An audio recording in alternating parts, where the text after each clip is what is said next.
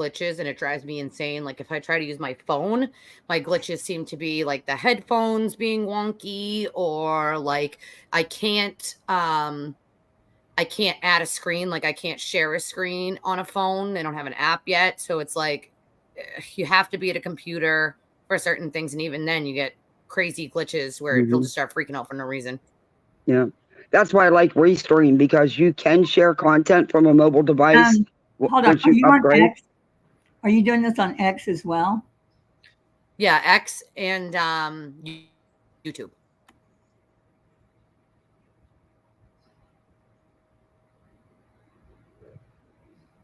Okay, I'm going to remove the X. For you me. can if you want. We'll still be on it. Oh, I don't know. Right now, see how it shows my thing up the top? It's just streaming mine, not yours. It doesn't do a simultaneous. It's streaming it streams this whole thing. Oh, okay. So it's on my channel, not yours. Okay, so I'm not going to.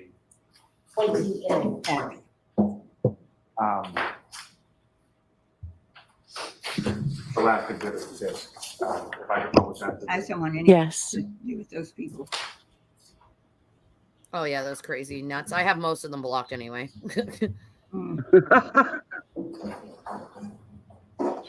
Anyway, this is one group. Sorry, Ms. Gilman, if you could okay, here we go. And Lieutenant Gallagher, do you recognize what's up on the screen? I do. And what do you recognize? It's me operating the leaf blower and at the scene where John O'Keefe was discovered. And who is operating the leaf blower in these videos? I am. And who, if anyone else from your department, is sort of present while this process is going? Detective Sergeant Lank is documenting, and Sergeant Good is also assisting. And Ms. Gilman, thank you very much. If you could just play and run.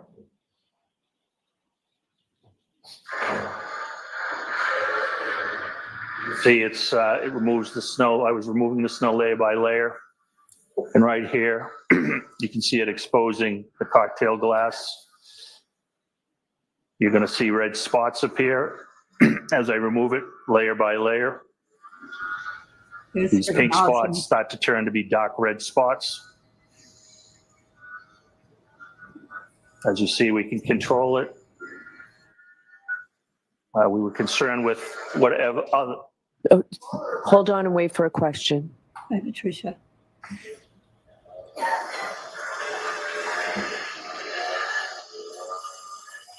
As you can see, it just takes it layer by layer. Hold on for a second. Mr. Lally, Ms. Gilman, can you pause it?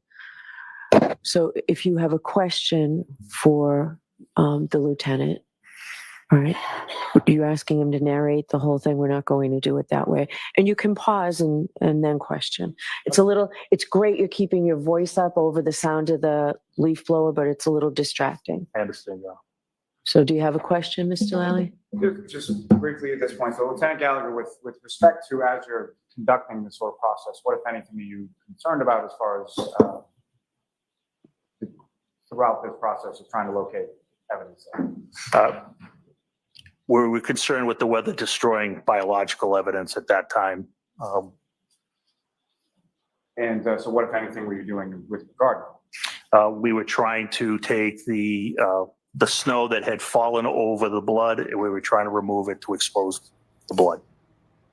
And fair to say, as far as during this sort of removal process, how much of the snow were you able to sort of sift layer by layer with the leaf blower that you had? We could control how much I wanted to sift. I did it I started out as gently as possible, and if it needed, more snow needed to be removed, I got a little more aggressive. Thank you. Thanks. Ms. Gilman, if you could get back.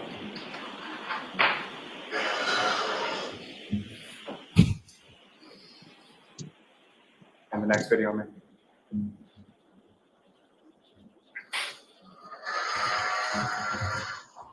Uncover some red. I don't think they did that morning. So this is basically them sort of showing that they could do it in one area. You know what I mean?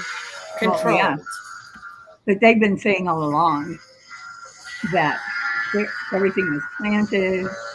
They made it sound like the snowblower was just blowing shit everywhere. Which is why exactly why they're going to show this video of it being like controlled to where they want it to be. Right. Yeah, this video clearly shows that all the crap put out wasn't true. Well, I mean, you would have to think the police were complete imbeciles to believe they were out there with, snow blowing all over the place. And they're just, Right. You want to make sure you're gathering evidence. So clearly they're just getting Of it in course. small areas. it was a good idea, actually. It was. Sometimes you have to adapt, right? And that's what they did here, was adapt to the situation. Right, but where they live, I don't think it's probably the first time they've ever done it.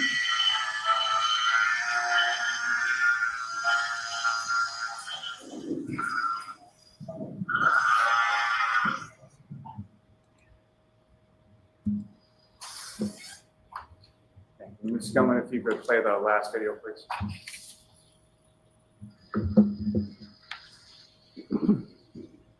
Was the glass? I couldn't see it. Was it a big piece? I That's what they were looking but for, I couldn't I'm make it out. assuming. Yeah. I think they're trying to find pieces of taillight, glass, really anything. Yeah, I know what they're doing. I'm asking, did they find a big piece earlier? Because he said they found a piece. Oh, I couldn't tell the size of it, but I seen it. Was it taillight or was it No, the- it the- hasn't No. been checked, no. okay, It was just like regular glass. glass? Yeah. Yeah, they don't find the tail light till later. And Mr. Officer, you can put the rest up there. Thanks. Patricia Burns in the snow like that, there's not a real, Lieutenant, with reference to Way to do that it. process, how far deep into the snow were you able to go with using that leaf blower in that manner? We get almost to the ground, bare ground. do what you As far gotta as do. sort of a surface area, like how much of that area where Mr. O'Keefe was found were you able to use the leaf blower on? It was approximately a 6x6, 7x7 type area. And from that area, what, if anything, in addition to the cocktail glass pieces that you already testified to and the red spots on the ground, what, if anything, else did you observe? We didn't observe anything at that point. Anything else, just the blood in the glass. Now, Lieutenant, during the time that you were on scene, with reference to the neighborhood in general, how many people did you observe sort of come out of their house at any point in time that you were there? I didn't observe anybody ever come out of their house. And that includes the residents that you're in front of, as well as any other residences along that street, is that correct? That is correct. Now, at some point,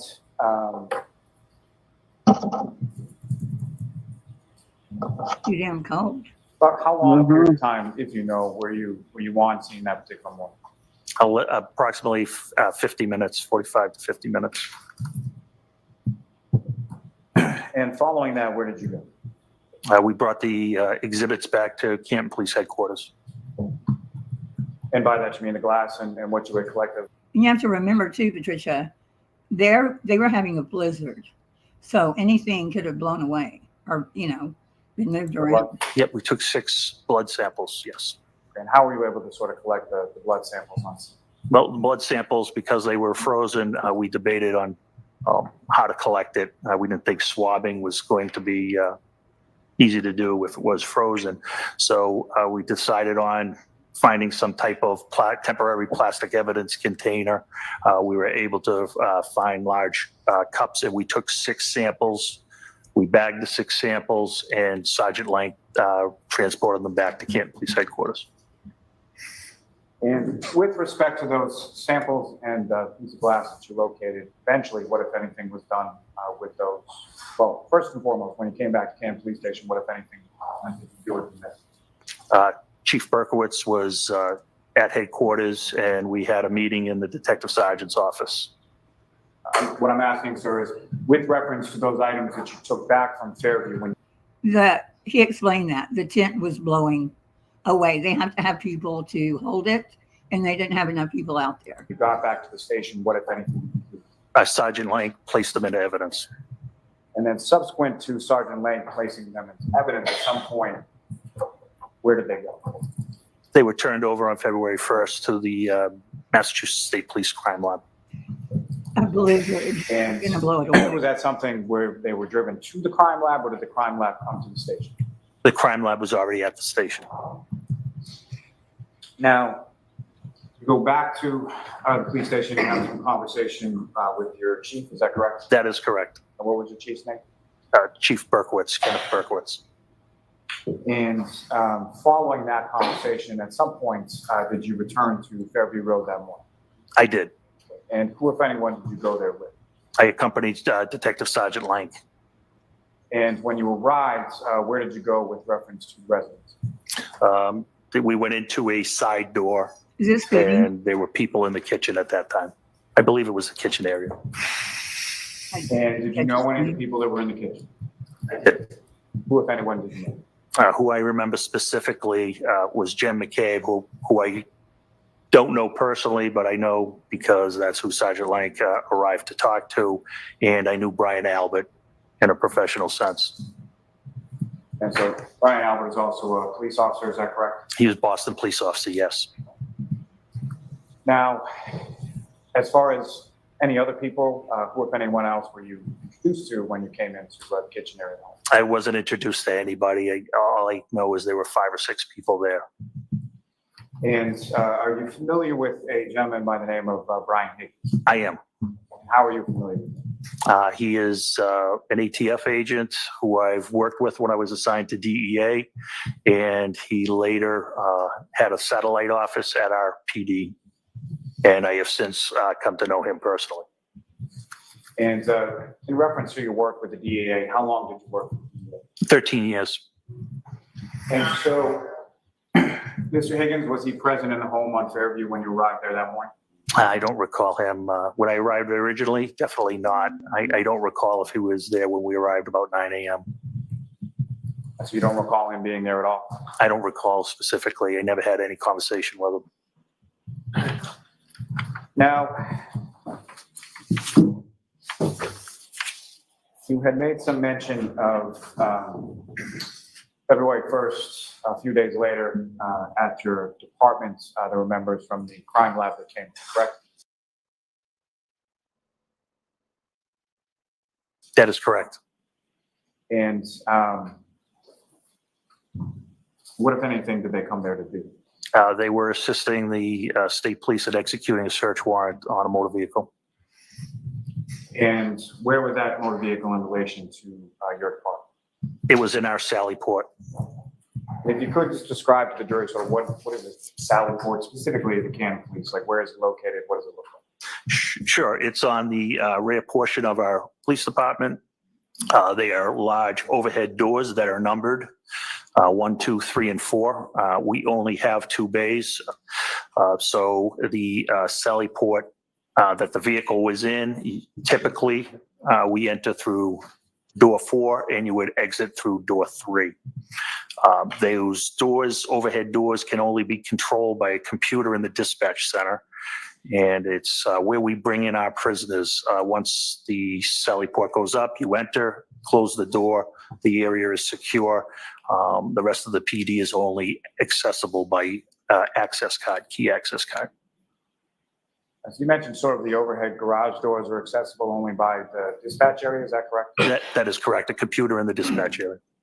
And then as far as entrance from the department, how if at all is that controlled? There is a, to the right of Sally Port 4, there is a key card access door. Now, with reference to that Sally Port area, is there, what if any cameras are located in that area? I know there's cameras in the area. I don't specifically know where they are.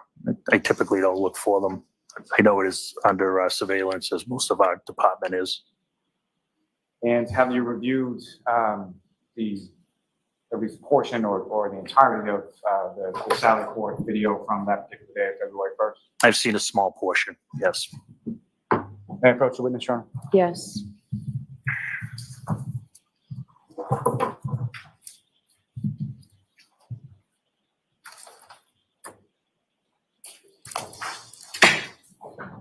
Do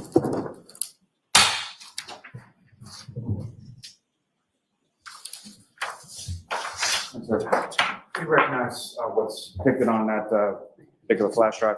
Yes, And what is depicted on that, sir? CPD Sallyport videos.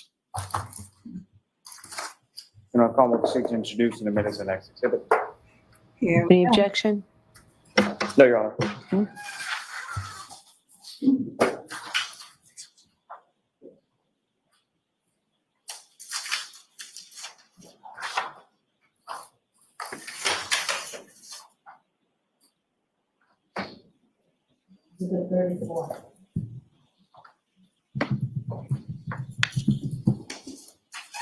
Your Honor, if I may, at this time, seek to publish a portion of Exhibit 34 for the jury. Okay.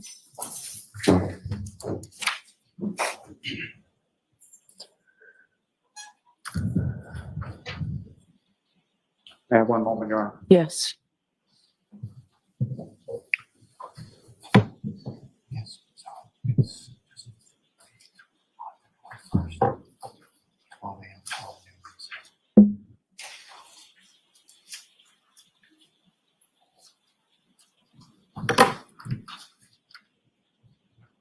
So, Ms. Gilman, if I could have the portion that's February 1st, that covers 12 a.m. to 12 noon.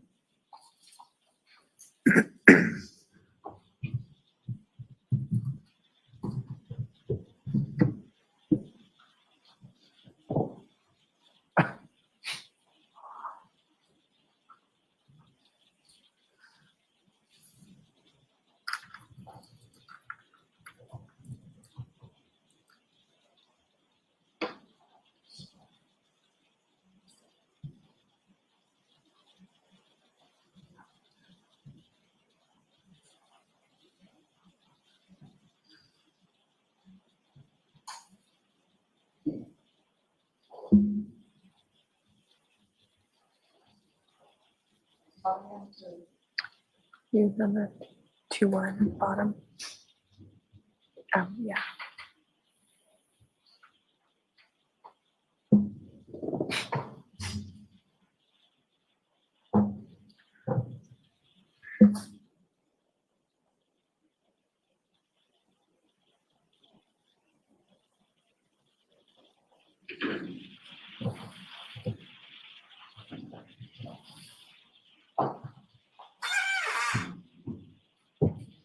No?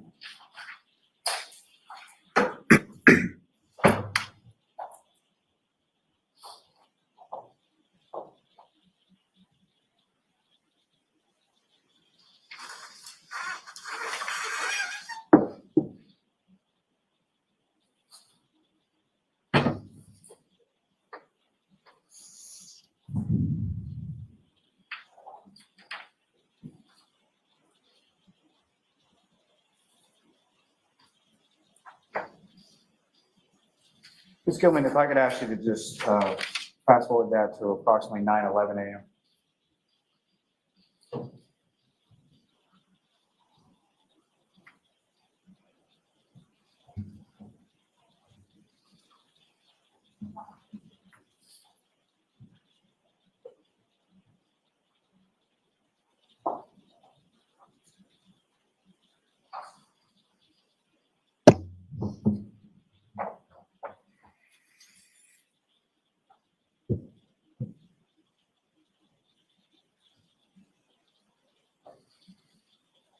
If you could just pause 1 second.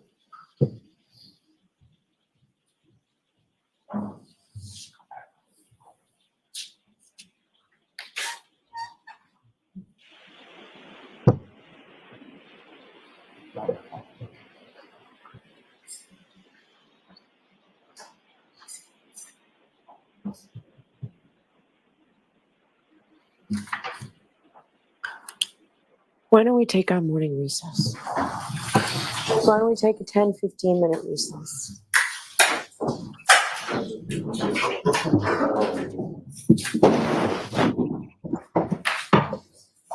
All right, hurry up.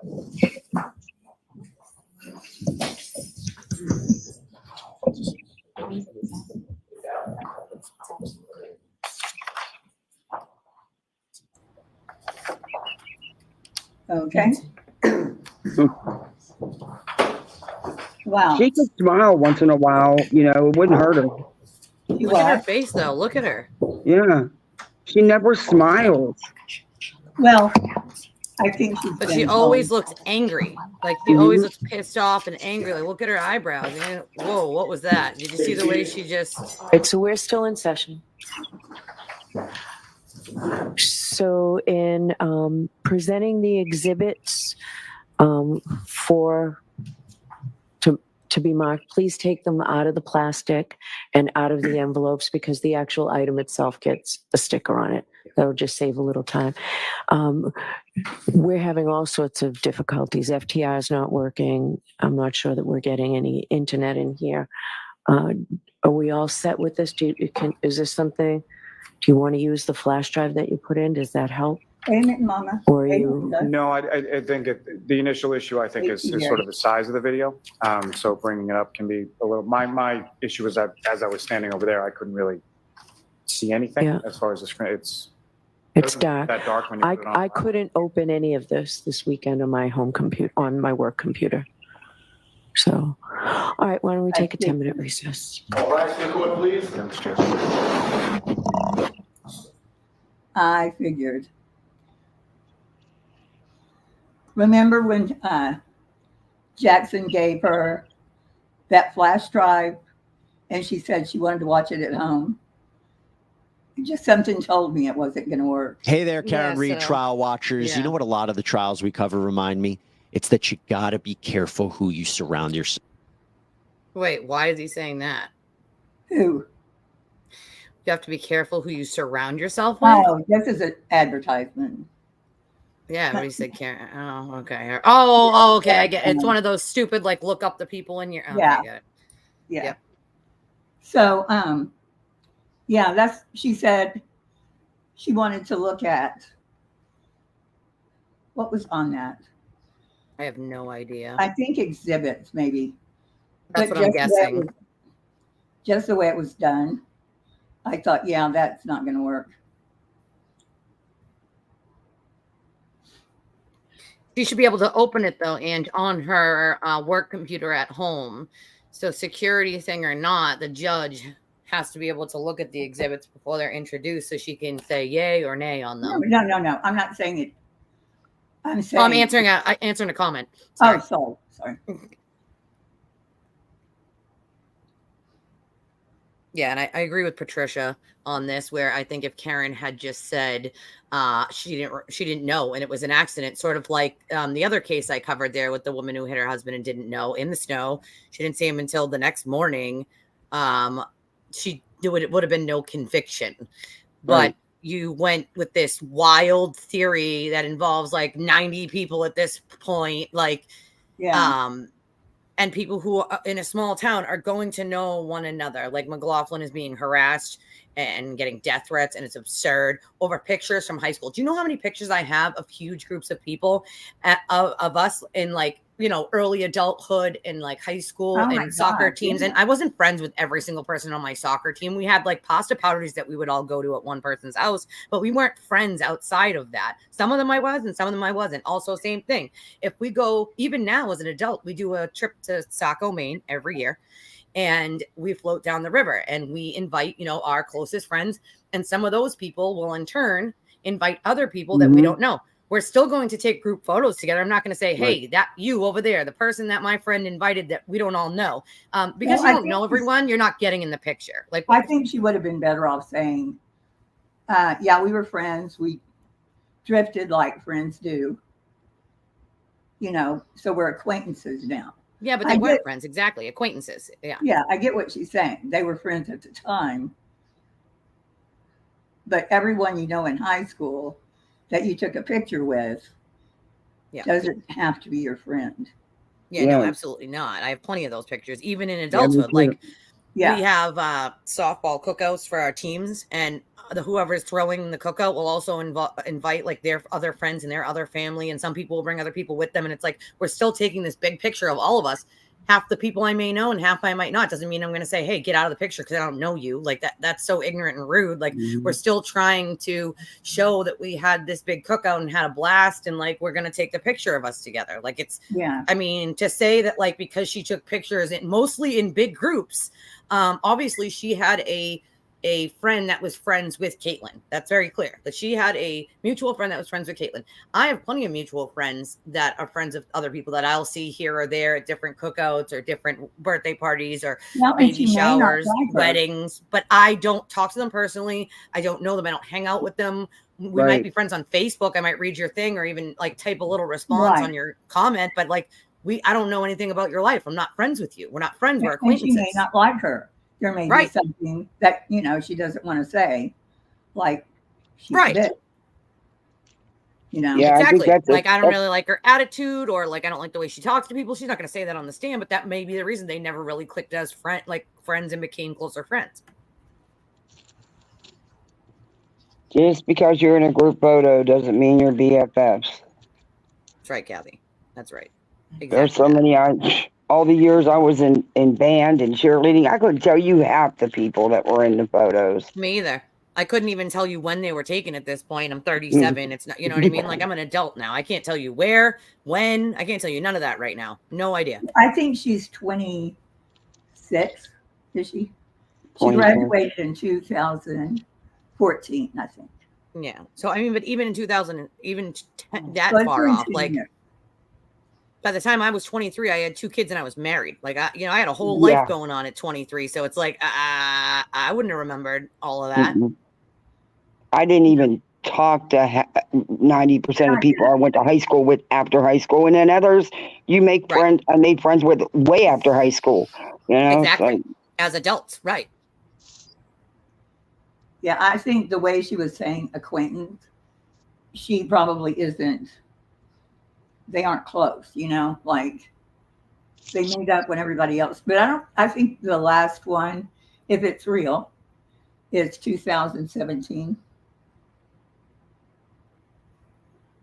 That's a long time ago. Yeah, 6 years. Oh, they're crowing about a baby shower picture from like 2020 or 2021. Like she probably didn't even remember that she saw her as a friggin' adult. Like a baby shower. How is? I don't trust their pictures. Right, and I don't trust anything, but even if she did see her at a friggin' baby shower in 2021, A, you expect her to remember that, and B, again, they're not friends, so why would she even take note that she was there? Maybe she didn't even notice she was there. They're adults now. Yeah, I wouldn't be able to tell you who was there. Me neither. I can't even tell you every person that was at my own baby showers. Like, yeah, mine is so long ago, I don't even remember. I remember the cake, I think. That's about it.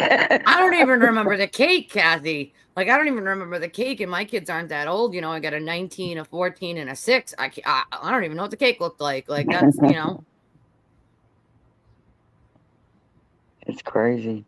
Well, yeah, a baby shower, you're going to your friend's baby shower who has brothers and sisters and a mom and dad who also have family.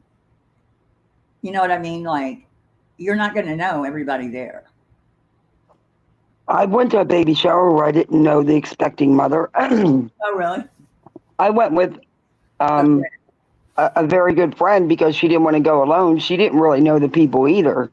Bingo. So, I have done that as well. I've gone with very close friends of one of their family members or one of their sort of not close friends, but like distant friends. I've gone with other people because they didn't want to go by themselves. And I didn't know the people at I've been to birthday parties with kids. Like some people are like, hey, there's only 3 kids that showed up. My friend's kids having a birthday party and they're kind of sad about it. Do you want to bring your kids over? And I'm like, yeah, let's go. Why not? Like, you know, stuff like that, where you're not going to know who's going to be there. There's actually a disagreement going on. I'm old, but I still have to do the bus stop mom thing because I've got littles. I'll never tell how, but anyway, there's actually a dispute going on over what you just said, a birthday party picture, because the mom is in the photo. That's the other mom's friend is fighting with her because she said, oh, that's your BFF. You were in her photo with her. Oh, no, they took a group photo at a party. And she was just dropping her child off. She wasn't even staying. Yeah, see, like I said, we took a big picture last year when we were in Saco, and I had a friend that brought another friend that none of us knew. None of us are friends with now, even after the trip. Like, we were obviously got to know each other a smidgen during the trip, but like, we still don't know that girl. We still don't talk to that girl. Like, I don't even think I'm Facebook friends with her. Some of us might be, but some of us might, like, she was still in the picture. Like, you know what I mean? Runs with Scissors says a baby shower during the pandemic. I Some would hope people it- had babies. Some people didn't I thought she said 2020. subscribe. You know, I think they either said 2020 or 2021. I thought they said 2021, but even so, some people didn't follow the pandemic rules. We have to remember, not everybody thinks the same way. You know, like some Right. people still had smaller parties or bigger parties when they were allowed to in 2021. If it was outside, they were allowed to have more than 10 people at some point. So God, I was thinking, or heard last night, someone talking about the pandemic and the death ticker. Remember that? The counting Yeah. how many deaths. and it oh was- my god, Oh yeah. my God. that I was remember that awful. was so morbid, Heels. Like, Yeah. how morbid is that? Like a It was death awful. ticker. Yeah. And just frightened everybody. It did. It scared people. And I'll tell you, I was one of those people, and only for one reason. And my daughter has a rare disease. Less than 177 people on planet Earth have it. And it's called STAT3 gain of function. And she, at that time, was on a chemotherapy drug. And so her disease is already, she already doesn't have like I have fibromyalgia, so I already have like shitty immune. So hers is an immune disease. So she has no immune system. Then she's on the, chemotherapy, which gives you even less immune. So basically the doctors were like, listen, you can either get the shot and be around your kid, or you're basically going to have to like separate, because she can't be around people even with a cold because of how risky it was to her. And Yeah. obviously that scared the shit out of me. Every time I went to the grocery store or the pharmacy, I'm like, am I going to bring this home to my child and kill her? Like, what? Oh, it was crazy. Yeah. It was insane. Yeah, my doctor had me terrified there for a minute. I wouldn't leave the house. I was terrified of my husband going to work because they told me if I got it, it could be deadly. So I was like, whoa. Yeah, Yeah, me no. too, because I had more than 2 comorbidities. So I was like in the first round of people who were allowed to get the thing. But it also, for me, it wasn't about me. It was about my daughter. That was my main concern. And if I was going to have to get it, obviously, to care for my kid or be around my kid, then that's what I'm going to do. You know, like, no ifs, ands, or buts. Even if I didn't want it, that was my option. Hmm.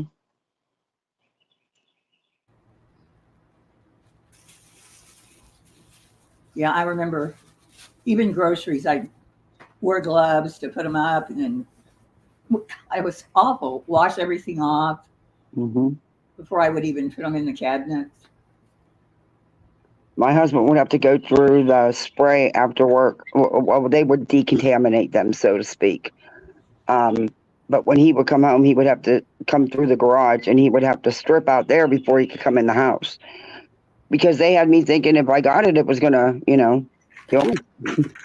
Oh yeah, I would have definitely, even now, if I even get a cold, that'll be it. Mm. And I've had it plenty of times, and it's put me in the hospital plenty of times. I'm done with it. I'm over it. Oh, thankfully, fingers crossed. I only had it once. It was in the very beginning, and it was before they even had testing for it. So it was awful. It was terrible. It was the first strain. It was awful. I Mhm. thought I was going to die. But this is before they were putting everybody on ventilators, because that's what was really killing people in the Killing long run. people. Yeah. Yeah, it was killing people. And this is before they decided they were doing that. Thank God, because I fully believe that if I had gotten it a little later on and I was as bad as I was and they put me on a ventilator, I would not be here talking with you wonderful, beautiful ladies right now at all. Yeah. So I'm sort of glad that I got it before they had any testing for it, because I don't know what would have happened if it was after. That's what happened with my father-in-law. They put him on the vent, and he just, that was it. My I do sister had see- cancer and she died. Mhm. Oh, that's awful. Yeah. That's awful. B Tim, what's up? Maybe What do you guys think of the snow ploy? It seems like it shows that the blood was in a spray pattern. So, I mean, I've seen like the pictures and stuff too. It seems like the blood it was, in a was sort of spray pattern. droplets, but I'm not sure if that's after they lifted him up and sort of it was dripping, like Yeah. after they were trying to get him out of there, or what. you know, I would like to know the circumstances of like what, because we know that his clothes were soaked in blood and all that. So I don't know what, and also I don't know where they took the like samples out of. Did they take samples out in between there? Like I don't know, but I do now think that the whole theory And we don't know of, if he's fed up when it happened. We don't know. right, that's the thing. Anything. So also like if like everybody was fed this theory that these leaf blowers were just blowing everything around in I know. big areas, and that's clearly not Yeah. what was happening. They were using very small areas. They were able to turn it all the way down so that they were just doing one small area at a time, looking very methodically for anything they could find. So this theory of like they were just blowing things everywhere and it wasn't a smart that's idea what and it they was made dumb sound like is something what that, everybody like, was fed. snow Right. going everywhere. That's what everybody was fed, right? Is that it was this big giant thing where Yeah. they were blowing everything everywhere and what evidence went everywhere and it was stupid and it was dumb. But what we are now seeing is that's not the case at all. It was very small areas. They were able to sort of, you know, turn it all the way down and do a small patch at a time. So I think it's just debunking another one of those ridiculous theories that everybody has been fed this entire time. And I'm wondering if anybody is starting to realize that they've been duped at this point. Yeah. I mean, at least I hope some of these people start to realize, because it's like, how do you Well, it's explain the every jury single that thing needs away? You know? It's the jury that needs to. Well, yeah, obviously. There are some of these people that are ride or die with Turtle Boy and all the Karen Reed stuff that Yeah. no matter what they see, no matter what the jury's verdict is, Oh, yeah. they're just wait till Turtle Boy stuff starts. Oh Lord. Oh, God help me. That's going to be a circus. You know, That's- not my clowns, not my circus, but holy shit. That's total sideshow. Freak show. Mhm. I've already got thumbnails for it. Welcome to the freak We show. know that it has to come up, though. We should make Oh, a sign for that trial. Do what? A sign that says, welcome to the freak show for that trial. Oh, no. I'll make the t-shirts. I have a Cricut. I will send them to you guys. All right. Oh, I will cover Turtle Boy now. I will cover the freak show. Oh yeah, I'm covering that, dude. I think I should make us sweatshirts and t-shirts. Did I actually stay awake long enough to? I don't think I did. You did. Oh my You know, it God. was good video this morning, though. Did it come up? Yeah, I watched your Oh, video with Jonathan. Uni and JR. Oh, okay. I thought I didn't missed get it. to I fell asleep really early with my little last night, so I missed quite a few Well, it things says last no night. views. How did I you? watched it twice. Sometimes it takes up to like 48 hours with YouTube. No. Not for me. It's because I'm looking at it in the wrong place. Yeah, No. yeah. Well, because I wa- know mine will update, but sometimes it'll take 24 to 48 hours. Sometimes to For you to update, see like views? yeah. for- Well, it'll show real time, but even the real time isn't 100% right. After like 24 hours, you'll see it go up. Are you talking about a live or a A recorded? video or a live. No, not a record. I don't do recorded, so I just do lives. I don't know how. Yeah, to do live. it. You're right. Exactly. Yeah. Yeah. I have to start doing recorded ones. I really do. I do. slacking I on used. it. That's how I started, was doing uploads, because I couldn't go live because my ancient old laptop couldn't handle the bandwidth to go live. So I would do all uploads, and I actually miss that now. Doing what? Yeah. Uploads. Videos. Yeah, Yeah. It's just so time consuming. Oh my God. it is. I was going to put this up last night and just real quick, just pop it up. Nope. Still editing that goes into it. So I'm not surprised you have that to wait. I knew the JLR thing was coming, because it I lost its attraction for him, because Uni was not going broke paying a lawyer, so it lost the oomph for him. Well, I kind of think either one of two things. One, he's going to try that new copyright tribunal or whatever it is, Copyright. Yeah. and he'll have to have an attorney, I think. He's not going to go to federal court. No, He's just No. there's no case to go to federal court. He did himself a No, favor, he because the judge would have dismissed it anyway. Yeah, he doesn't have a case. Well, and I think he wanted it dismissed because someone may have told him, I don't know. But if the judge had deemed it frivolous, even now, he was still on probation when he started it. Right. So he could have gotten in trouble. Just my And if I was Uni, I would put in a motion to dismiss with prejudice so that he couldn't refile. Yep. But that's Uni. Is Uni. I agree with you, Kathy. That's exactly what I would have done. A motion to dismiss prejudice so that there's no possibility to refile. Yeah, he won't refile. I really serious. He doesn't have grounds. Yeah, there is. What are you going to do? You're gonna try to take him to federal court because he played a public video that you yourself put out on a public platform. Right. I mean, First of all, the people that feel the need to run around and copyright strike people, in my opinion, like, you're just being a baby and you're throwing a tantrum. Like, especially the people that play other people's videos and then you run around and copyright strike people. Like, stop it, please. Well, and he couldn't prove. Look how he's at 180 now. Yep. 180 subs. He's going to that's say insane. he's going to say Uni hurt him. Sure he did. Yeah, that's funny. His channel's tanked. Yours is quadrupled, but you were hurt financially and professionally. Right. Yeah, Your okay. lawsuit did this. In fact, Uni. I mean, for me, it's like, I don't care the size of someone's channel. It's like, I'll have anybody on, small, big, little, medium. Like, I don't. Yeah, as long as we vibe, I don't care. I'm talking about the torches. Yeah. The torturous interference. Yeah. Yeah, that he said he lost money. Well, that's the name of the game, right? Like, it is what it is. Like, things go up, things go down. Like, it's nothing you can do. Well, he didn't. He doubled his viewers. Right. Quadrupled. Yeah, quadrupled, really. Yeah. So he needs to stop it. Sit down, have several seats. Yeah, that's lawsuit 3001.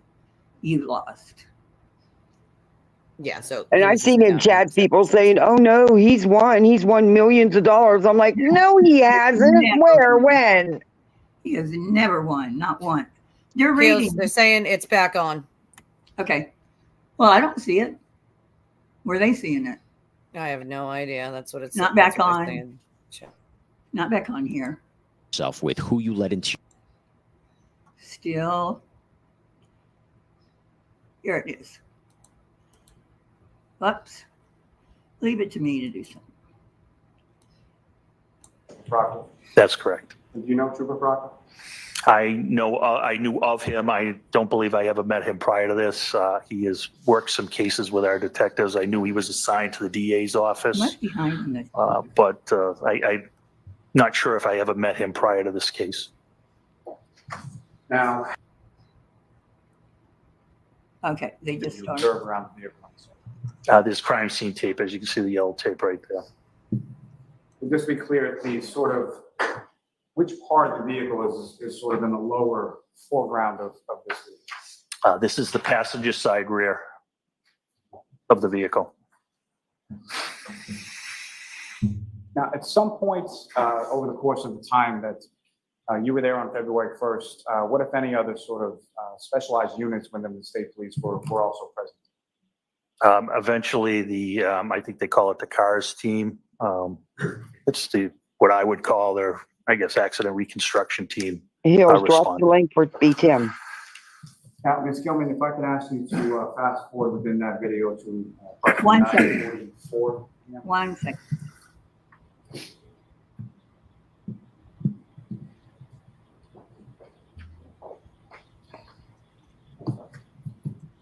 Here it comes, BTM. That's fine. A little bit back.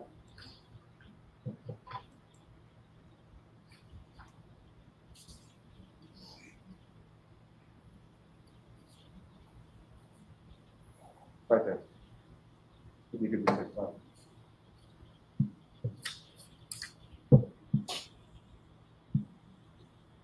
Now, Lieutenant, during this part of the video, in addition to the people that you've already referenced, who, if anyone else, was in the crowd at that time? It's hard for me to say. I believe this is the criminalist. I believe if this is Trooper Proctor, this is me with the gray shirt, dress shirt walking in. That's me right there. And that's Trooper Proctor. I believe the photographer or another criminologist is here. I don't know what their title is. Now, at some point during the execution of this search warrant, what, if any, issues did you become aware of with regard to the criminal? They were having trouble. They were trying to remove the housing to the tail light, passenger side tail light, and they were having difficulty removing it. And what, if any, assistance did you offer with regard to that? I told them that we had an officer working who was in charge of our fleet maintenance and our mobile operations unit, who probably had the tools to do it. And he also had vast, extensive experience in auto body. Who was that, sir? That's Officer Brian Wanless. And what, if anything, did you do with reference to Officer Wanless in regard to that area of the car? I asked dispatch to ask him to return at approximately, I think it was 9:50. And Ms. Gilman, if I could ask you to, if not already there, move it up to 9:51 a.m.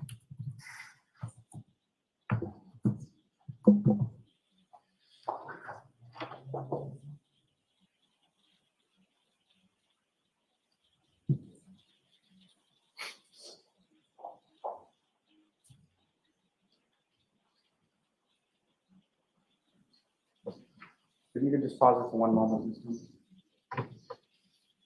So with reference to this particular portion of the video, Lieutenant, if you could direct the jury's attention to when you see Officer Wanless and when you see him come over towards that area of the vehicle. And Ms. Gilman, for your purposes, what I would ask is we run this from essentially 9:51 a.m. through to about 9:58 and 30 seconds.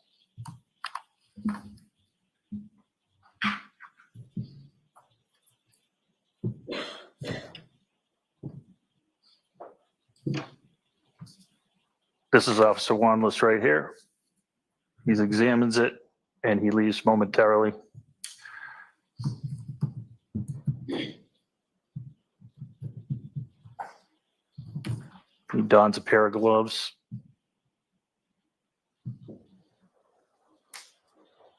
And he exits and he's going to come back with some tools.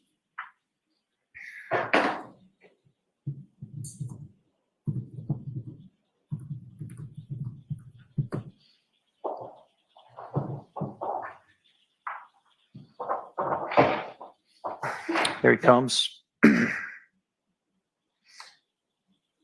Places his toolkit on the tailgate. Objection, Your Honor. Okay, pause and ask a question. And from your review of this video, what, if anything, do you observe Officer Wanless do with reference to that rear passenger side taillight? He re-enters the sally port and with some tools, and he places his toolkit down on the tailgate of the Lexus. And what, if anything, do you observe him do after that? He begins to work on the housing of the tail light. Just come in if you could.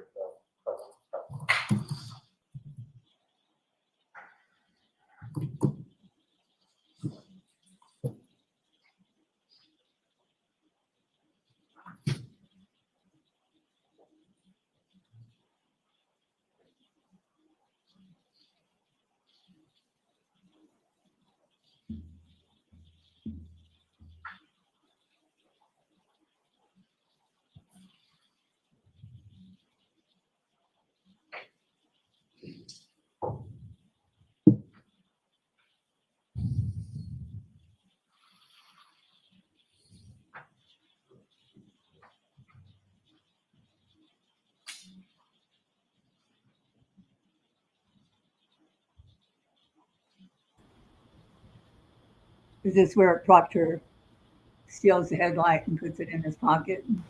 Yeah, that's exactly when. Thank you, Ms. Gilman. You can take it. So That's where he taillight ferries it. What do you mean? Lieutenant, with respect to I didn't see that. that you and the other officers recovered from 34 Fairview on the 29th, the criminalist that was depicted in that video is actually who gave those items Real quick, did they say Wanless did come and take the headlight out? They're saying he's working on it right now. They didn't say he took it out. They said he's working on the But housing of it. Wanless, but a guy Yes, named Wanless. Brian Wanless. Yes, yep. Okay, Officer Brian Wanless. he's not an I officer. believe so, yes. You gave those items to her directly, correct? Yes, Now, as far as that particular, I believe you testified earlier that you were looking to preserve biological matter, is that correct? yes, And fair to say that your search of that area was confined to sort of where it was described to you, Mr. O'Keefe, has been found, correct? that is correct. Now, turning back again just to February 1st, I'm sorry to jump around, but back to February 1st, at some point you mentioned there was a crash reconstructionist from the state police, is that correct? That's correct. And what, if anything, did you aid or assist or facilitate with reference to the crash reconstructionist around the police station? When they wanted to test the vehicle, I secured the parking lot. I advised no cruisers to return to the station, and I blocked the entryway with my marked cruiser and remained in my cruiser. And later on that day of February 1st, where, if anywhere, did you go with respect to the crash reconstruction? We went to 34 Fairview. In addition to yourself and the trooper from the crash reconstruction, who, if anyone else, went with you? Trooper Proctor was present. And why did you go along with the troopers to that location? Just so there was a Canton officer present. If any residents came out, I could communicate with them. And to your knowledge, had Trooper Proctor been to Fairview prior to that date? I have no knowledge if he had been there or not. What, if anything, did you direct either Trooper Proctor or the crash reconstructionist to once you were on scene? I brought him to the area of where Mr. O'Keefe was found. You showed them where Mr. O'Keefe was found? Yes. Now, turning your attention to, well, one on scene that day with Trooper Proctor and the crash reconstructionist, what, if anything, did you observe them to be doing? I believe they were discussing, they were trying to place a drone up in the air, I believe, to map out the area. Objection. Did you see that? Or do you want me to strike I believe they were trying to? That'd be our All right, so that will be stricken, but your observation will remain. Now, with reference, if I could draw your attention to February 4th of 2022, were you working that day? I wasn't. And at some point, did you receive a call in regard to this case, this investigation? I did. And who, if anyone, called? Chief Berkowitz. And what, if anything, did Chief Berkowitz indicate? He asked me if I was working. When I told him no, he asked who was. And who, if anyone, did you indicate to him was working? I told him Detective Sergeant Lank was working. And as far as what, if anything, was that call in reference to? He stated he was driving in the area of 34 Fairview because of the warm weather and the warm rain in the last couple of days. And what, if anything, did he indicate? He Saw. believed. Sustain, I'm going to see it sidebar, please. Yeah. So a lot of That's- things. I don't believe half of what Sean said, but B-Tim, do you remember listening to him talk about Wanless? I Not think he really. was- I So think he was- Wanless was an officer at the time this happened. He retired like a couple months after John died. And he owns an auto body shop. That is very true. Okay, so he was a former He was a officer, cop. Yeah. But he was a former officer when he went in and took the tail off. Yeah. Because it was No. more than a couple of months. No, he was an officer at the time he took the taillight. He was still a Oh, cop. because I thought it was a couple of months. Oh, okay. So he was an officer, had an auto body shop. Yes. Sean made Yep. it sound like some guy at the auto body shop, and then Kevin kept asking him and someone else about this Wanless guy, and then turns out to be a officer at the time. Yeah, he was an officer at the time. He retired after John died for, I don't know, it was whatever amount of months after all this happened. He then retired. Look at you, Karen. Your whole thing's falling apart. Oh, it's falling apart piece by piece. Oh my God, it is bad. Not having a good day today in this movie star. Even the cups is falling apart. The Yeah. whole cup And conspiracy so is just to falling be clear, apart. Lieutenant, you did not go to Fairview Road on February 4th, 2022, correct? I did not.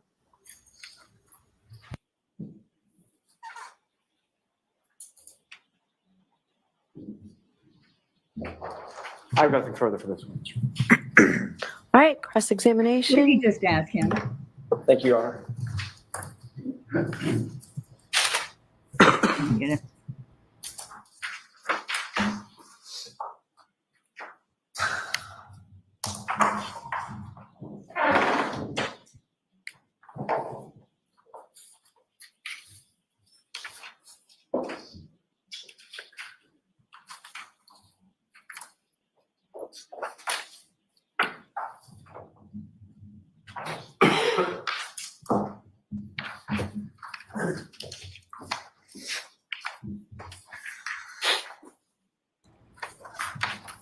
Lemon butter. Does it prove conspiracy? Okay. Good morning, Lieutenant. Good morning.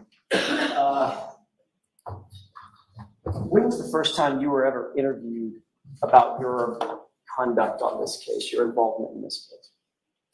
I don't recall. It was about a month ago, wasn't it? April 3rd, 2024? When I was interviewed by, I don't know who you're referring to. Formal interview by any law enforcement agency. Oh, I was never, until about a month ago, trial prep, I was not interviewed, correct. And that interview was conducted by whom? I met at the DA's office with the prosecutor, Adam Lally. And there was also a state trooper there, There was, Lieutenant Tully? correct. Okay. So Michael Proctor never formally interviewed you about your involvement in the case? No, sir. Never interviewed you about your involvement on the morning of January 29th, 2022? No, sir. Never interviewed you about your recovery of any physical evidence at the scene, No, sir. which would include the blood stains as well as the piece of drinking glass? That's correct. Never interviewed you about where that evidence ultimately went and how it made its way back to Canton Police Department? He never interviewed me, no. And his partner, Yuri Butnik, also, I won't go through the litany of things, never interviewed you as well. Correct. And until April 3rd, 2024, nobody from the DA's office had interviewed you either. That's correct. Did you write a report about your involvement in the case? Not on that particular day. Did you write a report after that? Yes, When did you write that report? possibly January 2023. I believe it was the request for the metadata, the acquisition of the photos report. Okay, fair enough. Did you ever, I'll narrow my question. Did you ever write a report about your involvement on the day at the scene? No, I did not. So that's not documented, at least by you, that's not documented anywhere. That's correct.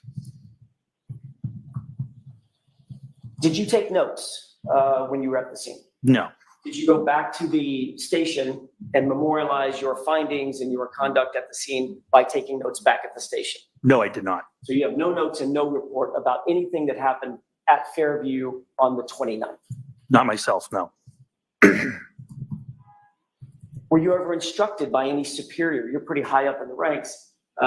You reported to whom? At that time, I reported to the chief of deputy chief of police. Right, either the deputy chief or the chief. Correct. Did either the deputy chief or the chief instruct you, Lieutenant, don't worry about writing a report in this case? No, they never said anything like that.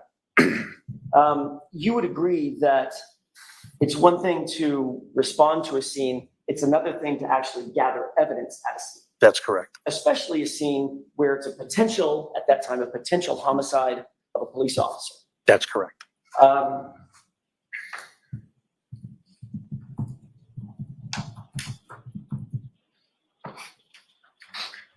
Part of the reason for annotating, memorializing exactly what evidence is recovered is so you can relay that to other officers, correct?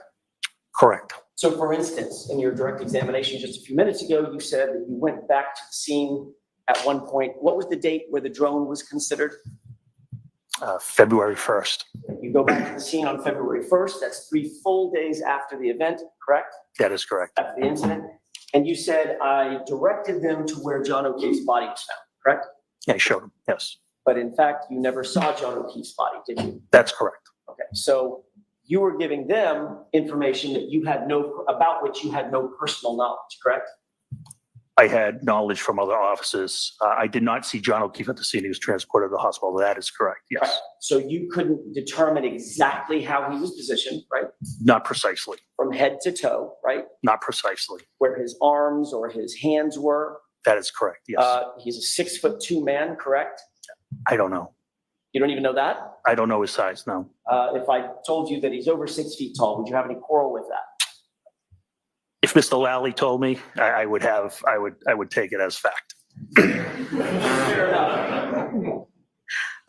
For purposes of my question, you don't want to take my word for it, but for purposes of this question, assuming that he's over 6 feet tall, there's a better than 6 foot margin for where he would be situated in the snow, correct? From toe to head. Correct. And the details matter in a case like this. Any investigation, the details matter. Sure they do. Accuracy is vital in a homicide investigation, correct? Correct. You did find some blood droplets.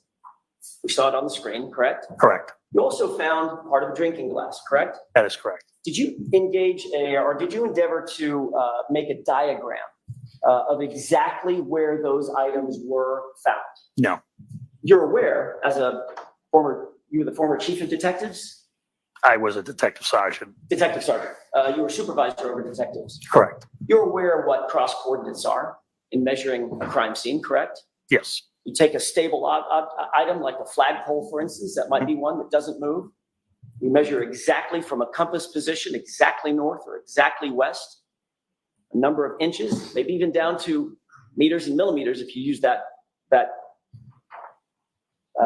instead of inches, using meters, right?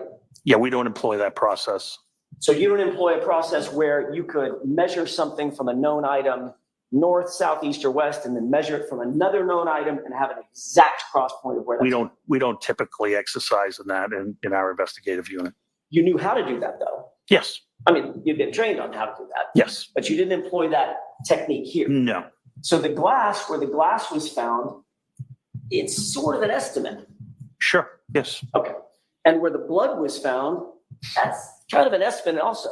Yeah, we would guess that would be where his body was. Yes. Okay. You just used the word guess. Yes. Right? But if you had actually documented it using cross coordinates, you wouldn't have to guess. You'd know exactly where the tip of his head was, where the tip of his toes were, correct? No, Why not? because he wasn't there when we got there. Fair enough. When I say you, I meant other officers. If someone had employed that before he was moved, they could have figured out exactly how he was situated, where he was in that yard, correct? It would never happen. Life-saving measures come first. The officers are not going to start measuring while first responders are conducting life-saving measures. It doesn't happen. That's exactly right. But once the body was moved, for instance, Officer Saraf, who's literally standing there, could have said, okay, I just saw the tip of his head right here. He's now on the gurney. And he could have measured that, right? He could have, yes. And then he could have said the tip of his toes were right here, and he could have measured that. Yes. And certainly, when there's no life-saving measures at play, you could have done the same thing with the drinking glass and the blood spots. That's correct. And in terms of recovering those blood spots, I'll get back to that in a second, but in terms of recovering those blood spots, you indicated that you used temporary evidence containers, correct? Plastic cups, I said, yes.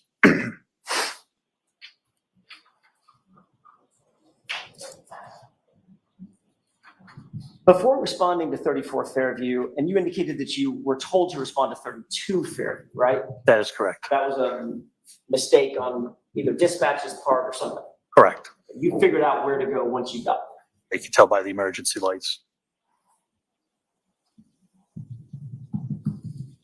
It was Sergeant Good who contacted you, correct? That is correct. And you were at home at the time, That is correct. which is why you needed to respond to Canton PD to get some foul weather here, correct? Correct.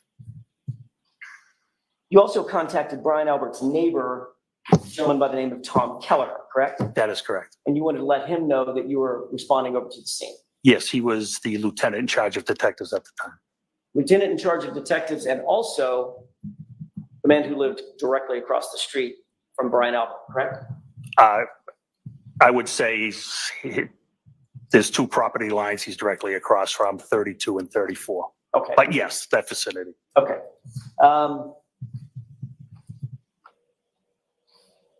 Is there a reason that you didn't contact Chief Berkowitz on that day to let him know where you were responding? Why did you pick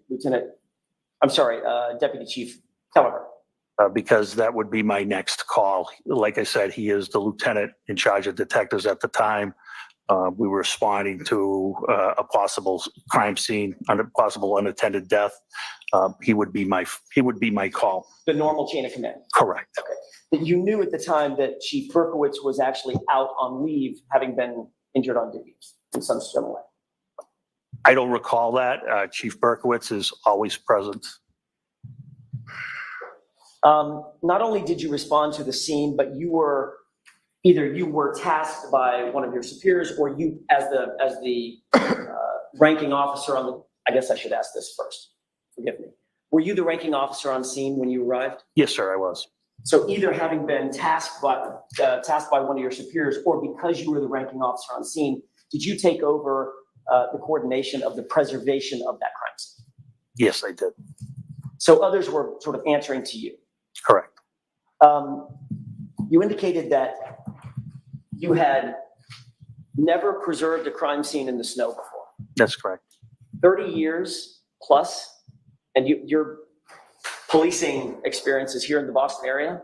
Correct. Snow's a lot. Sure. In 30 plus years, you've never processed a crime scene in the snow? No, I have not. Lucky you. Well, we don't typically process our own crime scenes. Sometimes we use the state police. Sometimes we use Plymouth County detectives.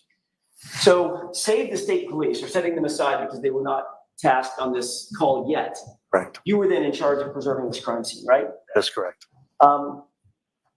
What exactly did you do? If you can name the categories, what exactly did you do to actually preserve the entire crime scene? Sure. I can tell you that I had Sergeant Good move all the cars so I could photograph the scene, documented by photo evidence. I told Detective Sergeant Lake, make sure he has initial statements from everybody present. And that's basically what we did prior to searching the scene itself. With regard to Sergeant Lang, you told him to make sure that we had statements, your words, we had statements from all the witnesses that were at the scene. Initial statements, yes. Does that mean the people inside the house? Yes. Maybe people across the street, if there were people across the street? No, it didn't include them at the time. It included people that were involved from the prior night's incident outing, I would call it. At the time that you tasked Sergeant Lang with this responsibility, did you know personally that you were standing on the property of Brian Albert? I did. Did you also know that Sergeant Lang had an ongoing and a long time relationship with the Albert family? Objection. Did you know that? I know he knew them. I think you're mischaracterizing the relationship. Did you see a problem with having somebody who knew the parties taking the initial statements from those parties? Not at all. Sergeant Lang, no issue at all. Not in your mind? Not in my mind. Were you aware that before you got to the location, that Sergeant Lang had taken it upon himself to already make contact with the individuals in the house? Objection. I'm going to see you at sidebar, please.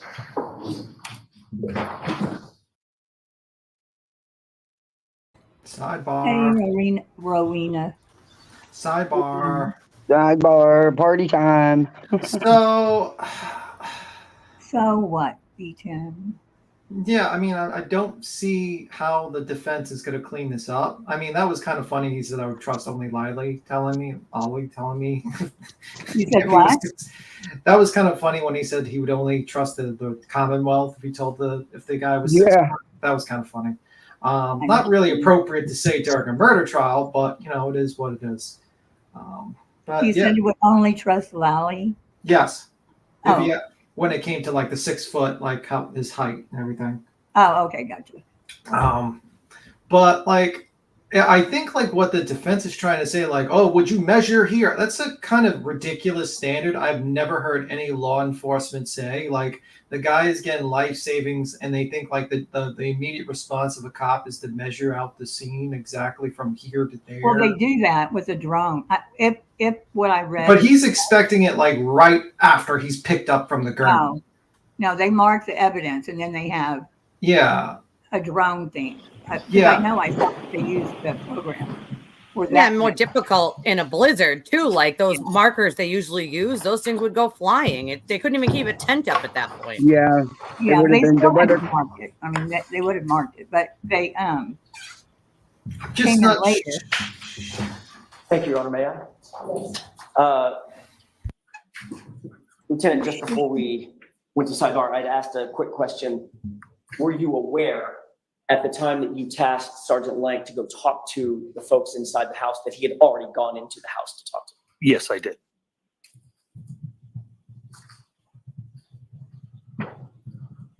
You indicated that one of the reasons, I'd like to move back. I'm bouncing around a little bit. I apologize. I understand. One of the things that you talked about was the preservation of the crime scene and the lack thereof because of the inclement conditions. Correct.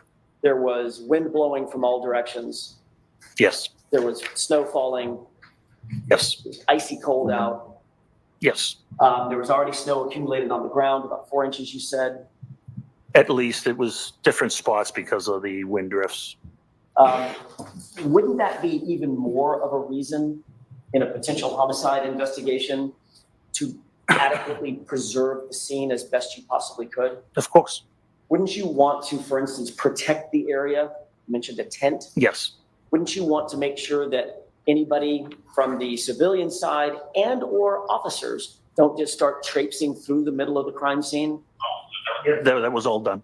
As a matter of fact, the first responders the EMTs had already done what they needed to do in the scene. And Mr. O'Keefe had been transported to the hospital, correct? That is correct. So that was not a concern. No, So nobody needed to be inside that scene that wasn't authorized to be there, that's correct. civilian or officers. That's correct. Who was it that told you specifically where John O'Keefe's body was? I don't recall specifically. I had a collaborative meeting with Sergeant Lank and Sergeant Good. Were you aware at the time that you had the meeting with Sergeant Lank that Sergeant Lank did not ever see John O'Keefe's body in the position? Yes, I did. I don't believe Sergeant Good did, to my knowledge. I believe John O'Keefe may have been in the ambulance at that time. John O'Keefe, I'm sorry, I got a little confused. John O'Keefe may have been in the ambulance at which time? When some of the officers arrived. So if that were the case, then they wouldn't have any personal knowledge of where John O'Keefe's body was either. Not to your precise locations, yes. You mentioned a tent, and you said that you, in an answer to a question by Mr. Lally, you did not go back to Canton PD to get the tent. You had a tent in your trunk or something? That's correct.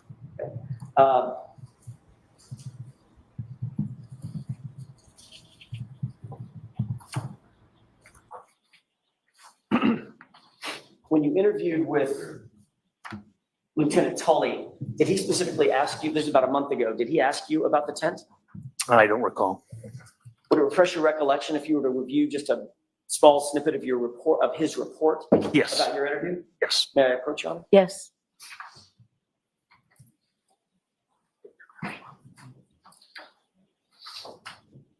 At that and direct your attention to paragraph 4. Tell me if you recognize that document.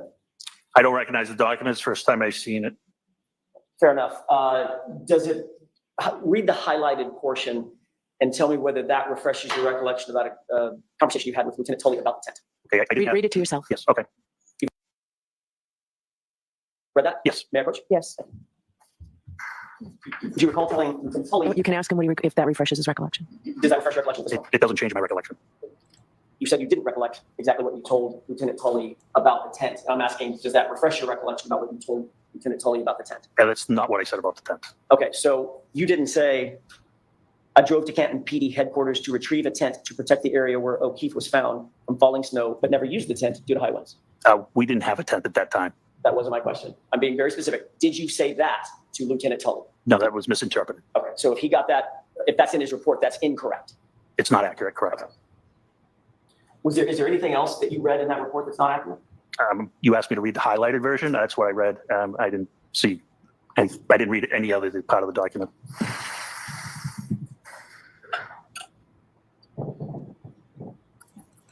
That was Tully's report, right? I'm not sure, but Jackson is Had not this helping movie on. himself Yes. here.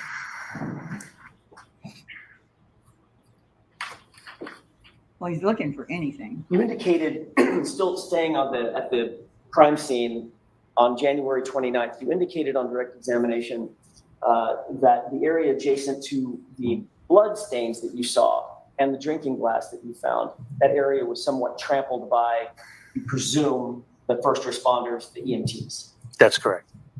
You also indicated that you didn't see any other signs of shoe prints going from the street to the house, correct?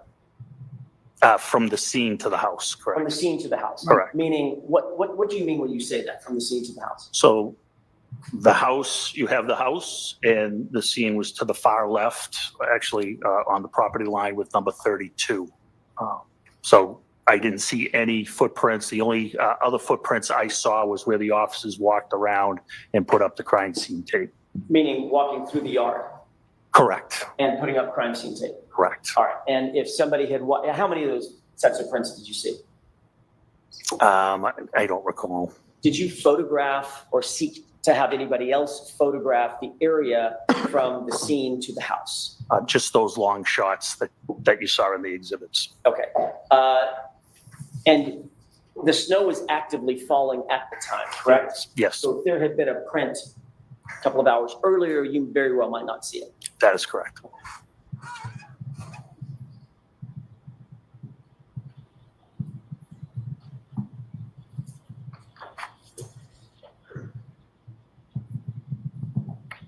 I'd like to ask you a couple of questions about the collection of the blood. You found what you thought was blood initially, right? That's correct. Pink in color, reddish in color, Correct. and you began the process of removing layers of snow, in other words, dusting the area with a leaf blower. That's correct. Had you ever used a leaf blower in a crime scene preservation effort? First time. First time? And you indicated your testimony was temporary evidence containers to collect that blood, correct? Yep, we utilized cups, plastic cups. Those were red Solo cups, right? That's correct. The same kind of red Solo cup you drink beer out of at a barbecue? Yeah, sure, you could. Objection, Your Honor. Strike. I'll allow it. There's nothing special about the red Solo cup? Other than their plastic, nothing special. And where did you get those red Solo cups? We got them from Lieutenant Kelleher. So in other words, you got the, to use your words, the evidence containers from a neighbor. Correct. He had some Solo cups in his house. We asked him if he had any plastic containers, any type of plastic container that we could utilize. How far were you from Canton PD? From 34 Fairview to Canton PD? Give me an idea. Mile and a half. So even in really bad weather, 4 minutes, 5 minutes, is that right, to drive? Sure. You didn't go back to Canton PD to get actual evidence containers, correct? We wouldn't have temporary plastic containers that what we were looking for. We're looking to take samples of snow. We wouldn't have had, I know for a fact we did not have those. If we needed bags, needle containers, things of that nature, we're all set. But as far as plastic containers that we wanted to utilize, we didn't have them. Do you have any glass containers? No. So Canton PD does not have or utilize evidence collection containers that are plastic?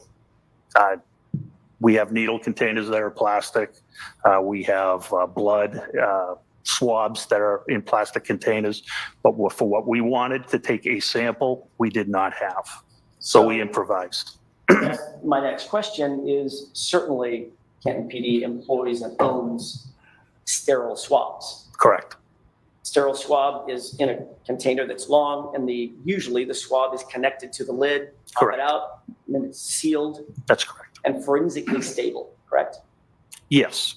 And the reason that it's sealed and forensically stable is so nothing can contaminate the sample, correct? Sure. But Yes. just as importantly, the blood sample can't contaminate anything else. Correct. Put them in a paper bag. Did you go to Canton PD a mile away and get sterile swabs for the blood collection? Blood was frozen. We didn't think it would be viable. You didn't think it would be viable? Correct. If you touched the swab to cold blood, you think you might get some blood on that swab? I wasn't sure it would be efficient for testing. So what you did instead was you gathered red Solo cups from a neighbor, unsterilized, and scooped up the snow with what you thought the blood was, Either. and just carried them back to the truck? Nope. We took 6 samples, individual samples. Our philosophy was we'll let the crime lab extract it the way they best see fit. Those 6 samples were bagged and then transported back to Camp Police Headquarters and placed into evidence. Were they covered? No, not that I recall. They weren't sealed in any way? Yeah. No. So if somebody Okay, that makes sneezed sense. over the top of one of those cups, They were sealed in a bag, brown evidence bag. That time, nobody was going to sneeze over the cup. Done that.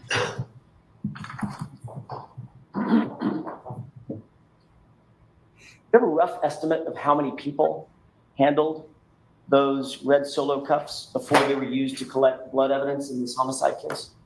You want me to estimate? Give me an idea. Sure. Sergeant Lank, No, I'm sorry. My question was a bad one. Before you took possession of the red Solo cups, you have any idea how many people before you had handled those Solo cups? I took them out of a package, so probably none. How about before they were packaged? Oh, good God. I assume Solo doesn't sell contaminated cups. I would say none. So they're certainly not forensically stable. They're not sterile. By I don't know what definition you're looking for, but I would agree.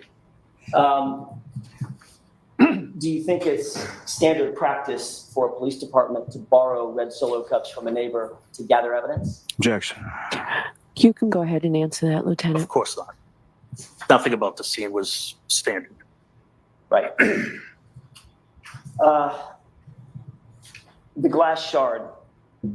I'll touch on the Solo cups in just a second, but I want to talk about the glass shard of the drinking glass. Were you the one that found the drinking glass? I was operating the leaf blower and uncovered the glass, yes. So you were the first one. Well, I guess you couldn't tell me if you're the first one, but you noticed it pretty quick. I wouldn't say it was quick, but we uncovered it. Okay. And then there is you mentioned a CARS report in your direct examination. There was a report done of where some of these items were found, correct? You'll have to clarify. I'm not Sure. sure what you mean. Did you mention a CARS report, which is a report of the crime scene, where things were located, mapping of those things? You objected. It was sustained. I never got to answer that question. Touche. Your Honor, may I approach? Yes. Thank you.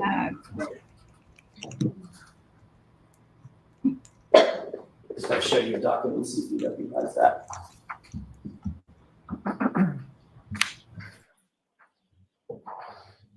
I don't recognize it. I could tell you what it is. That's okay. If you don't recognize it, that's all I need. Your Honor, may I? Yes. Thank you. Are you familiar generally, I don't necessarily need to talk about this one, but are you familiar generally with CARS reports? Not at all. Not at all. That's not sort of in your framework? Not in my realm. Okay. Are you aware that there is a process by which items of evidence are mapped, or they attempt to be mapped for a crime scene? I don't do homicide investigations. I'm not aware of that. Okay. Again, with regard to where the blood drops were found, look, let me go back to one other question I had. You said you took 6 samples, correct? That's correct. Did you precisely indicate in any report or note or diagram exactly which blood drops were in which solo cup? I did not. As you were using that snow blower and you uncovered the glass cup and more of the blood samples, at any point, did you see a size 12 men's shoe black in color? No. At any point, did you see a man's baseball hat black in color? No. You actually dug out a portion of you didn't dig it out, you moved it with your foot, or somebody did, portion of the berm or the curb that separates the street from the yard, correct? That is correct. At any point along that curb line, did you see a men's shoe? Along the exposed curb line, no. Did you see it anywhere else? No. And you didn't see a hat anywhere else? No. You didn't see any bright red taillight material anywhere else? I did not. You did not see any clear taillight material? I plastic did. material? I did not. You did not see any black plastic material? No. You certainly didn't see 45 pieces of plastic material? I did not. If you had found a broken glass, if you find a broken glass on somebody's yard in a situation like this, did that seem out of place to you? They were coming from a bar. It didn't seem totally out of place, no. At the time that you found the broken glass, would you rationally think, well, maybe the rest of this glass is inside the residence? No. You did not think that? No, there was a reason that I didn't think that. Did you think that, well, let me ask you this. Did you ever go inside the house to search for the other part of the glass? Absolutely not. Because you made up your mind initially where that glass came from. Objection. You can answer that, sir. No. Did you search the house for any other matching glasses? No, no, Matter of fact, you didn't search the house for any physical items, did you? of course not. Is that because that house belonged to a Boston police officer? No, it's because it requires probable cause, as you know, which we did not have. Or at least you didn't think you had at that time? We knew we didn't have it. Did you seek it from a judge? I'm familiar with what probable cause is. Did you seek a probable cause warrant from a judge? No, I did not. Right.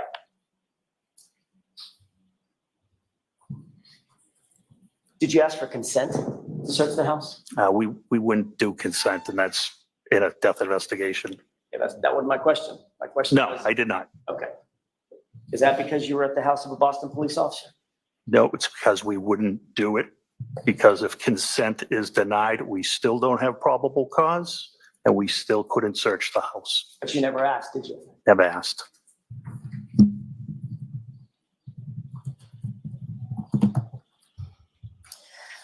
According to your interview with Lieutenant Tully,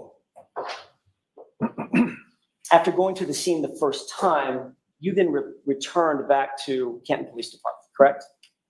Yes, At that point, you remember having a conversation with Chief Berkowitz, correct? that is correct. And you indicated that having that conversation with Chief Berkowitz, that was about Canton Police Department recusing themselves. Not doing any further investigative interviews, yes. And you indicated actually in that conversation that you agreed with Chief Berkowitz that Canton should be recused, correct? He agreed with me. Your assessment that the recusal should take place, Yes, it was. and he agreed. That is correct. Okay. And the reason for that recusal was because of the relationship between the Albert family and the Canton Police Department. No. What was the reason for the recusal?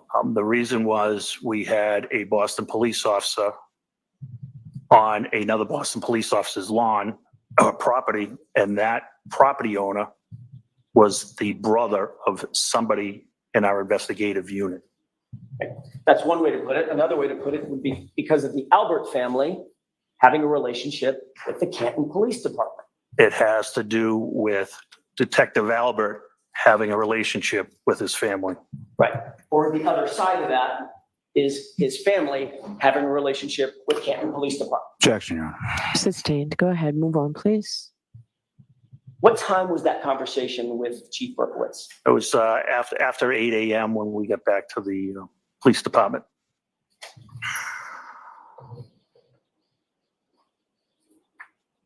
You then traveled back to 34 Fairview to interview the homeowners with Sergeant Lang? Sergeant Lake was doing the interviews, yes, but I accompanied him.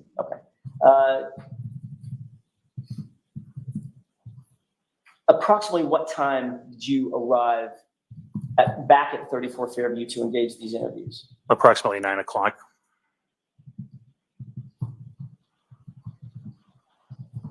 Were you and Sergeant Lang well, let me ask you this. At that time, did you know whether Sergeant Lang had already gone into the home? Yes, I did. Okay, so you knew that you were not the first person to go in and make contact with the individuals inside the home. That was Sergeant Lang Sergeant Lake and Sergeant Good, correct. before you ever got there. Correct. Okay.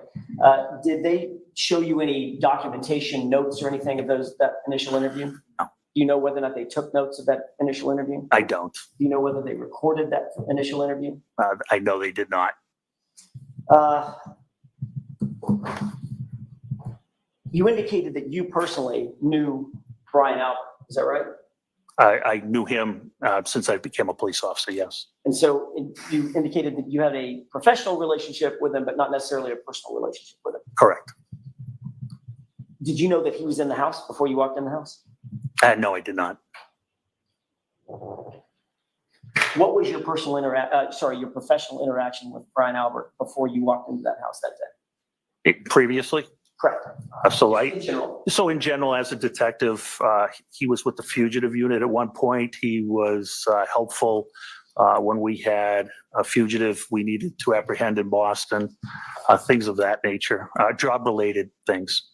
Had you ever, for lack of a better phrase, hung out with Brian Albert? Not a day. Never socialized with him? No, not intentionally. It's possible if I went to a retirement party, could he have been present? Possibly, but not that I'm aware. But you had no social relationship with him? Zero. You indicated that there were 5 or 6 people inside the house, including Brian Albert and Jennifer McCabe. Yes, that is correct. So you clearly knew those 2 people.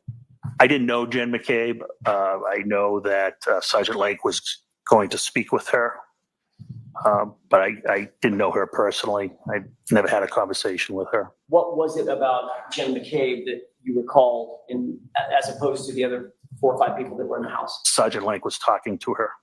You just remember that name? That's who he went to talk to. Got it. So he went back specifically with the intent of talking to Jennifer McCabe. That's correct. That's when you accompanied. That is correct. Was that interview recorded? No, Did you take any notes about that interview? I did not. Did you write a report about that interview? I did not. You said that there were, other than Brian Albert and Jennifer McCabe, there were 3 or 4 other people in the house. Yes. Were those 3 or 4 other people in the house at the time that John O'Keefe was found dead or dying on the lawn? I don't have the answer to that. Did you think that might have been an important thing to find out? Again, I didn't think of that at that time, and I didn't think it was important at that time. I knew that Sergeant Lank had already interviewed people in the house. You had what you knew at that time, Lieutenant, was you had an officer, a Boston police officer, who was either dead or dying on the front lawn of a house with a bunch of occupants, and you didn't think that it was necessary to investigate or interview those occupants yourself? No, I did not. At that time, I wanted to not participate in investigative interviews.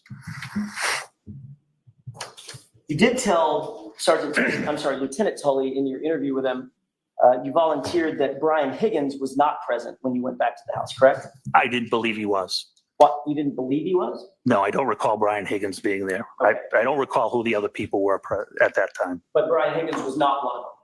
I don't know the answer to that. He could have been. I can't say with certainty. You know Brian Higgins. I do. Obviously, you know him well. I do. Matter of fact, you occupy sort of the same space at Canton PD, correct? That is correct. You might see him most days out of the week. No, but I know him. Okay. As a matter of fact, you've got a social relationship with Brian Higgins as well. I have been social with Brian Higgins, yes. So you know him professionally and socially. You can't tell the jurors whether or not he was in that home when you went back over there to interview individuals about a Boston police officer who had fallen and was either dead or dying on the front lawn. Objection. Go ahead and answer that, sir. I can't answer that question. I had no conversation with Brian Higgins, so I don't recall. You do know that on January 29th, well, let me ask you this. Foundationally, did you go back after that series of unrecorded interviews? Did you go back to Canton Police Department and work the rest of the day? Yes, Brian Higgins was also at the station for nearly the entire day. again, I don't recall that.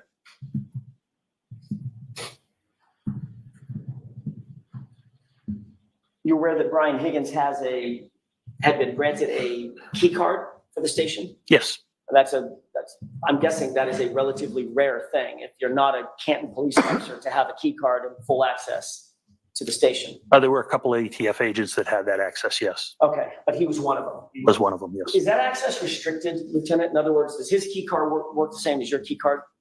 I don't know the answer to that. He would have, to your knowledge, he roamed throughout the station at will, correct? I don't know how he roamed. He's a very private person. You very rarely see him. His habits were he'd go up a front stairwell right to his office. But his access, I guess I'm struggling with the question. His access was not limited to your knowledge. I don't know the answer to that. I can't answer that to my knowledge. He could go into any door he wanted to. I would doubt it. You would doubt that it would be limited. I would doubt he'd have unlimited access. The patrolmen don't have full access. It all depends by your grade. Where he's an outside agency, I'm sure he had limited access. Who has access to the Sally Point? The doors, only whoever's in the dispatch area, the overhead doors. There is one pedestrian door that everybody would have access to. So he would have access to that as well. Yes. Where is Chief Berkowitz's office in relation to the rest of Canton PD, the physical building? The best way to describe it, I don't know if the jury is familiar with the building, but if you were looking from Washington Street dead on, it's the top floor, far left office. And is that, I don't know this, I'm not being, it's not rhetorical. Is it 3 floors or 2 floors? So it's really 3 floors, but it's numbered 1, 1A, and 2. So he would be on 2, 3 physical floors up. Correct. Okay, got it. Thank you.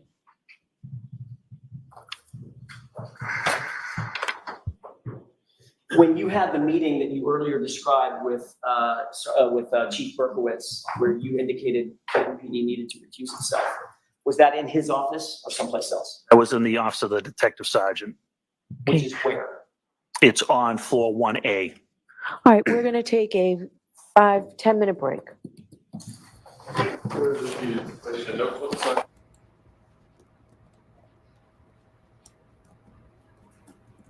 Well, Jackson isn't helping himself here, and he keeps trying to like reword things in order to try to say he's lying, and he keeps picking up on it and saying like, no, did you guys catch that like jab he threw at Jackson? Yeah. If Mr. Lally told me, I'd believe it. Yeah, I'm Yeah, just he's not thinking done like, himself any favors. yeah, I don't think he's really doing too well with this cross. No. Like, honestly, I think like his standards are a little bit too ridiculous at points.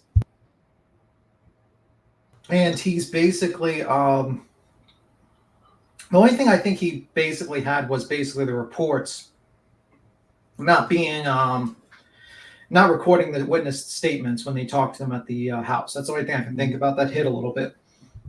Yeah, but I don't think they're required to. Yeah. The only testimony, and you know this, that counts is in this, oh God, my voice, is in this courtroom. Mhm. And, you know, they can go back and say, well, you said this, but their testimony that counts is when they're sworn in here. You know, so. Yeah, but I think this witness really took Jackson out. I mean, like really did just. Oh, yeah. I've never seen a witness handle Jackson this badly. Like he really handled him well on this. Yeah, I love the one where he said, "Did you answer something?" And he said, "No." You asked, and it was sustained. You said you objected and it was sustained. I didn't get to answer Yeah, that question. And objected Jackson and says, touche. Like, Touche. Like you fucking he hates Touche. this guy. But Oh, like yeah.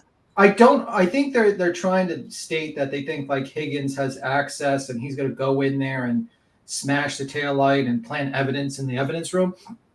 I don't think that's gonna work well because I'm pretty sure those facilities have cameras at the door.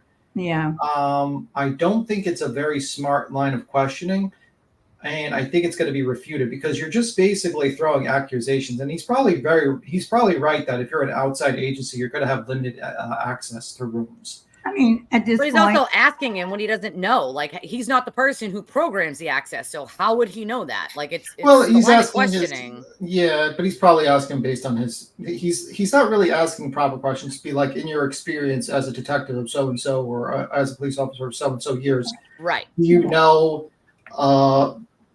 what the requirements are to get access to this door, or what you need to get through access to the evidence room. Does the card? He's kind of just asking him like matter of factly, oh, you know this? Do you know this? Do you know this? It's like, no, that's not proper questions, really. I'm kind of shocked that it wasn't directed to They're him. not. I don't know why the judge isn't sort of like redirecting in that sort of realm. Not her because job. What you have is, I know, Jackson just going off on a tangent, basically throwing accusations here and there, and then trying Right. to reword things and say, well, you said, and he's like, that's not what I said at all. Mhm. Like, Yeah, And and the more he trips him up like that, the more the jury's gonna see that he's they lying. clearly, yeah. I mean, you got a guy who, I mean, the only criticism is basically didn't write the interviews he did in the house. That's the pretty much only thing I think of that really sticks out. That would be like whatever. The probable cause thing was good that from the witness, basically explaining that we did not have probable cause. Also, the fact is, the reason why you don't want to try to get consent to go into someone's house is if you say, hey, can I come into your house and search it? And they say no, then they can start destroying evidence. Then they can destroy evidence. Yeah, and like, then warrant, like common sense guy. Like, that's very much common sense. Like, if I was a criminal and the cops knocked on my door and says, we want to go in and search your house, I would say no. And as they're outside fucking twiddling their thumbs trying to call a judge, I'd probably be destroying evidence. It's just that would be, if I was a criminal. Yep. That would be the Absolutely. first thing I would do. I would be like, oh shit, I got to toss something down the toilet bowl. I got to start You smashing mean- the computer. I got to smash my hard drive, or I got to, like, whatever the evidence is, I would be Throw just your phone in destroying. a river. If your name's Turtle Boy, you claim you threw your phone in a river when you didn't. Yeah. Yeah, like, it's just like, that's just common sense. And Jackson is just sounding very, very ignorant in a lot of his statements. Yeah.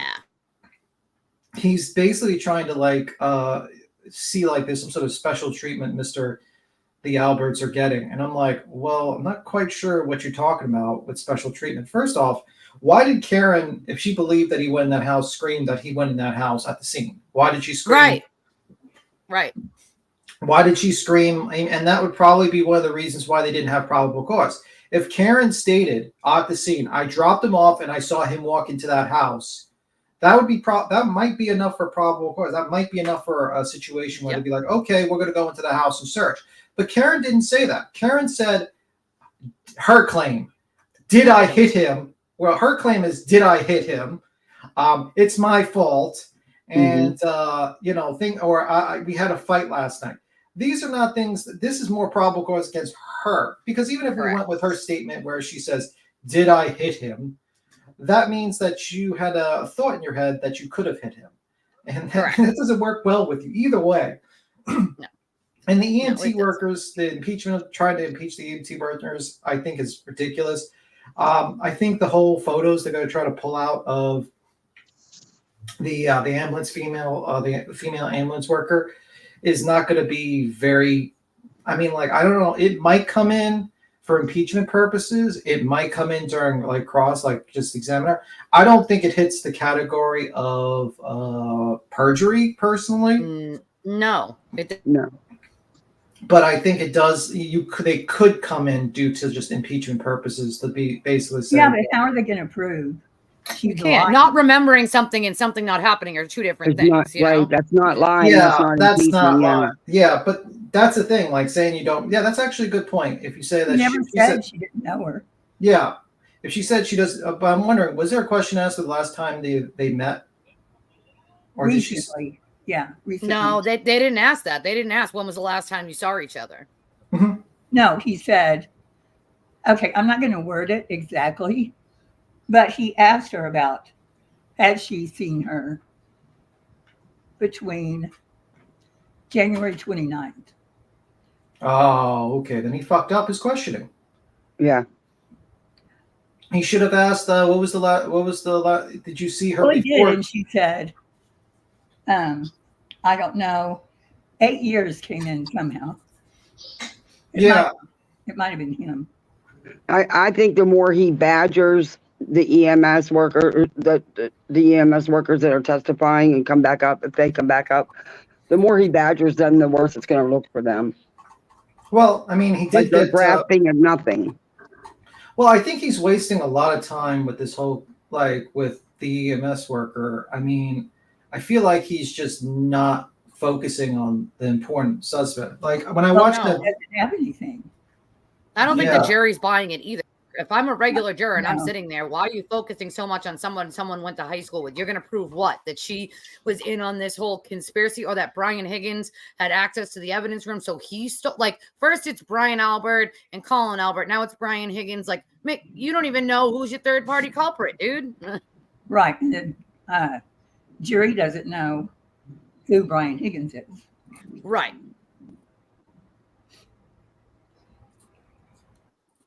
It's And you just have the whole all these other people conspiracy thing. testifying to basically the same thing. Karen saying, I hit him. Her Right. running around like a crazy person. Like, and I'm sorry, but if I'm the jury, right, like, I'm going to watch the person's demeanor. Karen cannot help her resting bitch face But- or her constant looks of like disdain.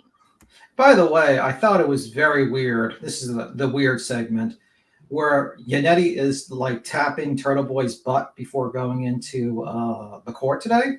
That was weird. Yeah, that's weird. That's- What in the hell? I think that's them sort of throwing him a bone because Karen won't speak to him. So like I think they get afraid that he's going to flip just like he does on everybody else, when he even just gets a little bit upset because he's got an ego problem and he's a narcissist. So I think that's like just the, lawyers trying to like throw him a bone like, oh, hey, buddy, great job there, bub. Like, you know what I mean? To keep him in line. Yeah, keep his mouth shut. And it will come. He will, the closer it gets to him going Oh, to yeah. trial, it's He'll coming. talk. Sing like a bird. I mean, like, and I think like he's helping them. Like, I feel like those pictures magically showing up like over the weekend and Yeah, Turtle Boy obviously. basically, I think obviously it came from them. And I'm starting to wonder, like, I mean, if I was like the My God. prosecutor, I would probably be like, where's the metadata for this document? I'd like to know where did the defense get Yep. this document? I'm And not did only they get that, it but from okay. Turtle Boy? Hey, I have a question. Yeah. Did they ever say there was grass or not grass beneath his body? no, they said ground. No. They didn't really specify. Yeah. But did they show it? Like where Mm. his body had been? No, not I mean, because where he was positioned would have been the mulch bed, not the grass. Right. That's what I said. Remember, BTM? And You said that. everybody. Go ahead. You said that. No, you said that. Yeah, absolutely. Yeah. From the beginning, and I've been laughed at. Well, I don't Of think anyone course. laughed at. I didn't laugh at you. Yeah, I wouldn't Idiots. lie about it. Idiots probably laughed at you, dumbasses. People that think they. Okay, so can you see this where it says Sluicy at the top? Mhm. Okay. Yep. Hold on. That's Okay. why I'm asking. Wait, you got to move the heel mark on there because it's covering Not the comments. grass. Oh, I can't move. Let me see. Can I take it off? Yeah. There wasn't grass Oh, okay. underneath him, no. Nope, that doesn't let me. Okay, so I guess we'll try to She's read it. basically trying to say, though, that like it was all packed snow under him. No, honey, it was all melted underneath him because of Yeah. his body. They're genius. There's pictures of that. They're smarty pants McGee. Yeah, Yeah, the pictures I've seen, it is all melted under him, and it was dark like Hill said, mulch, not grass. Well, the Well, one thing that none of I these said- these brilliant law tubers are bringing up, by the way, because some of them are not really doing that great of job of listening with their ears, is that it's been highlighted continuously through this trial that it's very hard to see the three people and John through the dark, and only one guy was able to find him right away because there were a bunch of people hanging around in cars and everything. How the Right. hell did Karen Reed in the back of a car with no headlight, like with no like spotlight, Spot his body right spot away. his Yeah. body Mhm. with a few inches of snow Right. over it? I'm just trying to get past Yeah, this like line. I mean, he's got snow covering the top of him a little bit, which is Right, giving a but he little could bit have of a heated comfort. up the ground under him. Yeah, If but he I'm was on the saying, ground, but what you're she's not. trying to say, because they're What you're all- not letting you know. Well, I'm trying to state that would have camouflaged him even more if the snow was over him a little bit. Right. Correct. Right, I'm talking about under him though. I'm not talking Yeah, about. there was snow. So there was snow. No, there was no. I don't think there was snow. There was a pool of blood. I don't think there was any snow. I think it was No, melted. it was melted It was underneath him. melted. Yeah, the Yeah, pictures that's I've what I seen, it was thought. melted. That's what I thought. Okay. Which it would have been from the body heat, but there's just Tim's right though. This whole theory is so ludicrous. How the hell did she see someone when nobody else could with Yeah. light?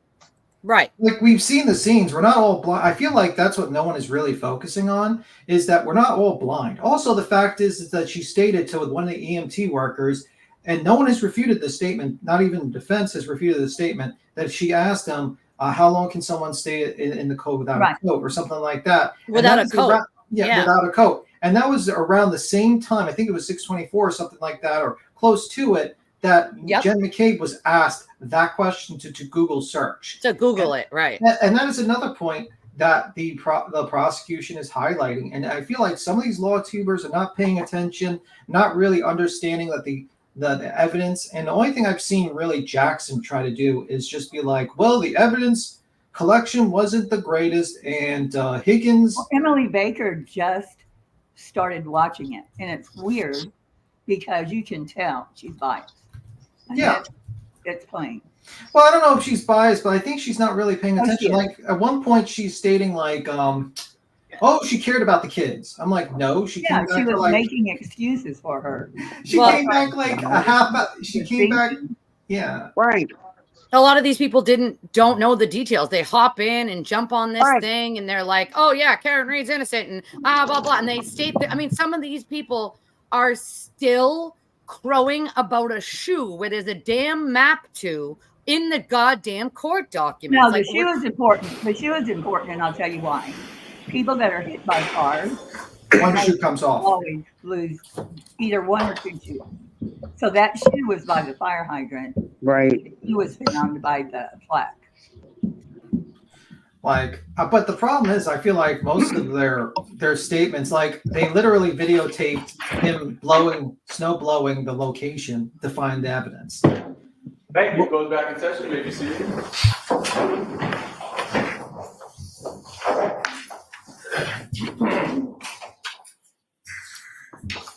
Okay, whenever you're ready, Mr. Jackson. Thank you, Your Honor. You had started to tell us who at the scene, who handled those solo cups. Can you describe that for us, please? I handled them to the scene. Sergeant Lank collected the samples. Under your supervision? Yes. Did anybody other than Sergeant Lank handle those solo cups? No. So once they were in his possession, they remained in his possession until they were booked into evidence? They were bagged, placed in Sergeant Lank's vehicle. He transported them to Camp Police Headquarters, transported it into the office, and logged them in as evidence. Yes, Did you watch all that happen? I did not. You did not. So you're presuming those next steps after he was out of your view? I know that because he told me so. Well, that's hearsay. Move to strike, Your Honor. All right, I'll strike the end of that. Thank you. Not what he told you, what you observed. I did not observe him place it in evidence, yes. At what point did you lose sight of those solo cups? When I got in my vehicle to leave the scene. So once the solo cups were in his, you saw them go in the brown paper bag, That's correct. the evidence bag. Then you saw them go in the truck. That's correct. And at that point, you don't have any personal information about what happened to those solo cups. Personal observations. Until I removed them from temporary evidence, I have no recollection. Correct. I'm going to ask you a couple of questions about once you were inside the home. You've already indicated that you did not seek a search warrant. You did not seek consent to search the home, correct? That's correct. Did you look around the house for any sign of a struggle or a fight? No. Did you go to the basement at all? No. Had you ever been in the house before that morning at 9 a.m.? Never, Sorry? never. Okay. Did you go to the backyard? No. Did you personally observe whether or not that house has a bulkhead door that services the basement? I have no idea. Did you photograph any portion of the house? The front of the house. Sorry, bad question. Good point. Inside the house, did you photograph any part of the house? No. Did you have a cell phone with you? Yes, Has a camera on it? yes. You could have photographed it, you chose not to. I would have needed permission or a warrant. And you got neither. That's correct. You sought neither. That's correct. Did you photograph any of the individuals in the home for instance, for injuries or anything like that? No. Did you or Sergeant Lank separate the witnesses before they were interviewed? There was only one witness he was interviewing, Who was that? Jen McCabe. Where was everybody else in the house? I believe they were all in the same area, the kitchen. I believe it was the kitchen. Those individuals were not taken to a different part of the house. Not that I'm aware, no. They were allowed to communicate with and among one another. Sure, yes. And I think you already answered this, but I'm going to ask it just to make sure I'm clear. None of that interview of Jim McCabe was not recorded in any way. Audio or video recorded. Correct. How long were you inside the house for that interview? 10 minutes, maybe. Other than Jim McCabe being interviewed, were any of the other witnesses inside that house asked any questions by Sergeant Lank or by you? No, not that I believe so. Not that I recall. Were you the person on February 1st who gave access to the Massachusetts State Police to the Sally Port? I was probably one of them. The Sally Port doors can only be opened by dispatch. Did you approve or authorize those doors to be opened for purposes of MSP coming in, Massachusetts State Police coming in and processing that vehicle? I don't know if I specifically did it at that point, but I certainly would, yes. You knew that the vehicle had been in that Sally Port since January 29th in the afternoon, correct? I don't believe what point I knew it was in the Sally Port, but I did know it was there for days before.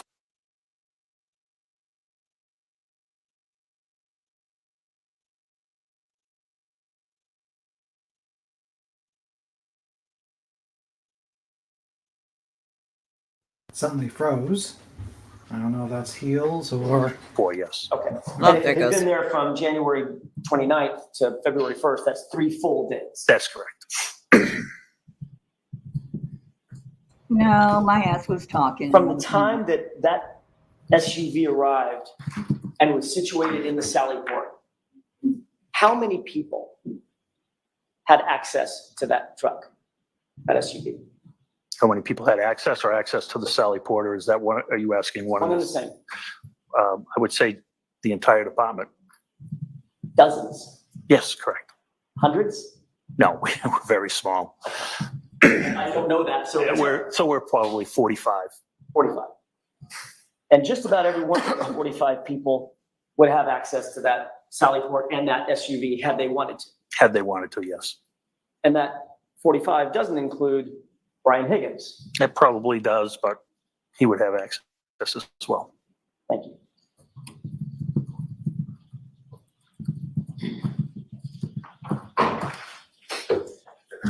Those same individuals that would have access to the SUV inside the Sally Port, very obviously, would also have access to anything else that had been placed in the Sally Port along with the SUV, correct? That is correct. Did you photograph or cause to be photographed that SUV immediately upon its arrival into the Sally Port on January 29th? I wasn't working, no. Did anybody, to your knowledge, seek to photograph the condition of that vehicle immediately when it arrived at the Sally Port? I wasn't there, I can't say. You've certainly never seen any photographs from January 29th immediately when that SUV was brought into the Sally Port, right? Other than our evidence, I haven't seen any evidence in this case. You indicated that Massachusetts State Police was having some difficulty removing the light. We saw a short snippet of the video, correct? Yes, that is correct. Who made the decision to even remove the taillight? Was that Canton PD or was it Massachusetts State Police? That would have been somebody within the state police. Okay. And then you contacted Officer Wanless to actually facilitate the removal of that light, right? I contacted dispatch to ask Officer Wanless to return. And you knew at the time that Officer Wanless was a sworn Canton police officer. That's correct. But Lieutenant Gallagher, you told us just a few minutes ago that you and the chief, actually you and the chief, agreed that the Canton Police Department was completely recused from this case and the investigation based on a conflict of interest, correct? No, you're spinning it. What I said was from participating in investigative interviews.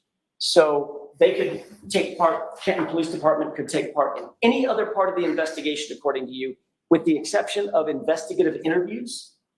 We can open doors, we can facilitate things, yes. Remove taillights? There's nothing, no. Yeah, if it's an assist round peg, round hole, absolutely, yes. Okay, so in other words, Canton Police Department, notwithstanding the conflict of interest, was still allowed to participate in the investigation of the Karen Reed matter. There was no conflict of interest. I said appearance of conflict of interest, so we have to be careful. I didn't believe there was a conflict. I honestly believe we could have investigated this case, Well, but it wasn't the appearance of such a conflict. You also didn't believe that there was probable cause to search the house either. I know that. That answer will step. It's stricken and so's the question.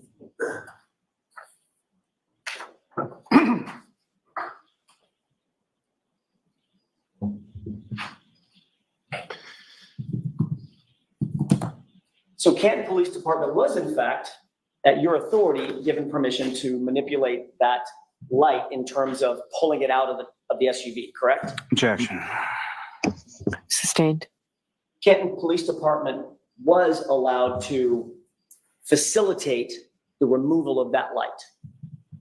Yes, And during the course of the removal of that light, a taillight was broken, correct? that's correct. And shattered. Yes. Parts of it that were falling onto the ground. I don't think there was anything falling on the ground at that point.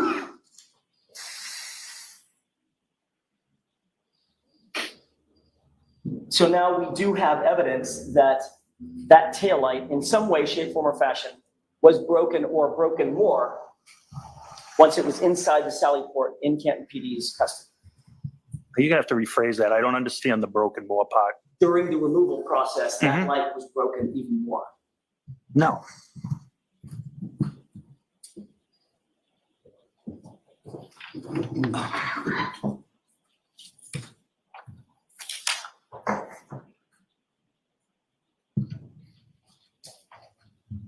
May I approach you? Yes.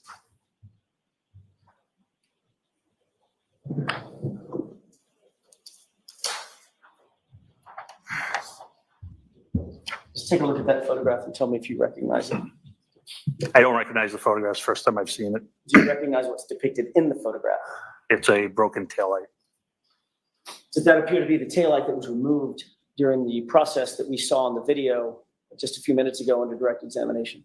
I can only assume it is. I've never examined the light. So you can't assume. So can you answer the question, Lieutenant? No, You don't recognize it? no. Okay, and were you, I didn't see you on the video, but it was a very dark video. Were you there? Yes, I'm in the gray shirt. Okay, were you there as Officer Wanless was actually removing the taillight from the vehicle? Not sure. I'd have to watch the video again. Okay, do you recall if pieces and parts were being broken off and shattered while he was removing it? Not at all. May I approach? Yes.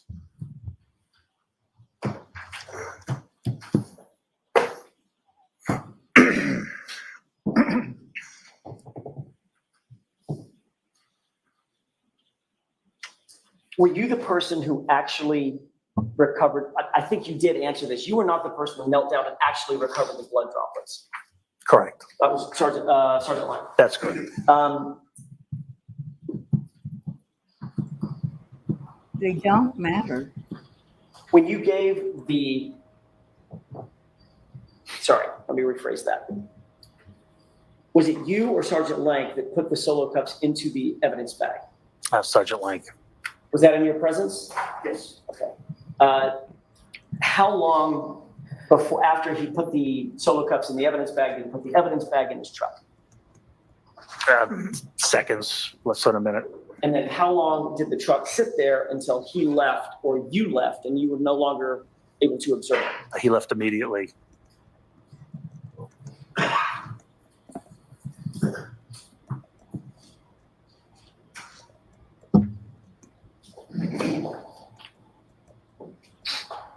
You were at the location the location of the Sally Port on February 3rd. You've already testified to that, correct? No, I testified February 1st. I'm sorry, my mistake, February 1st. You also indicated that at your direction that Sergeant Lank booked the solo cups into the evidence locker. That's procedure, yes. Right. I understand it's procedure. I'm asking if he actually did it. Yes. Okay. Did you see a log of that? Excuse me? Did you see a log of that? I saw the police report, Which police report? the original call. Okay. And in that police report, he indicates that he took the solo cups back to Canton Police Department and booked them into evidence, right? It was given a property number and assigned to temporary evidence. And when something is given a property number, is there an officer working that property area to assign the property numbers? No, the officer placing the property into evidence assigns the property number himself. I see. So that officer would assign a property number and physically place that into temporary, what's it called again? Temporary evidence until the evidence officer takes custody of it. Okay. Did an evidence officer actually take custody of these items? No, because it was being transferred to the state police, so it wasn't going into our permanent evidence locker. So where did those cups sit for the 3 days between January 29th and February 1st? In a refrigeration unit in temporary evidence. And is there a log to sign in and sign out to make sure that the chain of custody of items like this are maintained? The evidence officer keeps that log, yes. Is there any log, Lieutenant Gallagher, of these items being booked into the temporary evidence locker? There should be, but I don't know for a fact, but there should be, yes. I agree there should be. I'm asking you if there is. I don't know the answer to that. The fact of the matter is, there is no log or document or report ever showing that these items were ever booked into the temporary evidence locker at Canton PD. Isn't that right? I don't believe that's accurate. Do you have that evidence log? I don't have access to the evidence log. Did you get access to the evidence log? No. You're a supervisor at Canton PD. Why would you correct. not have access to the evidence log? I think only 2 or 3 people have access to evidence. Who would they be? The evidence officer, Which is who? Paul DiGiapietro, Sergeant, Can you spell that for us, please? DIGIAMPIETRO. Who else? I'm not sure, to be honest. I'm assuming the chief of police, Chief Berkowitz, I would assume. most likely, Deputy Chief. but I don't know. Possibly, yes. Head of detectives? No, Any other lieutenants or supervisors? I don't believe so. I know I don't have access as a lieutenant. If there's no evidence log of an item being booked into evidence, that's a pretty good indicator that it actually never made it into the evidence log, evidence locker, correct? Objection. Sustained.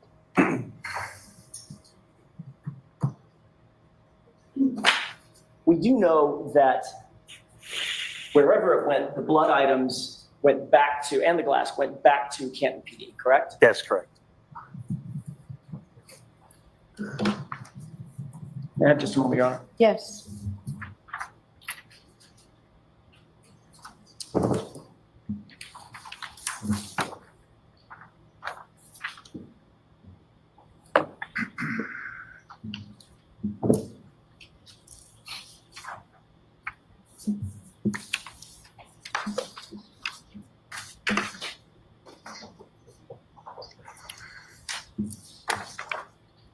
May I approach briefly? Yes. Thank you. Lieutenant, I'm going to ask you kindly to take a look at those 4 photographs, and then once you've had a chance to review them, just look up at me. I'll ask you a couple. Did you see them? I don't know what was just handed to the witness. Why don't you go take them from the witness? Take a look. There you go. There's copies right here as well.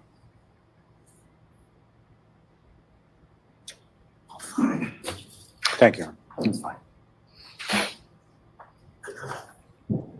Just 4. May I approach briefly? Yes. Sure. Make sure if there's 4 or 5. Okay. Take your time. I'm all set. Do you recognize those photos, or what's depicted in those photos? Yes. Do you recognize the time frame that those photos would have been taken? Yes. Based on context? Yes. February 1st, correct? I have no idea if it was February 1st, but it would be between the 29th of January and February 1st. Fair enough. Your Honor, may I publish? Okay.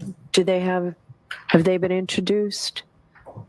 They have not yet been introduced, Your Honor. I'm sorry, protocol-wise, I missed that step. I need to ask that these be marked as next in order. Okay. 4 Is there photographs. any objection? No, Your Honor.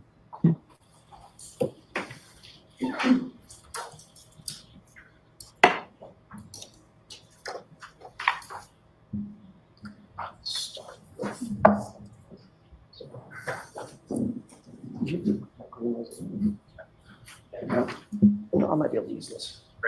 Yes. Take it. Thank you. Taking a look at what's been. Hold on. They're still being marked, and the court reporter has to record everything you say.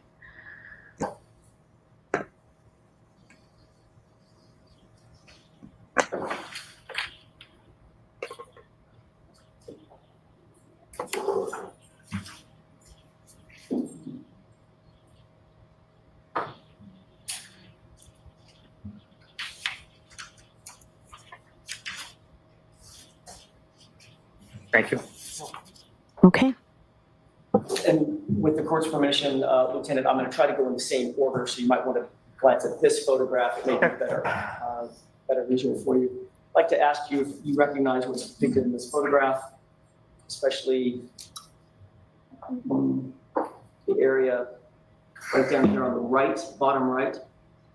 See that white rag? I do. Lieutenant, if you take a close look at that rag,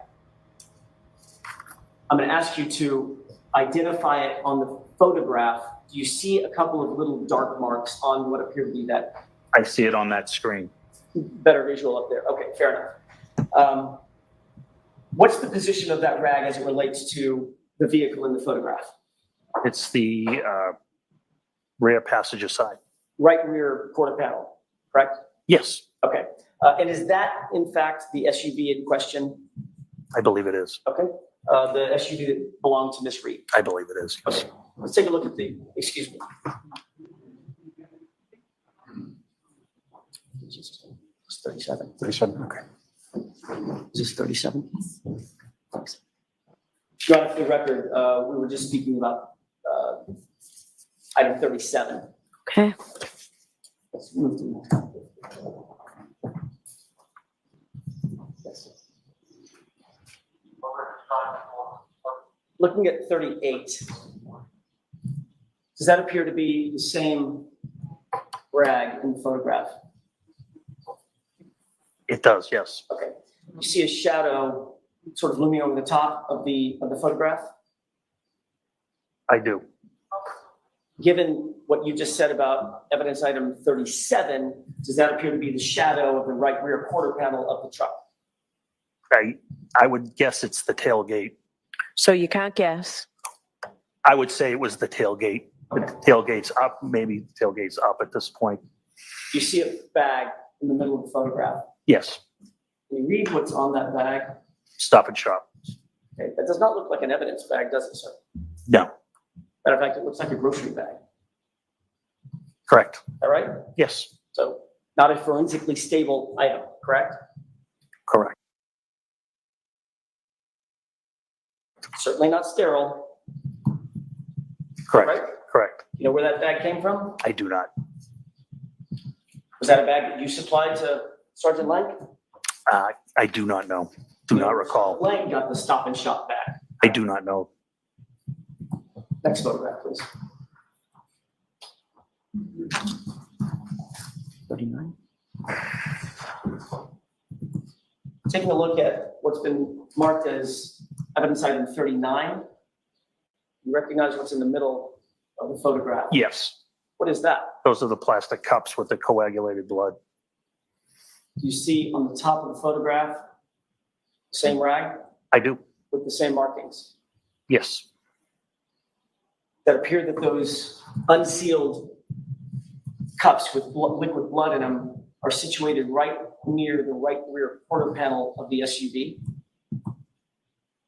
in this photograph. They are to the rear of the vehicle, yes. And next item, please.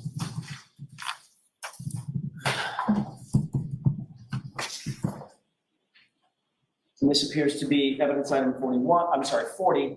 You see the same white rag Yes, and you see the same evidence bag, Stop and Shop bag, correct? correct, And it's filled with 6 solo cups correct, with what appears to be liquid blood. correct. Does that photograph appear to be taken at or about the same place near the right rear quarter panel of the SUV? It's actually, I would say that the mat is the mat to the entrance to the booking area, so that is probably a couple of feet behind the vehicle. Okay, let's go back to evidence item number 37, which should be the first photograph.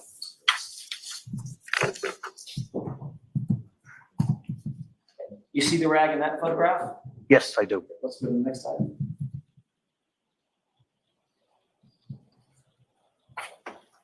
Now you see the mat, and it's, I should note this for the record, that we're now looking at 38.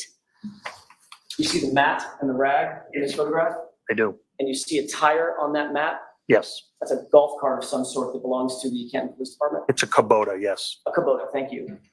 Looks like the rag is in the same spot. yes, So the blood inside the Stop and Shop bag is sitting right next to the right rear quarter panel of that truck, correct? You can see the rear tire.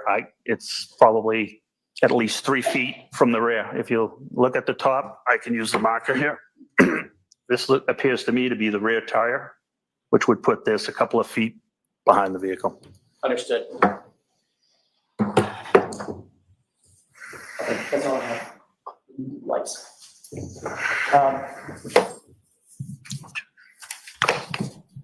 Would you agree that having unsealed and unsecured blood next to the right rear portion of the SUV is a recipe for cross-contamination?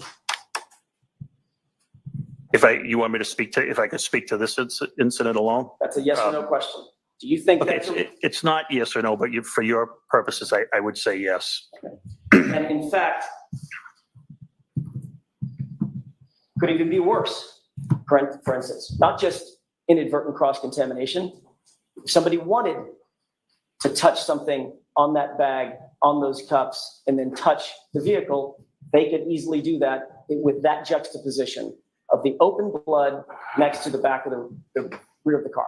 Objection. Sustained. Lieutenant, if somebody was so inclined, that situation could provide an opportunity for evidence tampering, couldn't it? Objection. Sustained. May I have a moment, Your Honor? Yes.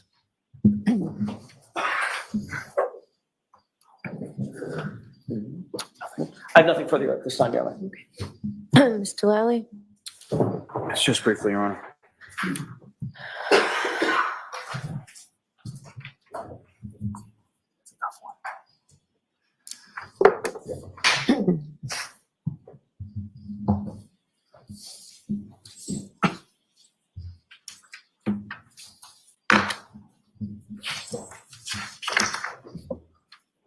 Lieutenant, if I could ask you, a phrase that was posed to you a couple times during cross-examination as far as refusal of your department.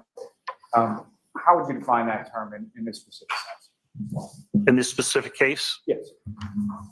we did not want to go on any investigative interviews because one of our best investigators, name is Kevin Albert. He's the property owner's brother, and we didn't think it would be appropriate if we were on those interviews questioning his family members. Now, with regard to death investigations, specifically unattended death investigations, what, if any, role does your department typically have when it comes to those? What, if any, jurisdiction does your department have versus the state police? The state police takes jurisdiction. They run the investigation. We assist them in any way we can. We try to help out. Now, sir, you were asked some questions in regard to, or you indicated that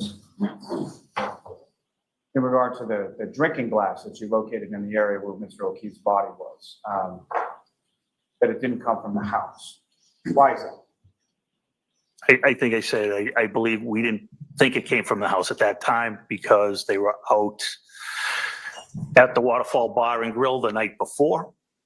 And the initial statements from Detectives Sergeant Lank and Sergeant Good obtained, nobody put John O'Keefe anywhere but where he was found, and that included his girlfriend.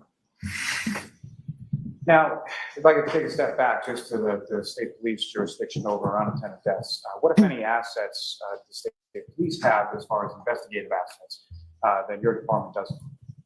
They have far superior tools to investigate. They have direct access to the crime lab.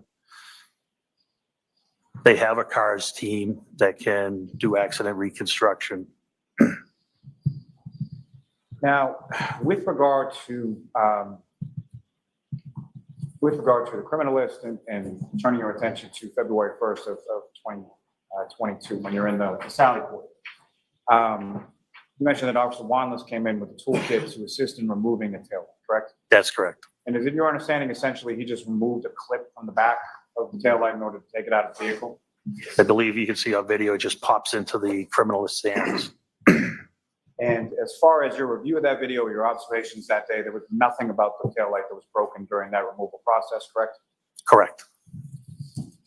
Now, as far as cross-contamination, you were asked about, you indicated it was not a yes or no answer. But what, if anything else, would you have to add? What counsel was depicting was the transfer of custody over to the state police. So the criminologist was handling it at that time. The photographer was photoing it. The criminologist was transferring the blood into their plastic containers.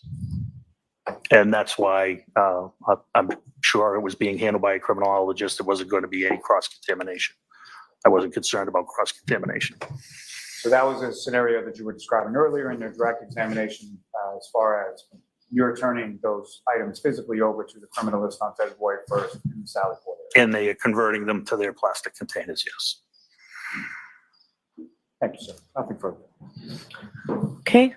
Very briefly, you said that no one put John O'Keefe, none of the witnesses put John O'Keefe anywhere but where he was found. That's what you just said, correct? That's correct. So your investigative technique is just to ask a witness, how'd that dead body get there? And if they say, I have no idea, your job's just done, right? Objection.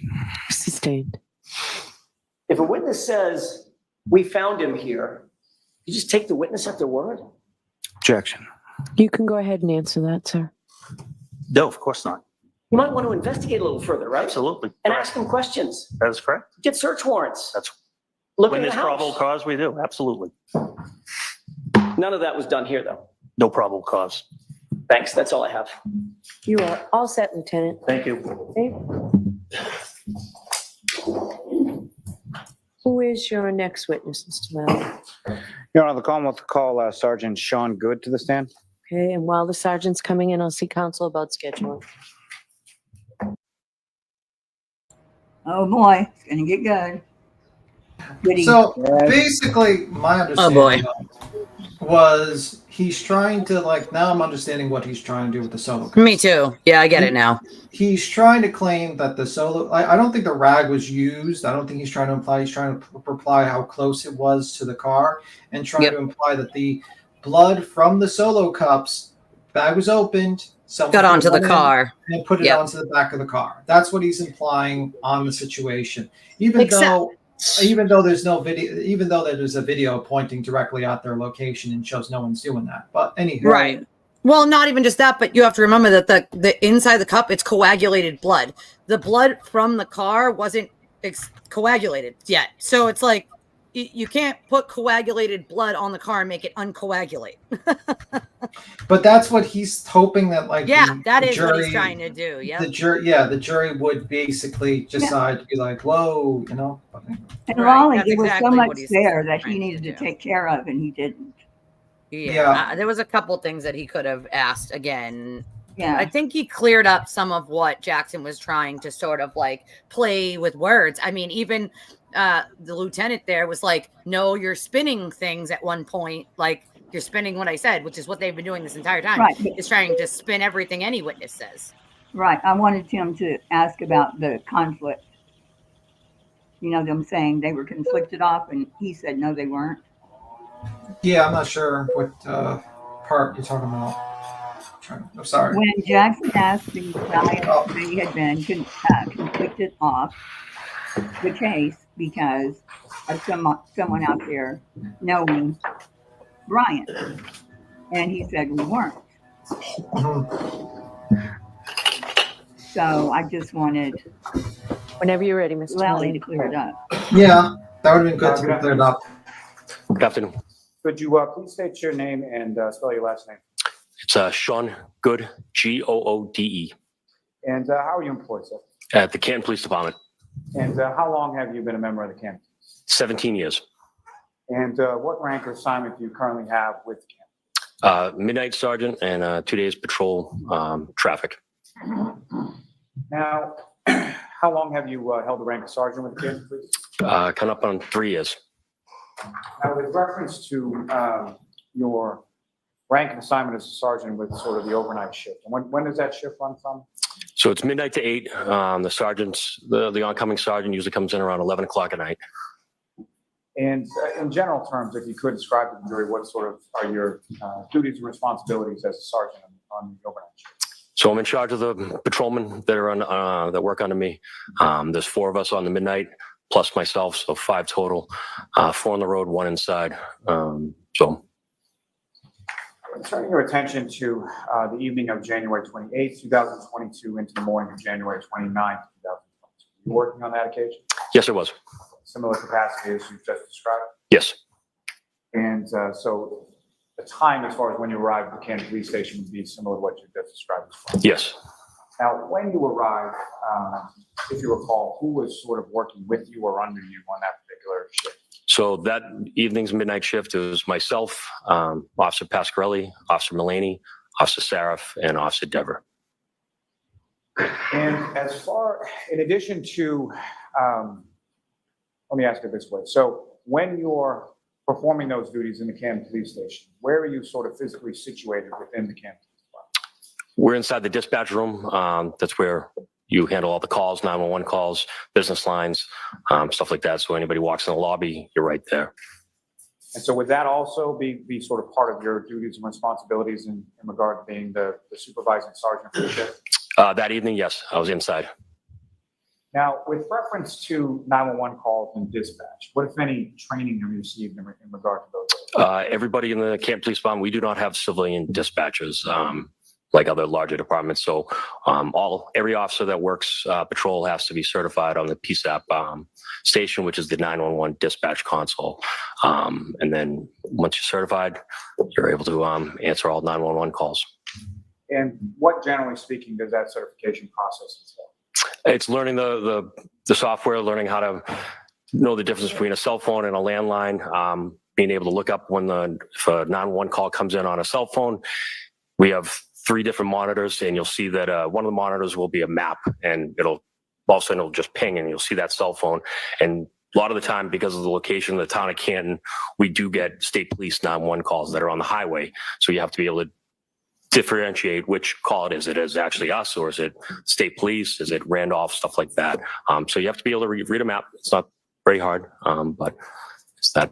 Now, beyond that, now, when people are calling into 911, they're typically calling in regard to an emergency, correct? Yes. What, if any, training do you receive in that certification process in regard to sort of demeanor or how to handle people on the line? Obviously, if someone's calling in an emergency, they're probably going to be nervous. You want to just try to stay calm as possible, try to relate to them, not make them any more upset than they already are, and try to get the first thing out of is location. Where are they? Now, with respect to calls that come into 911, what, if any, difference as far as directing the call is there between something that's sort of a medical call versus a law enforcement police type call? So any call that comes in through 911, we determine if it's police, fire, medical. If it's police, obviously we would handle it. But if it's fire, medical, we send it to Holbrook, which is the regional dispatch for Canton Fire. So it's literally just click the button. It says fire right on the screen. That call automatically gets connected to a regional dispatcher in Holbrook, who then determines what they need, whether it be ambulance, fire, stuff like that. Now, reference to this particular shift on this particular day, January 28th and 29th, at some point during your shift, what, if anything, did you observe about sort of the weather outside? When we came in, it was just very light flurries. There was nothing sticking to the ground, anything like that. We were all pretty prepared that we knew that there was a storm coming at some point during the night. And through your work with the Canton Police Department, you familiar with an individual by the name of Brian Higgins? Yes. And what, if any, relationship does he have with, what, if anything, does he do for work? He works for the Alcohol, Tobacco, and Firearms. It's a federal agency. And what, if any, relationship does he have with your department of Canton Police? He has a satellite office in our department. He has his own scan card. You know, he doesn't have to check in with myself or anybody. But he works out of our station. And is he the only agent, federal agent with the ATF that has space or anything at your police station? No, I believe there's actually could be U.S. Customs, two of them, other agents that are at work at the station as well. Do they have sort of similar relationships as far as? Yes, yeah, they have access to the police department. If Brian, Agent Higgins has worked on certain calls helped us out, whether it be a firearm case, stuff like that. Now, on that evening of the 28th, and specifically the early morning of January 29th, what, if anything, do you recall as far as seeing Brian Higgins around the Canton Police? I remember at one point during the evening, he came in. I don't remember if he came into the dispatch or if I just saw him on one of the numerous monitors we have in dispatch. I can't leave that room because I'm the only one in the building on midnight. So, but we never talked or anything like that. Didn't think anything of it. It's not uncommon. And do you recall around what time that occurred?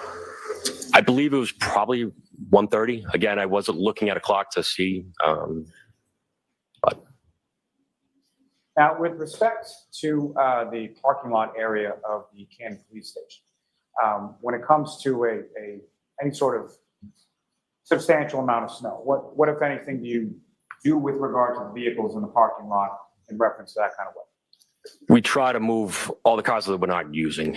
So would that be on a midnight shift? It's any of our unmarked detectives cars, any of the patrol vehicles that aren't being used.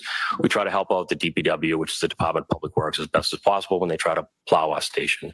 Because if not, all it ends up being is just one trail through the parking lot, and it's kind of a nightmare. So with the help of the other patrolmen, if we can get all the keys, sometimes they're not easily located, we try to move the cars to the outer edge of the parking lot so that DPW can make a good pass, and then we'll move them back over. With regard to the vehicles in the parking lot, beyond sort of the personal vehicles and the marked units belonging to Canton Police, with regard to some of those other agents like Mr. Higgins that you talked about, what, if any, vehicles would they have within that parking area? He had federal cars there that he used on cases, and I believe he had two. They'd be, I guess, his cruisers. They were Dodge pickups. And then with regard to those vehicles, in regard to snow removal, what if anything was typically done with regard to that? They were parked to the outer edge, so we don't have access to them. At least I didn't have access to them.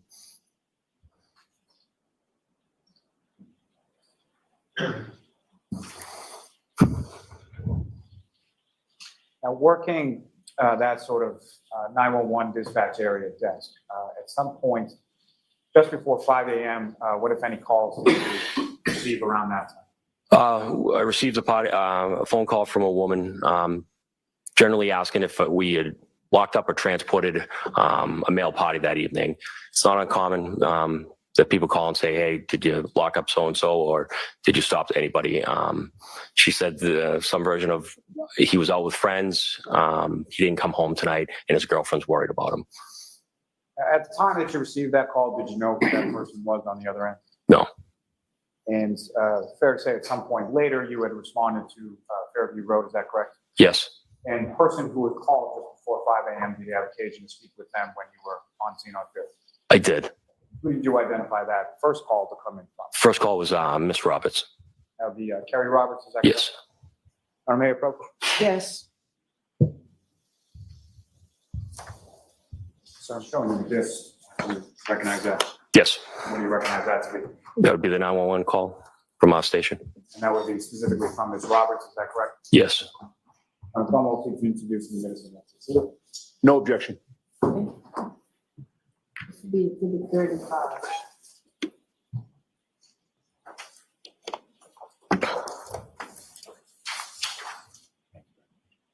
Your Honor, with court's permission, I would ask to publish that call to the jury at this point. Okay. Hold on 1 second, please. What number?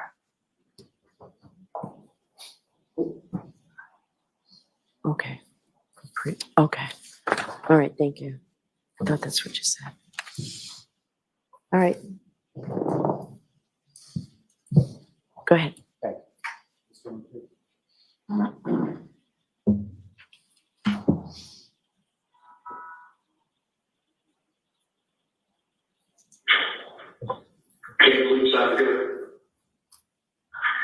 Hi, my name is Karen. I'm calling because my friend's boyfriend did not come home last night. We were at waterfall.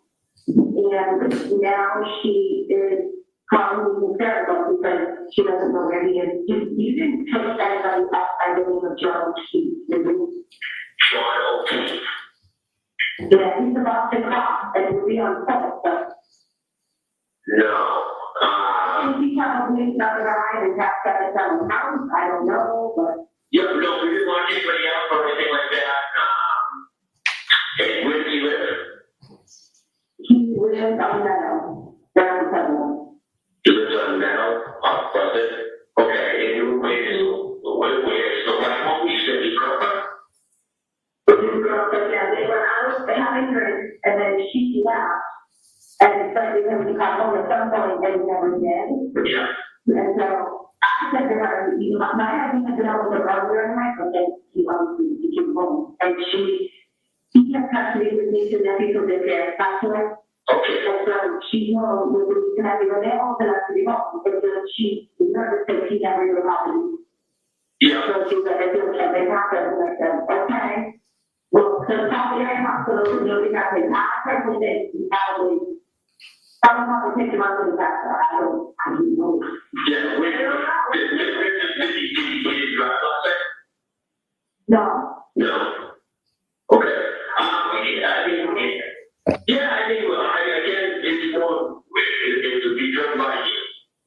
She would have to, call in a couple of patients and talk to us, but I mean, as right now, it's more, she did get all last night, this conference, sometimes we'll have with them.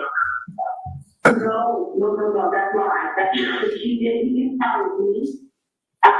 That's kind of why she's more freaking out. So I think I called the other hospital. I said, call Kansas police just make sure they take them out. I think it's not complete stuff with anyone but people. If anybody could take them out. Yeah. Take it off. Okay. Yeah, we didn't have any ones at the time. Yeah, no. Unfortunately, I wasn't there. I was stuck here. But we haven't had any calls, anything like that. Nobody was arrested or anything like that.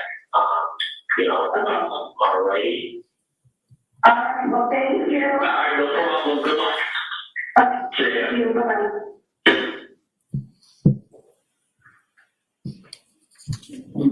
Now, Sergeant Good, what was played in there, is that a fair and accurate portrayal of the 911 call that you had with Kelly Roberts around Yes. 5 a.m.? Now, turning your attention to about an hour forward, approximately 6 a.m. on the 29th, what, if any, other phone calls did you receive, bless you, in regard to the same sort of parties? At 6:04 a.m. on the 911 dispatch console, I received a call from a woman at 34 Fairview. Now, in those intervening sort of hours or so, as you were stating on the 911 call, no one sort of physically came into the Camden Police Station and reported anything in regard to this, correct? No. And again, the party that you spoke to on the phone at approximately 6:04 a.m., did you know that person at that time? No. And again, you responded later on or shortly thereafter to Fairview and spoke with a number of different, correct? Correct.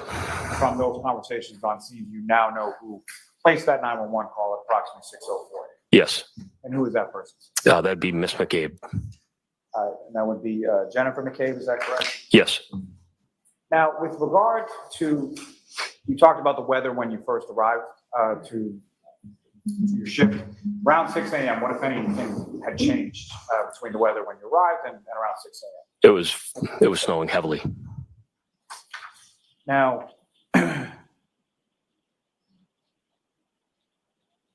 Madam Mayor, approach again. Yes.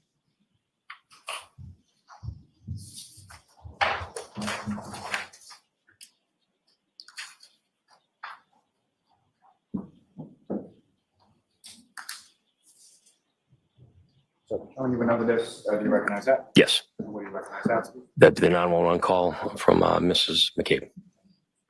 I'll seek to introduce and admit as the next exhibit. No objection. Okay.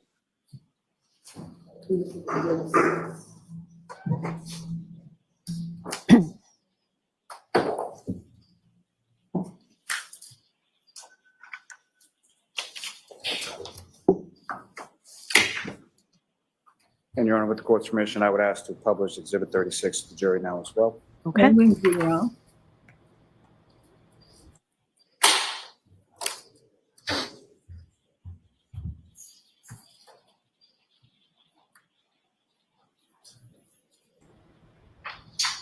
Was it Carrie that Karen didn't know?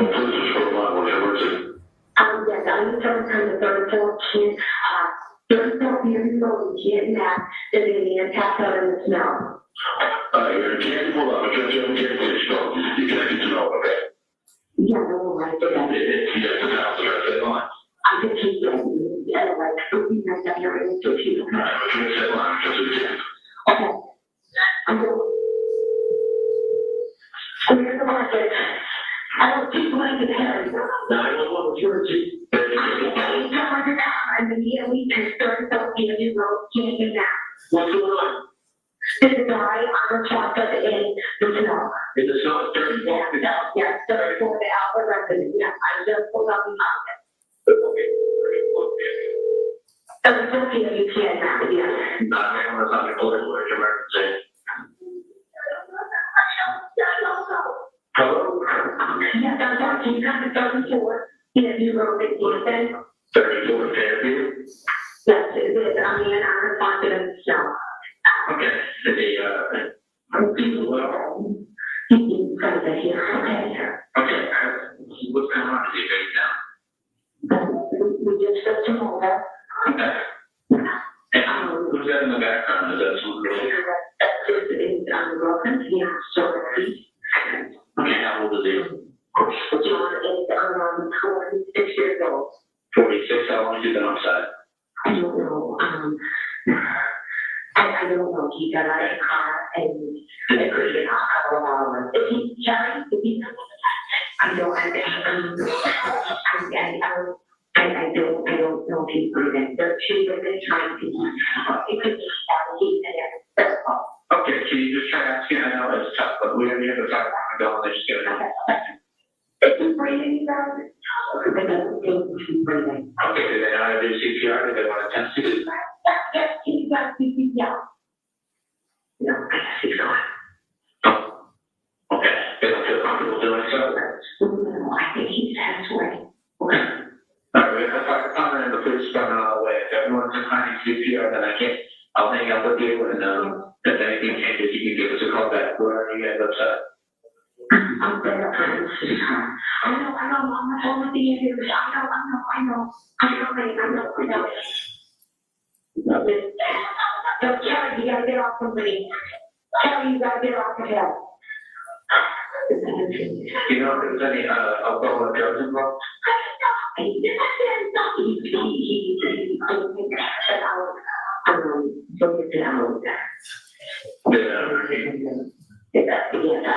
talking about me. And Okay, is there any bleeding or anything, maybe you just have, his head up? yeah, Okay, bleeding from the face. Now take the blue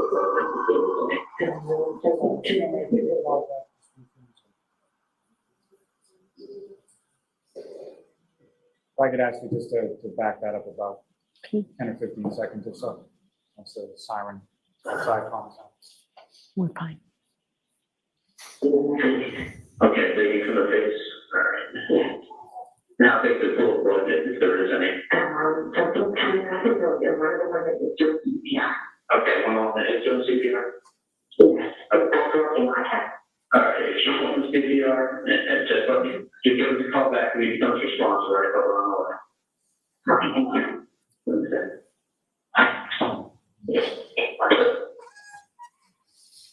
Thank you, Ms. Kenny.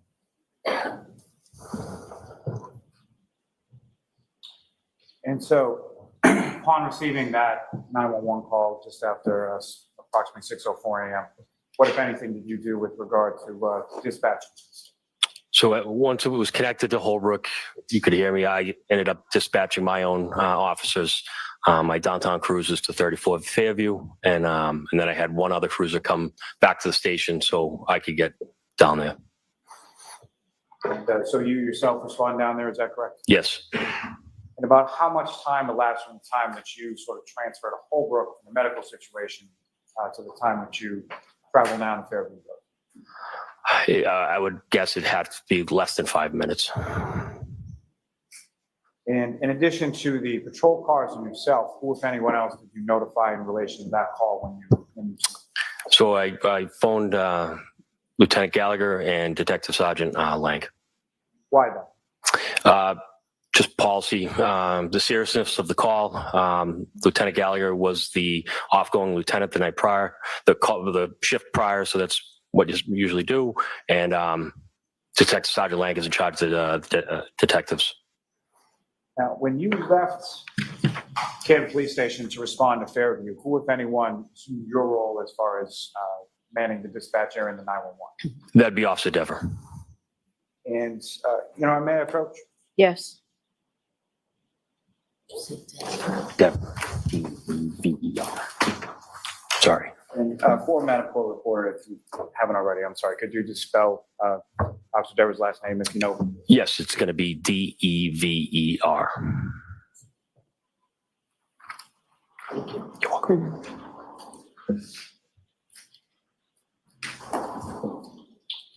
I'll show you what's been previously marked as Exhibit 14.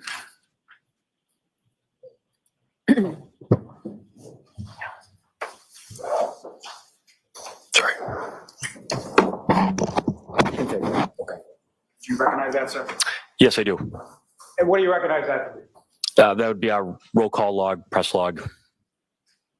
And as far as that particular log is concerned, is there any indication on there who sort of created that log? Yes, that'd be Officer Dever. And these are logs that you typically create when you're working that particular position as far as the dispatch desk, correct? Yes, it's pretty much a running journal for our department. And sort of how is that information gleaned and how is that sort of transmitted into that log? It's as accurate as the officer that actually enters the information. So if it was busy in there and she's by herself, you're taking information down, you're writing it, then you have to physically enter it into a computer. So there would be a delay in time. Thank you, sir. May I approach just to retrieve your arm? Sure. Yes.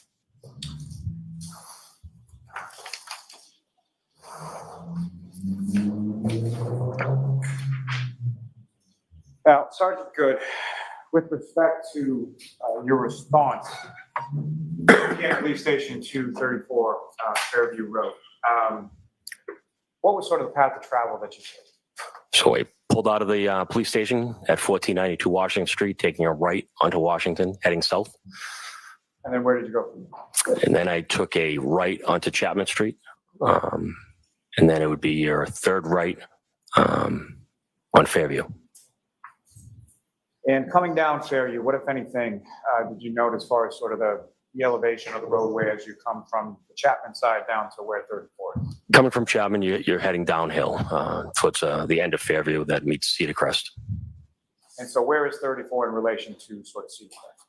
It's the second house on the left before you reach the intersection of Cedar Crest at Fairview. And as you're approaching, or as you're en route between the police department and Fairview Road, what, if anything, did you observe as far as road conditions, visibility, things like that? It was terrible. Heavy snow, wind, visibility was awful. And when you arrive on scene, what is sort of the first thing that you observe upon your arrival? As I was coming down the hill, visibility was pretty bad. Obviously, I noticed the Canton Fire engine. Ambulance was already on scene. Both my two officers, cruisers were also on scene. Now, as far as the particular cruiser that you were in on that day, is there sort of a particular cruiser that is reserved for sort of the sergeant or lieutenant who's in charge of the? Yes. So 682 is the primary patrol supervisor vehicle. And that would sort of shift from shift to shift as far as whoever that particular sergeant is? Yeah, you would take the same one. 682 is it's labeled on the side of the doors, patrol supervisor. And so is that the vehicle or that the cruiser that you took to go from the police station to Fairview that morning? Yes, I did. And with regard to that cruiser and sort of other cruisers within the Canton Police Department, what, if any, recording system is available on those cruisers? All marked units have it's called a WatchGuard camera system. It has front video camera, and then it also has in the prisoner passenger back seat has a camera there as well. They should be working audio in the back seat, they're activated by, if you flip the lights on, the blue lights, it'll automatically click. You don't have to press record. The cruiser automatically starts recording. If you got in a car accident, the camera would start recording. Any kind of impact, the camera starts recording. It actually ends up being passively recording, even when it's not on. You talked a little bit about the audio as far as the back of the cruiser, but as far as from the camera in the front of the cruiser, where is the audio recording in regard to that, if at all? It would be on the mic. There's a mic stand that sits in a charger. It looks like almost a beeper. Should be there. And so that's located within inside the cruiser, correct? Yes. May I approach the witness, Sean? Yes.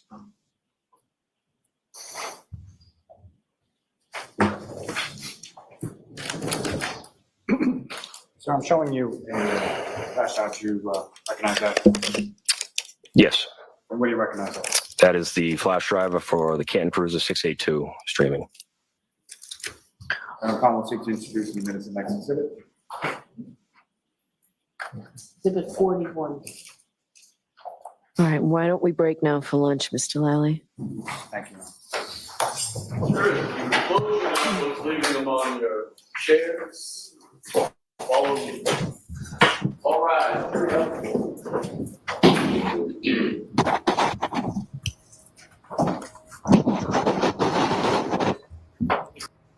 That is crazy. I never heard they found him on his stomach. But then they would have had to have rolled him over onto his back to do CPR because they said she was doing CPR. I know. Did you see? So that means they moved him. They moved him. Okay, so what runs with scissors, was it said just now? I mean, I thought that's what they said on that call, that they rolled him over. Or that's what runs with scissors is saying. I think they did say that. I'm trying to remember. I think they did say Yeah. they rolled him over. Taking him over doesn't mean they moved him. Yeah. So So because it means remember he the was one on guy his- said his face was like Frozen? Yeah. So maybe that would make sense that he was on his face, and then It also would make sense to why his phone was there if he had it in his hand and passed out, and then they turned him to his back. So what Right. if he was like turned around to the car and then he was hit with the car while his back was facing the car? What? Well, I'm saying like if he was hit. Oh yeah. And What the if he was force pushed- walking away, which would have been, his back would have been His to the back car to the then? car, right? Yeah. And then Well, why would it's he be like- sitting down? Wait, why would he be sitting down with his back to the car? that's throwing up maybe. No, not sitting down, standing up. If she backed up into him while he was Yes, I standing know. up, He would have been standing up, right, when she hit him. My question, what I'm trying to figure out is, did they say they rolled him over? I think I they don't know. did. I didn't. It was hard to hear. Yeah, it was hard. I thought I heard something about rollover, but yeah. Yeah, because It was really- that would make more sense, like the vomit being on the front of his shirt. Yeah. Uh-huh. It would make that it all make more sense. That's for sure. Yeah. Because So why were we told on his, we can't be the only ones to know this. I mean, not to know that Yeah, no, definitely he was not. on his stomach. well, maybe when they arrived at the scene, he was on his back, and then He was, but it's important. But when they Oh, yeah. but they moved him, the people like carrying all them, they moved him to They- do CPR. Right, they turned him over. Yeah. Okay, well, that's not moving him to me. They just No, that's turned not moving him, but that's turning him over, which Yeah, kinda it's changes- repositioning. It's repositioning him. Yeah. So that Right, but I'm saying they didn't like move him into the yard or move him into the. They No, just no, turned no. him- Just moved him as in Yeah, flipped him because when you over. say they moved him, that connotates for the So troll that. You're right. Oh, yeah, they no, Right. moved He him was as in flipped him repositioned to over. do CPR. Yeah. So would that explain the marks on the arm? Because like when you get hit violently in the front, one of your arms pop up to defend your face, maybe? Well, if he's crawling. my theory has been he was holding his glass, and when she backed up, with that, and that would be the arm, right? Is that his right arm? And I Yeah. think the glass hit the tail light because there were pieces of glass embedded in the bumper. Or his back was That turned. is true. That I is don't true. think his body in any way could have broke the tail light. I just don't. And his head would not have been down that low. If he was vomiting though, he could have been bending over. Yeah. No, I'm pretty sure he was vomiting from his head injuries because That could he be. still had vomit in his mouth. But that's what leads me to believe he may have crawled a little bit. Tried Yeah, to, at least. for sure. If he was on his stomach, for sure. It never And made sense so to if me. he's in the mulch, right, and he's crawling, trying towards the house, yeah, if you're using one arm and then you just pass out, then maybe that's where it comes from, Well, and when the grass is frozen and you Right. scrape against it, it could do that. Right. But yeah, We're talking mulch because I too. kept Mulch thinking, is why would it? frozen Wait a mulch. minute. Like, yeah. Hold on.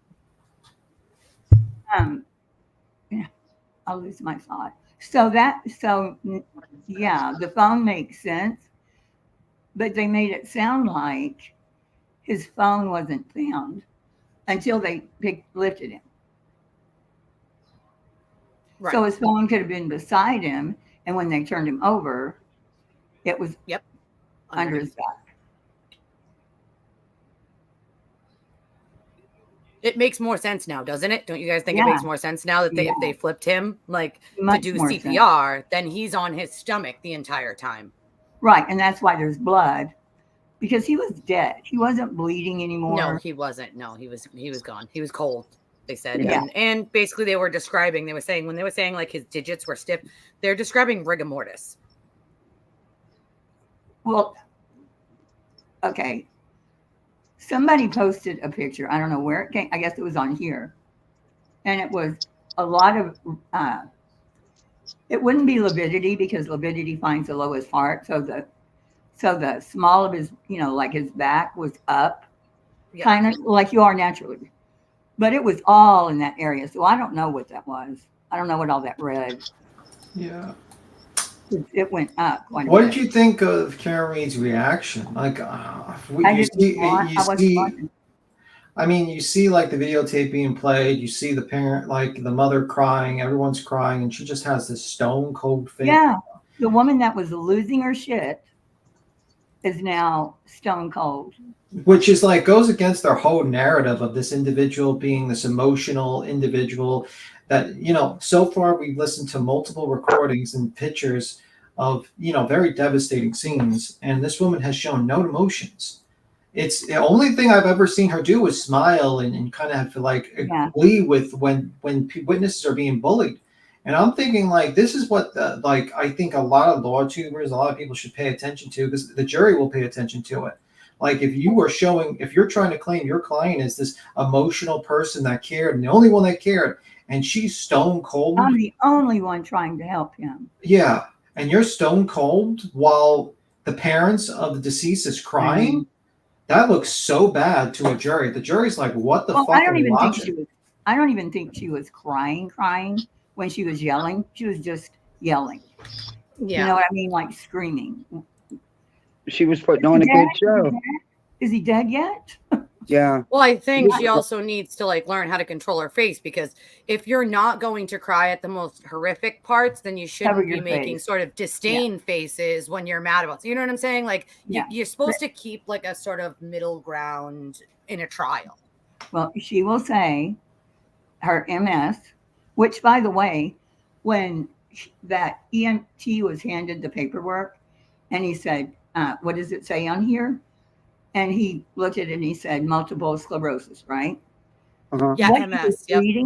What he was reading were what Karen told them. He wasn't looking at a medical report. You know, it was two officers' report. So MGI, Karen is not innocent she's presumed innocent until the end of the trial, but you're saying she's innocent, period? Everybody has a right to their opinion, and that's cool. You know, you want to, I mean, I think a lot of these people, again, haven't seen, all, you know, I've enlighten us with why. A lot of things that like haven't come out yet in the trial. And I'm not, like you said earlier, I'm not sure it changes anybody's minds who's on the whole, like, you know, been here since the beginning, Karen is innocent train, but there's a lot of things that these people have not been told and that they have been lied to about, or things have been, things have been spun. That's the word I'm looking for. Right. I watched Turtle Boy for about 3 minutes the other night, and he doesn't even play the Commonwealth examination. He says, I'm not going to play that. It's just whatever. So all they're hearing is that side. Is Jackson. Yeah, and Jackson, I mean, Turtle Boy. Turtle Boy. And honestly, Jackson is actually, you know, he's earning his money. He's creating this reasonable doubt. I think he's doing a very good job with that. I just don't know if it's enough. I mean, the easy part is really the paramedics, because the paramedics are supposed to be there and they're just like, oh, we picked up, you know, John O'Keefe. This is what we saw. But she had made multiple incriminating statements at the scene, and he had to clean that up. And now he's going to deal with the cop, and he's trying to clean that up. And now he's like trying to state that not only the paramedics were in on it, but also the police somehow grabbed the blood and wiped it on the back of the car now, or broke the taillight while they were removing it. Meanwhile, we're seeing a video, and we're not seeing any of that happening at that point during the video. And you would think that would be a key point to pick out. Oh, look, this is him when he's going into the bag and rubbing it against the taillight, or, you know, or him when he's, and it's like, you know, they're trying to create this reasonable doubt, but I just don't see. Yeah, but that blood didn't even matter. Well, there was blood on the taillight as well. But my thing is with the whole. I heard it was DNA on the taillight. There's DNA underneath the vehicle too, parts of underneath the vehicle. They haven't brought that out yet, but that's what I think he's trying to put doubt into is, oh, well, if these cups are right here, anybody could have just taken them, and that's how the blood ended up on the car. Like, but that's not in the video. The whole video shows where it went. I never heard that. Ever. What? But that's what they're trying to, that's where Jackson's trying to go with it. I never heard there was blood on the taillight. I always heard DNA.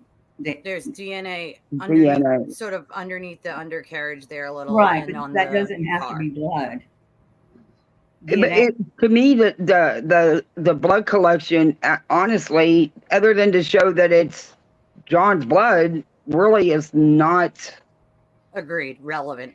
It's not No, relevant. it's not Yeah, either. it's just not. It's not going to prove her innocent or guilty. It's not going to show them anything. And I thought when he was looking at the rag and saying the dark spots, I thought he was going to try to say that that rag was used in some way. Oh, he was Yeah, it using the was. rag as a point of reference to how close the Mhm. bag was to the car. And his Right. point is that he's trying to create a reasonable doubt that this unsecured bag is near the car where certain DNA was found. And also he's trying to create reasonable doubt that maybe the guy uninstalling the thing might have broke the taillight accidentally, even further contaminating the. They have the camera on it. So I know, but Oh, he it's not- tried. He tried to get that in there, though. He tried to make it seem, wanted him to trip up and say, "Yeah, well, it came apart more when we took it out," Yeah. and he couldn't do it. apparently Karen took a piece of the taillight and did something with it, but I don't know if she left it in the driveway or what. That she moved a piece of the taillight and that she was concerned about you'll hear this when it comes to like Jen McCabe and Kerry Roberts, but she was concerned about electrical issues with the taillight being broken already. Mhm. I have to say that it's a very interesting trial so far. It's interesting to see Jackson doing kind of all the heavy lifting, to be honest with you. Well, Yannetti's kind of just sitting in the background. Where is Yannetti? Like, is he gonna I'm waiting for him to like do something like any cross? Like what's going on? Well, I think they leave Jackson to like the tough guys, the guys that they really need to trip up, and the people that they figure that's going to be the biggest one, and they leave Right. Jackson with the simple ones that are just not that important. I feel like. Right. Okay, I have a Maybe. question before anybody starts. So, Karen took a piece of the taillight because she was worried about the electrical. That's not what I heard. I heard, unless you read it in a document, what I heard was she put it somewhere to do for some reason. And I thought it would be by John's car to show that's where it was broken. No, I did not read this in a document. It's non-public information, but Oh, Okay. by the It's not- way, Okay. yeah, I have I'm reading Grant's Twitter, and if what he's saying is true, it's not good for Karen because he says before lunch break, the accused murderer Karen Reed tried to look over at every juror, and they left the courtroom. No juror looked or met Karen's eyes. This morning, the juror heard that. See, that's if that is true, and Grant is kind of like slanted. We know he's definitely I wish biased. we could see them. I hate that Yeah. we can't see the jurors. Well, I'm glad we can't see the jurors because then Turtle Boy would harass them. You'd have them all. Agreed on that. But like, if the jurors are not looking at you, that is not a good sign. That usually means like the saying goes, a laughing juror is not a hanging juror.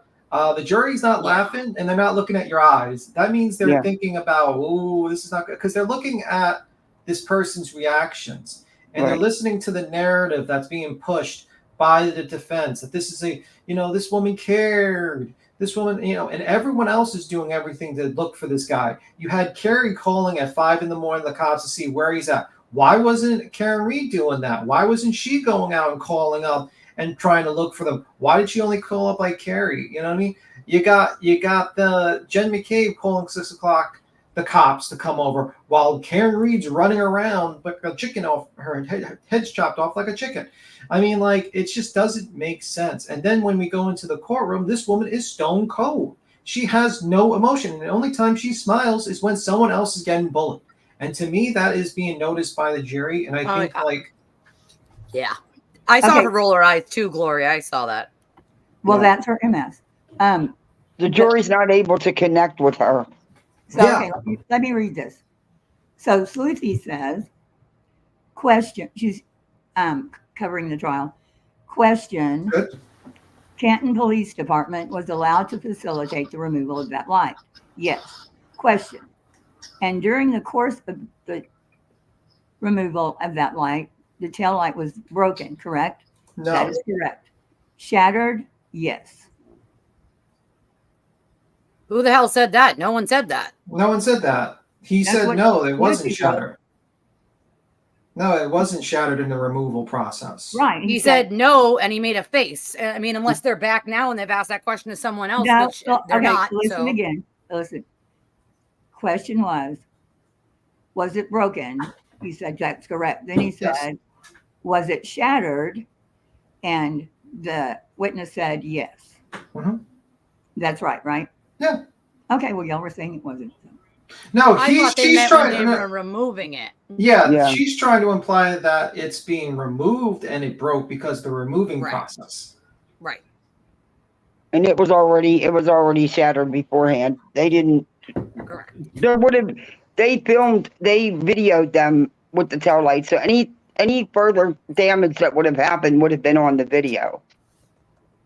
Yes. Yeah, I mean, they would have seen it in the video, and I think like the problem is I just don't see what their point. Like I think the best point that Jackson did was the bag with the blood in it. I think that kind of brings reasonable doubt into a lot of people's minds. But everything else kind of fell flat. Besides that, the interview possibly like they should have like had a written interview. Yes, it's lunch break for them, so they're gonna be gone till 2. Okay, to say it was broken during the removal is wrong. Yes, that's wrong. So that's Yeah. not what he said. Yes, not what that's he not what said, he no. said. No, he did Okay. not say that.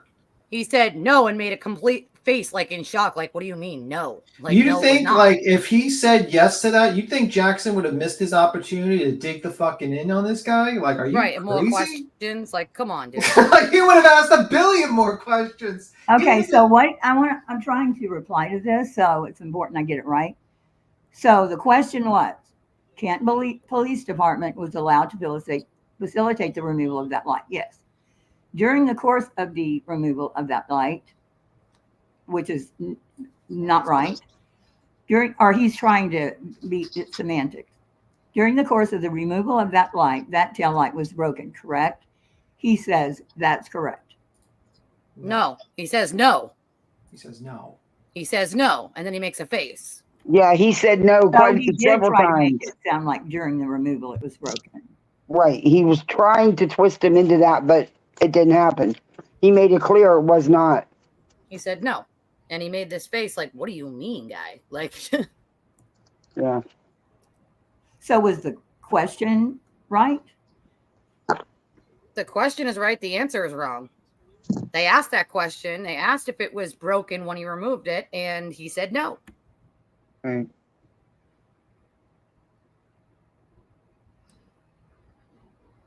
Okay.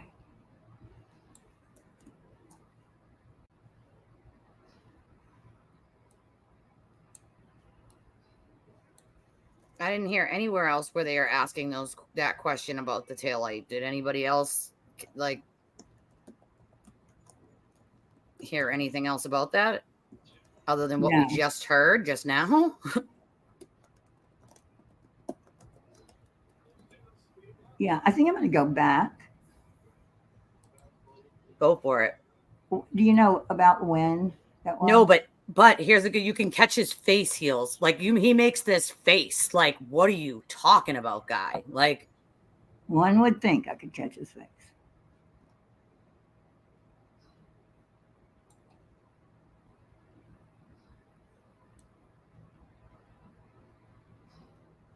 it's not this witness. It's the witness before this guy. Oh, okay. That's right. Yeah, that kind guy. of at the end when he came back. When No, I think it's Jack- before that. Oh, hey, we've got time. We'll listen. I gotta find the spot where he said no to that. But basically, when he was asked to redirect, That's what I'm doing. Yeah, he said that he removed they just unclipped it when he was doing redirect. I gotta find the part, but there's definitely no way that he said yes to like yeah he broke it. That's blatantly not what. No, he he said. didn't. Yeah, Blatantly not. he clearly said no. Because I'm pretty sure Jackson is a good lawyer, and he would have fucking jumped on that whole situation and fucking tore Yeah, that he was situation trying to up. trick him into saying Jackson would not miss that opportunity. That would be like, if he missed that opportunity, I would call that fucking, he should be disbarred from practice. Ineffective counsel. He's an idiot if he didn't pursue that line of questioning. If that guy said yes, he would have just like that woman when he made that woman change her testimony to evolve and try to push it, and he kept on bringing it up. He would have jumped into there immediately. Oh yeah, absolutely. Okay, he's asking questions. While I turned the. Those next steps after he was out of your view. I know that because he told me so. Well, that's hearsay. Move to strike, Your Honor. All right, I'll strike the end of that. Thank you. Not what he told you, what you observed. I did not observe him place it in evidence, yes. At what point did you lose sight of those solo cups? It's before this. When I got in my vehicle to leave the scene. Yeah, it might be. So once the solo cups were in you saw them go in the brown paper bag. That's correct. The evidence bag. Then you saw them go in the truck. That's correct. And at that point, you don't have any personal information about what happened to those solo cups. Personal observations. Until I removed them from temporary evidence, I have no recollection. Correct. I'm going to ask you a couple of questions about once you were inside the home. You've already indicated that you did not seek a search warrant. You did not seek consent to search the home, correct? That's correct. Did you look around the house for any sign of a struggle or a fight? No. Did you go to the basement at all? No. Had you ever been in the house before that morning at 9 a.m.? Never. Sorry? Never. Okay. Did you go to the backyard? No. Did you personally observe whether or not that house has a bulkhead door that services the basement? I have no idea. Did you photograph any portion of the house? The front of Any questions by Sergeant Lank or by you? No, not that I believe so. Not that I recall. Were you the person on February 1st who gave access to the Massachusetts State Police to the Sally Port? I was probably one of them. The Sally Port doors can only be opened by dispatch. Did you approve or authorize those doors to be opened for purposes of MSP coming in, Massachusetts State Police coming in and processing that vehicle? I don't know if I specifically did it at that point, but I certainly would, yes. You knew that the vehicle had been in that Sally Port since January 29th in the afternoon, correct? I don't believe what point I knew it was in the Sally Port, but I did know it was there for days before, yes. Okay. And if it had been there from January 29th to February 1st, that's 3 full days. That's correct. From the time that SUV arrived and was situated in the Sally Port, how many people had access to that truck, that SUV? How many people had access to the Sally Port, or is that one? Are you asking one I'm of going to them? say I would say the entire department. dozens, Yes, correct. hundreds. No, we're very small. I don't know that. So We're probably 45. 45. Oh, he does. And just about every one of those 45 people would have access to that Sally Port and that SUV had they wanted to. Had they wanted to, yes. And that 45 doesn't include Brian Higgins. It probably does, but he would have access as well. Thank you. There's a picture of the car at 8 in the morning. Those Oh, I same found it. individuals I would found have it. access to Deals. Oh, good, because I'm. Okay, so here, I can share my screen and then I can just do it. Give me a moment. Okay. Do I need to unshare mine? Yeah, you have to unshare yours. I just have to go to, I have to find it. I was looking up the timestamp myself. Here, Court TV. Here's the part. You ready? Uh-huh. Okay, I'm going to play a little bit before.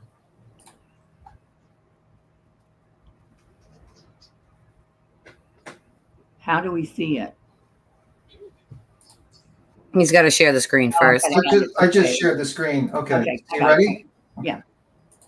So now we do have evidence that that taillight in some way, shape, form, or fashion was broken or broken more once it was inside the Sally Port in Canton PD's custody. You're going to have to rephrase that. I don't understand the broken more part. During the removal process, that Mhm. light was broken even more. No. Thank you. Thank you. So Look at that face, bro. Look at this face. That woman should probably listen to Yeah. the trial a little bit closer. I don't know.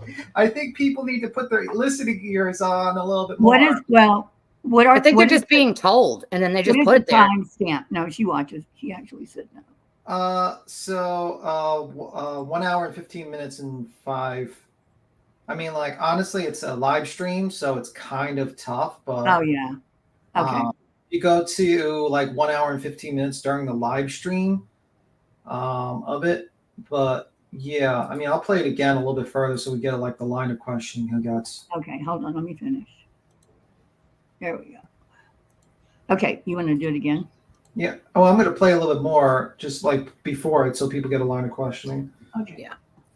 So they could take part, Canton Police Department could take part in any other part of the investigation, according to you, with the exception of investigative interviews, We can open doors, we can facilitate things, yes. remove taillights. There's nothing, no, yeah, if it's an assist, round peg, round hole, absolutely, yes. Okay, so in other words, Canton Police Department, notwithstanding the conflict of interest, was still allowed to participate in the investigation. There was no conflict. Karen Reed met. There was no conflict of interest. I said appearance of conflict of interest, so we have to be careful. I didn't believe there was a conflict. I honestly believe we could have investigated this case, Well, you but it also- wasn't the appearance of such a conflict. You also didn't believe that there was probable cause to search the house either. I know that. Mincing That words. answer will step. Mincing It's words. Stricken, and so's the question. You can tell this is a good witness because the fact is he waits for the lawyer to, like, he looks at the lawyer and waits for him to see if there's an objection. You just know he's a pro at being a witness because of that. Right, and can you pause it a minute? And the Canton police aren't off the case once Mass comes in because they will still assist. And it's very important to basically, like he's saying, the appearance. And that's a very important distinction. There is no conflict of interest. There's an appearance of conflict of interest so that a defense attorney like Jackson can't say, well, there's you should not have investigated because this conflict of interest could exist. And now he's trying to use that they did the right thing. They said there was an appearance of conflict of interest and they said, let's get off the case here. But that's a certain person, Yeah. not the entire police department. Yeah. Well, that's why it's an appearance. That's why it's called an appearance, Yeah. not an actual conflict. So I don't like Jackson is purposely mixing words and it's sad that people are not paying attention. Well, he did, and that's what counts. Yeah. Smithy is probably doing it on purpose Yeah. because I saw a lot of that on the notes in the documents. There were a lot of notes that So weren't Canton like. Police Department was in Okay, so this part here. fact, at your authority, given permission to manipulate that light in terms of pulling it out of the SUV, correct? Objection. Sustained. Canton Police Department was allowed to facilitate the removal of that light. Yes. Yes. And during the course of the removal of that light, a taillight was broken, correct? That's correct. And shattered. Yes. Parts of it that were falling under the ground. Yeah, I think that's where she's hitting it, hearing it. So I think he Yes. misunderstood the question and then he answered yes to it. So here's the part. Okay, go ahead again. Facilitate the removal of that light. Yes. And during the course of the removal of Wait, that light, what was the question? that taillight was Okay, yeah. He asked him- I'll play it again. Thanks. to facilitate the Well, removal before of that that, light. I didn't hear to facilitate before that.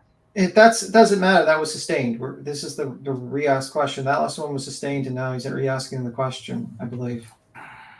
Okay, what I want to hear Sustained. is where you said he said yes, and then he said I'm no. playing that part. Oh, okay, I thought you said it was Canton sustained. Police Department was allowed to facilitate the removal of that light. Yes. And during the course of the removal of that light, a taillight was broken, correct? That's correct. And shattered. Oh, Yes. Parts of it that were falling under the see, ground. that's why I tried to I don't think look. there was So anything now falling I've on got the to go ground at read. Fuck, man. And then he was asked Yeah. about that. He was re-asked, and he said no because I believe he misunderstood the question. When was he re-asked? So now we do have evidence that This part. that taillight, in some way, shape, form, or fashion, was broken or broken more once it was inside the Sallyport in Canton PD's custody. You're gonna have to rephrase that. I don't understand the broken more part. During the See? removal process, that Mhm. light was broken even more. No.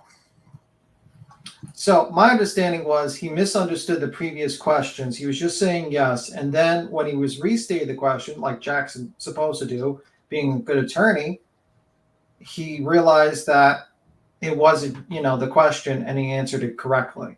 Right. So there's two conflicting testimonies there. So I think Jackson kind of screwed himself over, because Jackson kind of should have just left it there, but because he asked a clarifying question, he screwed himself over, allowing him to retract that statement. It gave him to clarify it. Yeah, and what he thought he was saying was that the light was already shattered and broken when they were removing it. Yeah. Not that they did it, that it was already done. Yes. And I think that was the question he heard in his head, and he wasn't aware. And then he clarified it with a clarifying question. Right. So that's the one she should have posted. Well, the problem is also he's asking two questions at once. So like I've seen him do that a couple of times. You're asking two questions at once, basically, and someone's trying to answer the first part of the question, and he cuts him off before the second part even gets answered and asks another one. So, well, when you said during the removal, of course it was broken. Well, maybe not.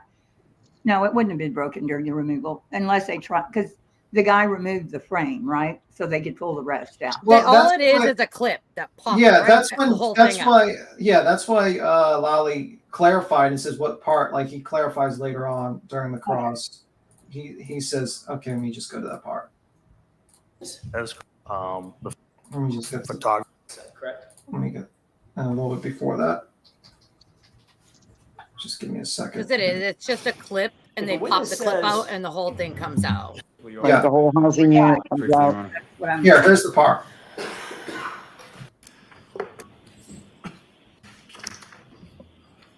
Now, Lieutenant, if I could ask you, a phrase that was posed to you a couple times during cross-examination as far as refusal of your department, how would you define that term in this specific sense?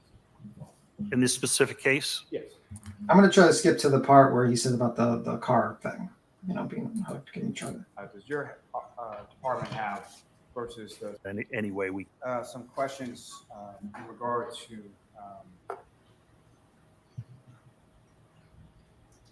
well, you indicated that in regard to the drinking glass that you located in the area where Mr. O'Keefe before. And the initial statements to the crime lab, all the sands. And as far as your review of that video or your observations that day, there was nothing about the taillight that was broken during that removal process, correct? Correct. Now, as far as cross-contamination, you were asked about, you indicated. Let me just see. I believe you can see. Just removed the clip from the back, removing the taillight, correct? That's correct. And is it your understanding, essentially, he just removed the clip from the back of the taillight in order to take it out of the vehicle? I believe you can see our video just pops into the criminalist's hands. Did they see Proctor? As far as your review of that video, No, they didn't see Proctor. or your observations that day, there was nothing about the taillight that was broken during that removal process, correct? Correct. So crime sleuth then should correct, like not crime sleuth, I keep on sleuthing goosing or sleuthing goosing should correct her statement because it's been clarified, I think, multiple times. I think 2 times, one on cross, and then it was clarified in redirect. Right. So she's wrong.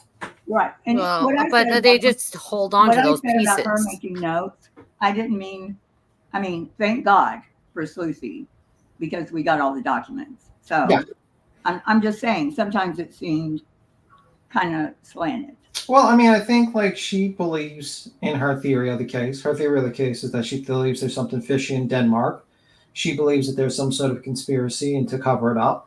And we don't. And we always stick to the parts that best suit our arguments a lot of times. And that happens a lot. What were you going to say, Twisted? I forget that she's double streamed. Twisted. What? Sorry. What? What were you going to say? I'm sorry. Oh no, that's okay. No, it's all right. No, I was just gonna say they hold on to these. I respect everybody's opinion on this case, and you can have a different opinion than me, and we could still be friends. That's possible. This case is sort of like made people think that you just can't be friends with someone if they don't have the same opinion.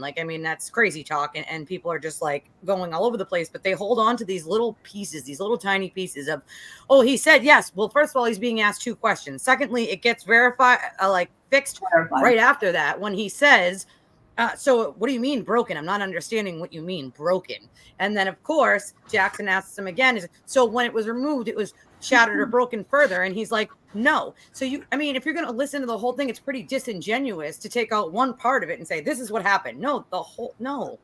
Yeah, basically it happens a lot in cross and testimony when a witness doesn't understand the question. And a lot of times, like, the witness just, doesn't pay attention to the entire question, and it happens. So he corrected himself, and then when redirect, he corrected as well. So the taillight wasn't broken, according to this gentleman's, this officer's testimony. Further, there goes that. Yeah, it was an easy removal, and we even see the video that nothing was shattered. Now, ergo, the video is not that great. It's blood. It looks terrible, the video, but we don't see anyone trying to pick up blood and toss it into the car. We don't see the thing broken even further. We have testimony. We don't see anybody putting it in their backpack. We don't see. I don't think Proctor was around. I don't even think Proctor was around. It's looking very clear to me that yes, there was key elements. Like, obviously, I would love for the police not to put, their evidence in fucking Stop and Shop bags. That would be fantastic.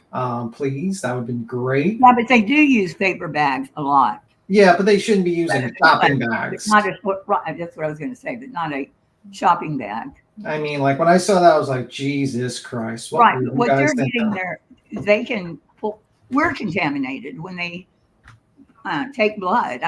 His body is contaminated. No, I think I know what he's trying to say. He's trying to basically create a narrative that the blood jumped from the cups onto the car. Because he can't explain it otherwise. He can't explain it. It's the only way he can explain it is someone put it there. That's it. Because other than that, it's pretty damning. You can't really state,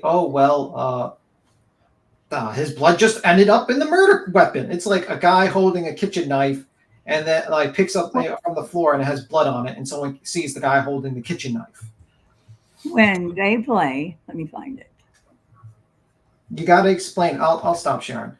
You gotta explain how that blood ended up in the back. And Jackson is laying the foundations for when the DNA evidence expert comes up, that he can create this explanation for it. And it's a very smart move by him. It is very smart. And who knows, it might work. We will see. But it's a very smart move. It's a lot smarter than a lot of his other plays. Him attacking the EMT worker, I felt like it was kind of stupid, to be honest with you. The whole that to me is like a dead end. But the whole idea of, could the blood be moved onto the car from the unopened bag? That's not. Okay. I want to listen to this. Second. See if this works. No? Okay. 1 second. Here we go. Let's listen. With the same house things.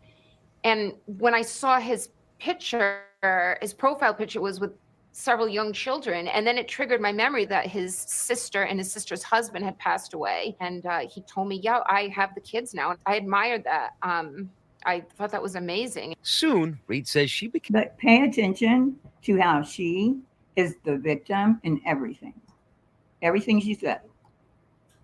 Became part of the family, often sleeping over at O'Keefe's house and helping take care of the Imagine someone holding the picture up to you so you can kiss it. kid. He would go to work and I would stay with his niece and nephew. All of the breaks that the kids had, we did something. But their relationship also had its struggles. Reeve says O'Keefe had been relying more on her to take care of the kids, and that he criticized some of the decisions she made with them. We had an argument on New Year's Eve. We were away on vacation, and he became incoherently drunk. And I ended up ringing in the new year with his niece and nephew. John didn't come back to our room till after 3 a.m. So that was rough. I felt very much taken advantage of. He apologized profusely for what happened on New Year's Eve, and he said, They didn't have time to get a blanket because the EMS showed up pretty quick. can't get over it, then you need to spend some time at yours. I can't keep apologizing. I don't want to keep rehashing this. A few weeks later, they were invited to meet up with some friends at the Waterfall Bar in Canton. And there, they ran into Brian Albert, a fellow Boston police officer who And look how they Reed make says him appear like never smiling, always, watch. O'Keefe looked up to. Albert had led the city's gang unit before commanding the Fugitive Apprehension Team. It was the elite squad responsible for taking down some of the city's most dangerous criminals and featured in the 2013 TNT show, Boston's Finest. 1 minute we're walking around, everything's fine, and then 1 minute it's not fine. Both times I met Brian Albert, he seemed like the type of person that you'd be surprised he's out socially because he doesn't seem like he ever wants to be there. But at the bar, Reed says there was an invitation to continue hanging out at Albert's home. I said, can we make sure we're welcome here? Nobody extended the invite to me. I didn't hear the invite extended to you. They drive to the Albert's house. What happens next is disputed. So I pull at the foot of the driveway. It's snowing. John has no coat on. It's windy. So I drop him off. He goes up the driveway and approaches the side door. And as I see him approach the door, I look down at my phone. Reed says after about 10 minutes of waiting in her car, she became irritated that O'Keefe still hadn't gotten in touch. So she is even saying she waited 10 minutes, right? Yeah. But yet So- she's home already. She's already Right. home. She has this magical teleporting machine. What Right, did- and if it was cold, why didn't you pull in the driveway? They Yeah. had made room. Because like if she's waiting 10 minutes at the driveway, right? Like she That's what claims. she Like said. what did Jackson say what time she supposedly got home based upon Well, her voicemail? 12:41, I think. Then if they arrived at like 12:30, how the hell does she like suddenly show up to her house 2 minutes later? Yeah. Yeah. That makes Yeah, no the sense. whole thing was he didn't have his jacket. The jacket always bugged me.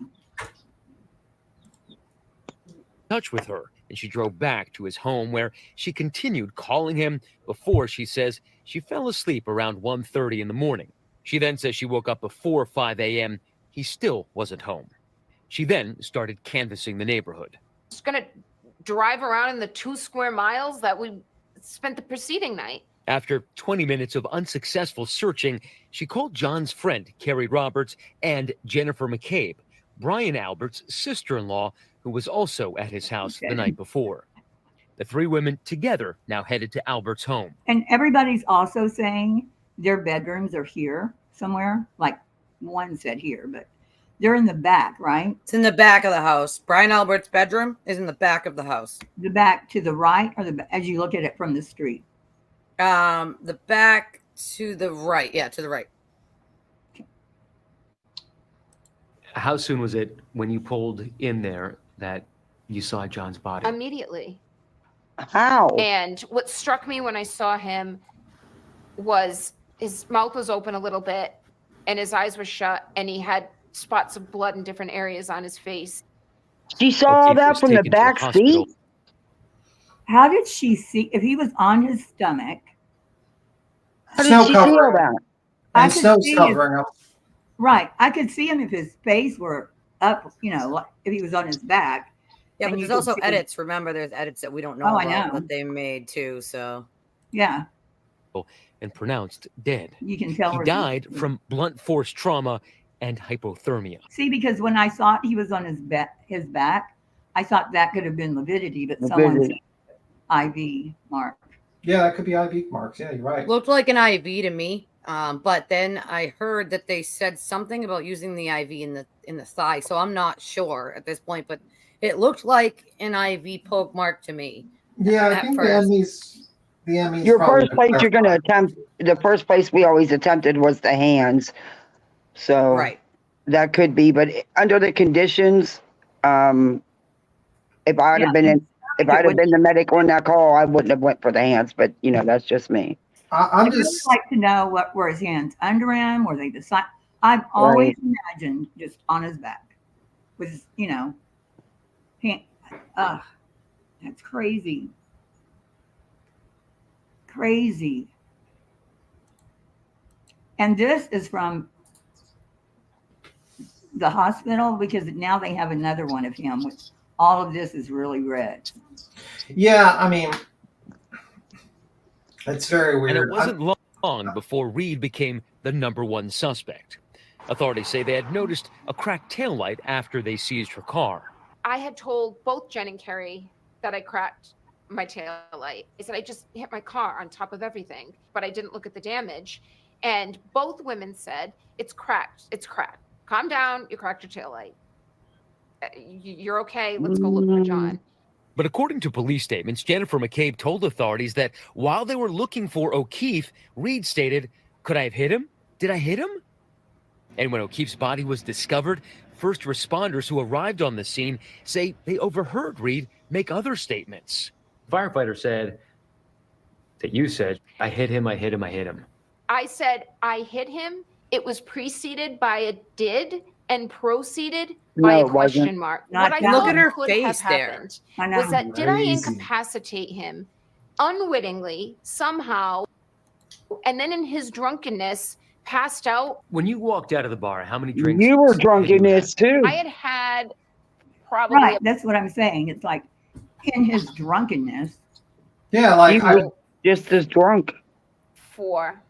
The Commonwealth says that you had 9 drinks that night. That's what the prosecution says. I don't believe they're saying I wasn't in my right mind. Well, they were saying you were intoxicated. Is it possible that you might have hit him unwittingly in your admittedly very large SUV? No, not possible. 3 days after O'Keefe was found dead, Oh. investigators arrested Reed for manslaughter. She was eventually indicted. Even saying, did I hit him, is not any better than saying, did I hit him? I mean, it's yeah, like, like who would think like immediately, hit him. like if you thought that that person walked into the house Yeah. and you saw him walk into that house and you're Right. claiming that he like her first story is, it doesn't make sense even with this Nightline interview. Her first story is, oh, I saw him at the door and I looked down my phone. Then why the hell do you think you accidentally hit him if you saw him at the door? Right. There would be no reason. There would be And- no reason for you to think that Yeah. or even to remotely think that. But no one thinks logically. No one says And that no doesn't one- make sense. If it don't make sense, Everyone- it's not true. Right. And everyone that saw the SUV saw it parked. Even, what's his name? Brian Nagel saw her pull up. Yeah, it doesn't That make area. it Yeah. doesn't make sense. She basically said at the scene, "Oh well, did I? Well, let's use her words. Well, Did I when- hit him? Did I When hit she him?" talked to Jen, very first thing she said was, I don't even remember going to your sister-in-law's house or your sister's house. Yeah. She only remembered leaving she barely remembered leaving the bar. Right. All right, I'm gonna have to replace Lolly as the prosecutor. I gotta fix this situation, guys. I'll be back. I'm going to Boston. I gotta fix the situation. Alrighty. I'm joking. Lolly, we gotta talk. You gotta show Right, some for little real. more passion a little bit about this. You know. Well, he's she- very monotone, right? Like I think he Yes, needs to God. fix that like monotony sort of like his voice doesn't go up or down. It's just like flat. And it's like you Right. gotta fix that, bro. Come on. Or let the other ADA take over a little. Come on, man. Yeah. I mean, like I keep thinking he'll have the evidence. So we he's gotta. not worried about it. He's just going to. But you know what the You key gotta to incite the jury a little bit. Yeah, the key thing, the most important thing is storytelling. And if you can't tell a good story, people won't listen. And Jackson is a good storyteller. And he's telling this tale of framing and jealousy and all this stuff.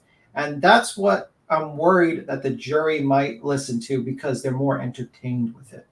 And Yeah. that's a sad Yeah. But situation. see, I look for facts, and Jackson never impressed me. I always think he's lying. Like he. I think just- that's actually going to be a little bit of a problem for him because a couple of the witnesses have already sort of redirected him and being like, wait, that's not what I said. That is not what I said at all. Yeah. So like there's been 2 that I've watched and I've missed, a couple. I have to go back every night and watch it. But that have literally called him on sort of and this guy even called it as spin. He said, no, you're spinning. And so I think that might be a little bit of a problem for the jury if they're watching this and they're going, wait a second, that's not what he just said. And then the witness then reiterates, that's not what I said. Then Right. like how can you believe him if he's going to continuously do that with each witness and the witnesses Right. call him out on it?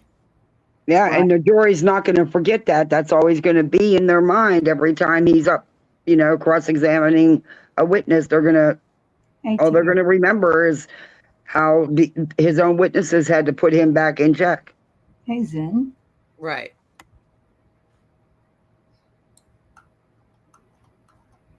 Trying to catch up. But I think honestly, the problem I have with Jackson's story is it's so jumbled. It doesn't quite make sense. It's like No, because he has nothing that would make sense. yeah, I mean, let's say we listen to Jackson's narrative so far, that basically the female EMT has enough power to tell all the other EMTs to just repeat what she said, and that she did this because she's such good friends with the Alberts, and that all the cops are covering up for the Alberts. And not only that, they are trying to frame Karen Reed by, putting the cops.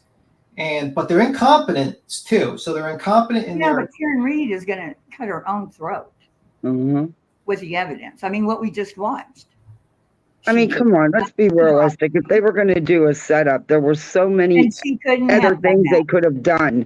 No, because Nagel said he didn't see anyone get out of the car, and she was parked up there by the trees with the Right. console. And that goes against her own story because she stated. Right, that's what I just said. Yeah, I mean, she stated that he went to the door, and if if they both arrived at the same time and he didn't see them go to the door and anyone leave the house, the car, then that goes against her, not the other way around. Right. No, her Here's the was thing. saying she didn't have Where a jacket. That's why she's going to say Nagel maybe didn't see him because he was running. All right. Well, you guys remember how they said she pulled up, right? Nagel pulled up behind her, so she moved up, right? Yeah. From where her car was sitting, she would not have been able to see John go to the door from where she was parked. So again, just like B. Tim just said, that does not jive with her own story. She would not have been able to see him go to that door if she was that far up. No, but she didn't say she said I parked by the mailbox. At the mailbox, she could see the side door. But then the story But was then she moved pulled up. up. Yeah. Well, she didn't say she pulled up on this Nightline interview. Yeah, well, that Not was on her this. later. That was her Yeah, later okay, change of later. story. Yeah. Right. Because if she had said, so I was leaving and stopped for a minute to look at my phone, that would have helped her a little, because she could have stopped there to look at her phone. But she said, I took him because it was cold and he didn't have a jacket. I took him, or I parked by the mailbox, which is. But doesn't jive with her own story previously, to where she said Nagel pulled up and she pulled up Yep. to let Nagel park behind her. Yeah. Right. There's no way this girl's going to there's no way her lawyers are going to allow her to take the stand. There's just no way. Absolutely and not. Absolutely not. And that's what I really wanted to see, man. I really Your wanted lawyer to cannot keep you from taking the stand. No one can. They'll tell her not to, but they can't make her not. You think her ego is that bad that she will? Absolutely. Did you see when they were asking about her medical history, how she jumped up with a piece of paper and Alan made her sit, Oh yeah, down? she was ready to she was staring Jackson down, or maybe Yannetti, because he wasn't looking at her, and she grabbed the paper and was giving this Yeah, she was gonna give, you don't do heated that. look. Yeah, I mean, I think Jackson's and David Yannetti has his hands full trying to control Karen Reed, because I feel like she's definitely a handful for a client. I have to say. It's funny when they're walking down the street, which I don't know why they can't just drop them off in front, but when they're walking, They she's used to. way behind them. It was the court actually that stopped them from doing that. They said they were going to ticket them, and that stopped in the middle of the summertime, because that's what they were doing, is pulling right up to the door and getting out. And then the court got all pissy and was like, "No, you need to go park somewhere and walk in, or we're going to start having the cops ticket you." Right, but they're not allowed there now. So now they could do it without all the commotion. But I think they want that. Well, no, there's look. nowhere to park. It's just a regular street. So that, I mean, Right, you're right. you They don't can have to ticket park. you. Does he not have a driver? Is They Jack- do, but they weren't letting the driver stop there. They were telling the driver, "No, you can't," because you'd be blocking the whole road. to let them out? Yeah, that's what they were complaining about. That the driver was pulling up to let them out, and because it was sort of blocking the road of the people behind them, because there's no like where to pull off. You're blocking. It's very narrow right there. You're blocking like three quarters of that lane. I have With to all say, the like media and stuff, they didn't want Yeah, it. It was and too dangerous. And I think the most damaging thing on that whole situation and questioning, because the jurors are very much looking at the person. I'm about to say deponent. Sorry, the accused, the defendant, and they see the family bawling and crying during that audio, and they see her. They pan down from her crying. Absolutely not. There's background noise in the background. I know. I'm sorry. trying to figure out where it is. Oh, okay. They pan down from like the mother crying to Karen Reed's cold face, stone cold face, and I think that is so damning for a situation where this woman claims to be this emotional person, and like I know if I was personally listening to an audio recording of like the last time I heard like my stepfather alive, I'd get a little emotional. If like this woman had a relationship with this man for 2 years, she said she cared. She basically was taking care of those kids that she like left in a half hour and never saw them ever again. And she is cold as ice. And that is the affect is what the jury is looking at. And she has shown no emotions. No, not that are sad. Look, here's them leaving court. Wait. I got it. And the only time she smiles is when someone is getting like reamed and attacked, and that viciousness is being shown, and the jury's going to see that, and the jury's not. Oh yeah, the jury watches very carefully the demeanor of the defendant. They always do, and that's why your attorneys tell you to like don't make faces, don't cry. They don't even want you to cry, realistically.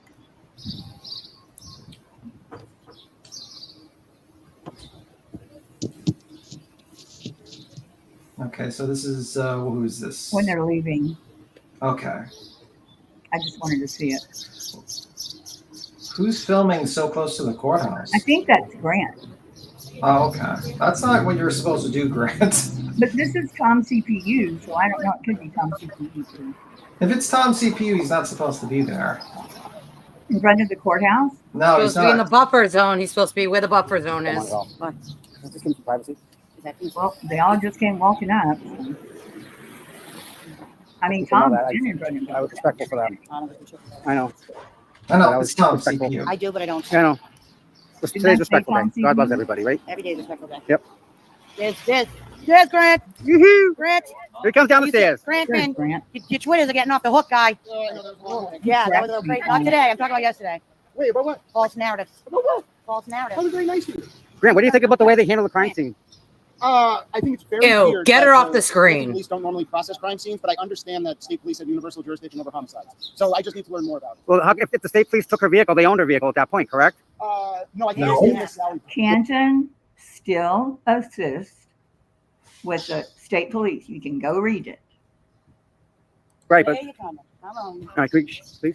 Yeah, I saw Yannetti pat Turtle Boy's ass before going into the courthouse. That was weird. I've never seen that before. I think it was day 4 that Karen was walking down the street with her mother holding her arm, like. And they're just. Go get some lunch. There he is, my man. Here comes Paul coming down. I like that, Paul. Oh, you Far. look so handsome. My favorite flower. You look so handsome. Okay, we'll watch this. All right, Day, what, 2 or 3 to you? here come guys. Now the media's everywhere. Oh, shit. We should have held off me the last act. How'd that play out? Not good. That redhead right there, It was just. Dude. Yeah. that's the one that was with I'm Chrissy that declared tried to happy start a about it. problem with It's us all at the testimony. bathroom in Everything the was just- courthouse. About everything. Did anything even happen today? It was like break after break after break. Cyber. Cool. All right, guys, I'm going to do my best to get her in frame. Here they come. Poor Tom, he's going to have such a heartbreak. Fred, how are you today? How was your weekend? Did you have a good weekend? Oh, All right, jeez, I'll talk to you later. Terrible questions. Oh, look at her.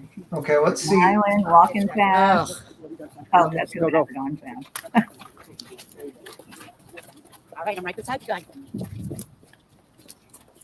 Yannetti, just like Jackson, just like immediately like stopping her from saying hello to the guy and just like fucking. Yeah, can All we right, like all right. mute these people's voices? Oh God. Yeah, this is Tom. Yeah, and all I can hear is him and Chrissy's voice, and it goes right through me. Yeah. This guy. I wish Betty and JLR were there. I wonder if like Jackson pays for everyone's lunch. That's what I'm wondering. Yes, I saw that they do. Oh, geez, at least it's a full time Enjoy lunch. service. Yeah. We'll be here when you get back. I don't think she likes. All right, stay safe, guys. She doesn't. I don't think she likes that. I think she doesn't like you. Good job in there. Nice. I'm sorry, She but it's just tolerates weird. them. Yeah, it's weird the way these people treat her. Like, Like, ugh. look, I mean, All right, I'm heading out. what are All right, we my dear. wearing Listen, right how now? before you We're go. wearing Yeah, a you're the best. freaking I won't be here pink. tomorrow. I'll be here Wednesday morning. Now. Like, Tomorrow I got a doctor's appointment. on I gotta your go. head. I gotta do that thing. What's That happening? Yeah, that I know. work, Yeah. WORK, Yeah. it's awful. But we'll be here for you. Karen And then could care it's less about Look at any of this. these people. Yeah. After this trial's over, she's gonna fucking distance herself because she's gonna say to herself, "I don't want to be arrested like Turtle Boy for witness Who is that? intimidation." Who's that woman?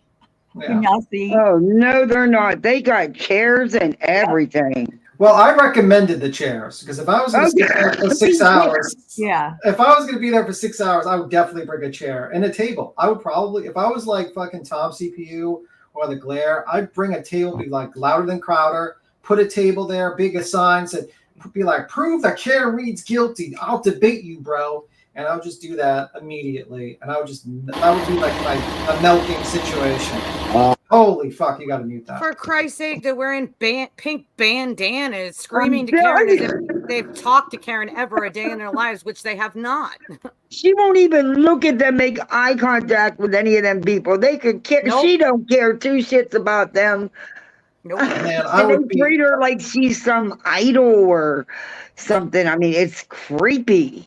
Okay, I'm gonna need y'all to be quiet for a minute. Okay, we're gonna hear the car. Because- repeater. The expert is coming on. Okay. Question of, I'll believe it when. He is truly the greatest actor of this trial. He was I didn't stunning mean to to laugh me. like that, but oh, What? I'm a I said I fucking didn't mean child. to laugh like that, but that was a good one. Me either, I don't know but if you I had no noticed. choice. The way he talks is like, okay, now I'm gonna tell you what happened and what we're gonna think from, for this. Jesus As Christ. he reads his chat. Oh, But my I'm a God. fucking child. Yes. I'm petty as fuck.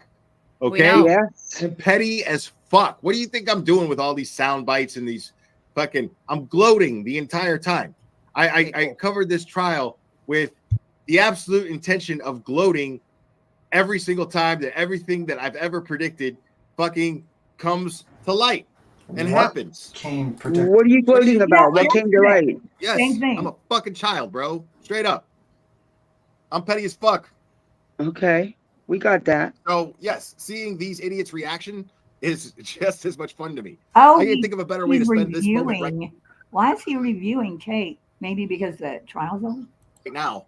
After Well, seeing what we Kate's saw on in a panel with him this morning. Yeah, with Kevin, wasn't it? Yeah. Yeah, Kevin was supposed to be with me, but Kevin. he's cheating on me. and while Yeah. I'm waiting for my Chinese food, I can't even. Ew, he's eating I'd Chinese. rather have Kate too, by the way. Do what? That's so unhealthy, man. Eating No, I mean, Chinese. when I said that, if I were him, I would rather have Kate than me. Oh But- no. Oh my God, she's so smart. And so are you. Well, but she knows so much, like Twisted. Yeah. They Yeah, know. she. you. I know. I I like Kate. appreciate Kate's good.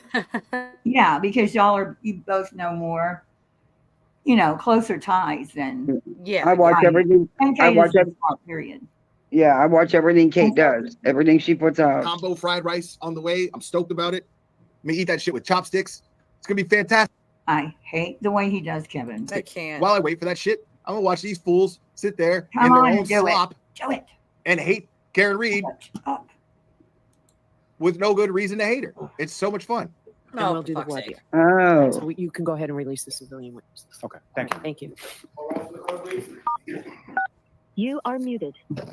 So he is watching the trial through Kevin's channel.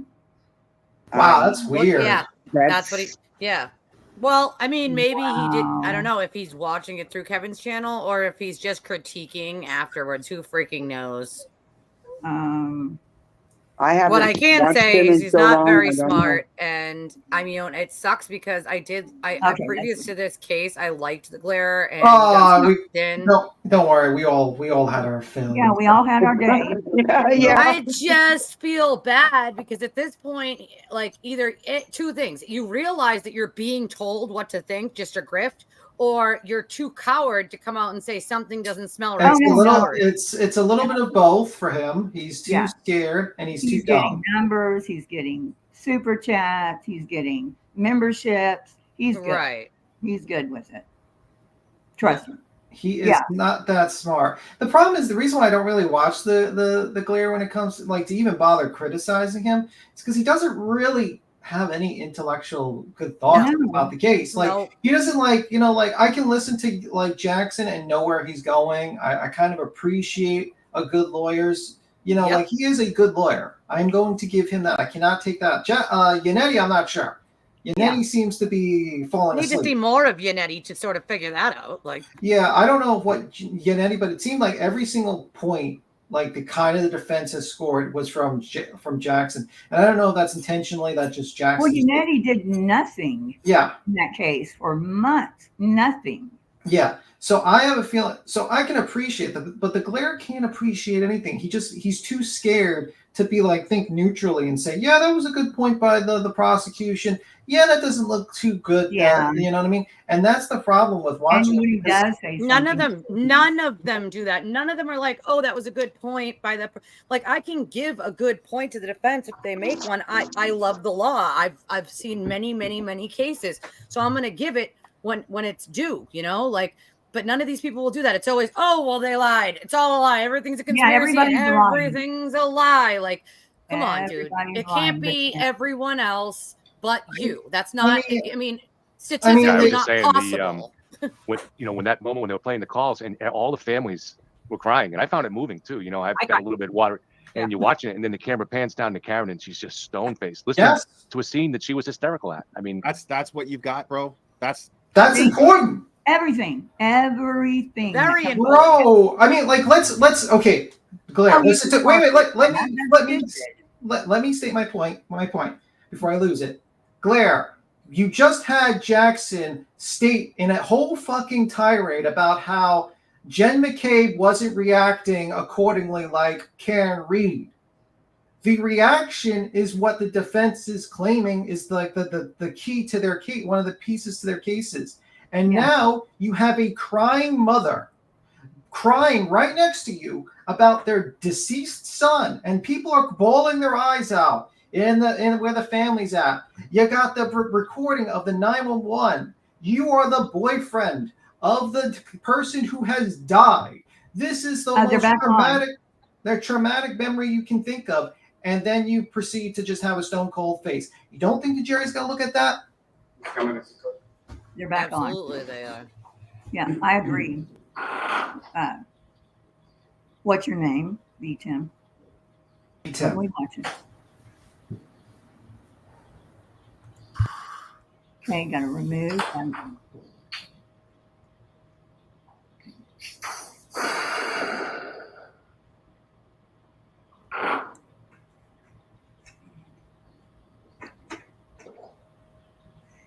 It doesn't look like a snowplow has been, because even the big bank. It looks lightly treated. You can see the lines in the thing. So it's been lightly treated, but not like hard treated. And some of that is snowdrift, right? That's some of the banks. Yeah, on the sides you can see it's been lightly treated. Like, so that usually, and I used to plow, so I know this.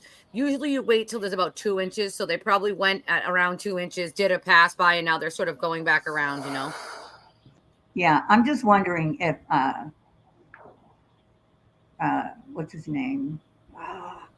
the plow guy. I'm wondering. Lucky if- Loughran. Yeah, I'm wondering if he actually, see, they're all parked across the left, right up by the curb. Yeah. And I There's got Karen. argued with and ignored and, no, they're across the street. No, they're not. No, they're not. they're They're right not. there. They're up Yeah, against you the can house. even look on Google Go Maps. ahead. Yes. See.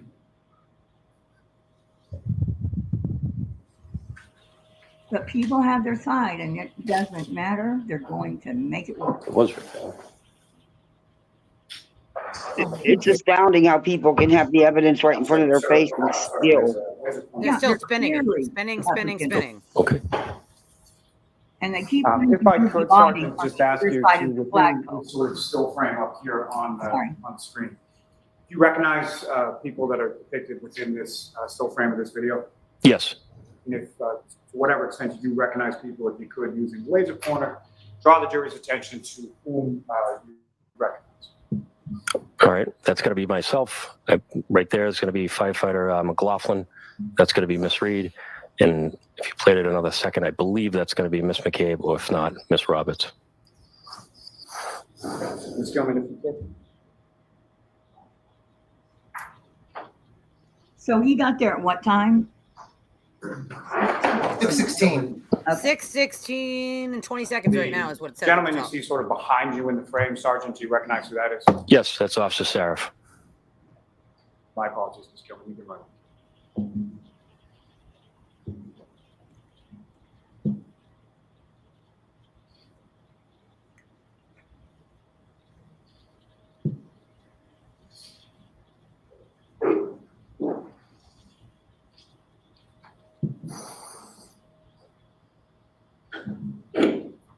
You can take that down. Thank you very much.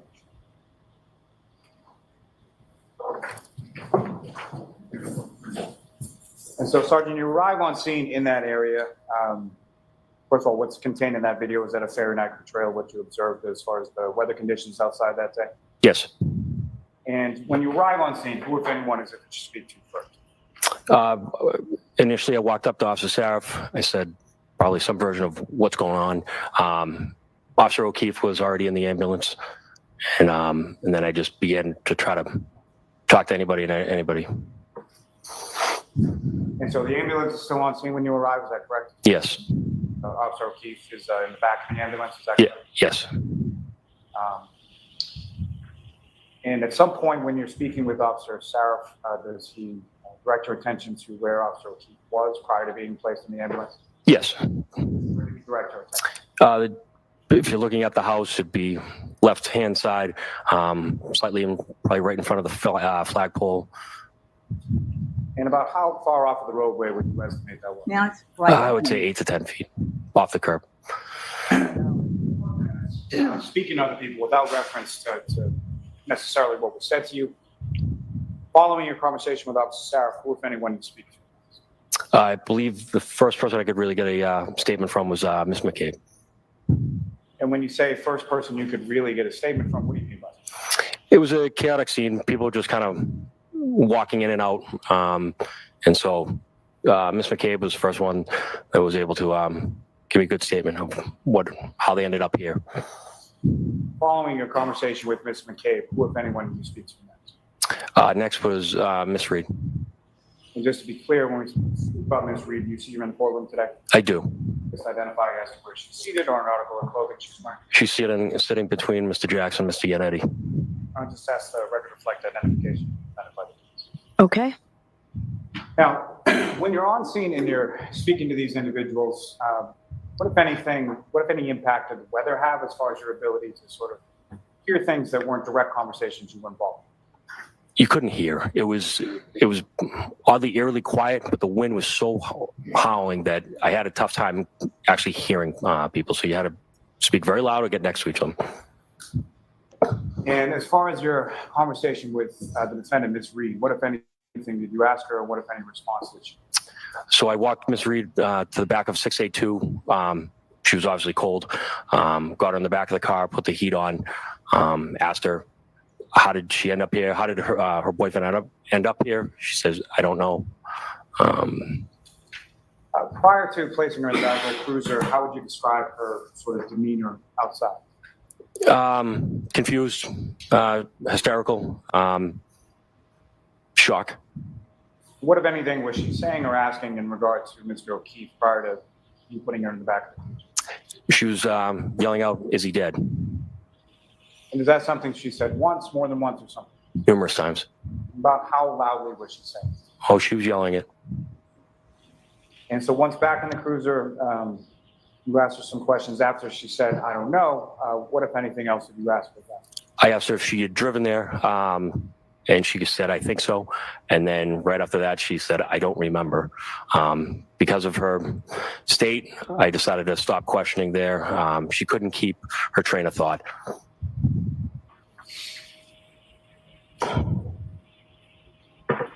Now, you had notified Detective Sergeant Lank and Lieutenant Gallagher prior to your going to the scene, is that correct? Yes.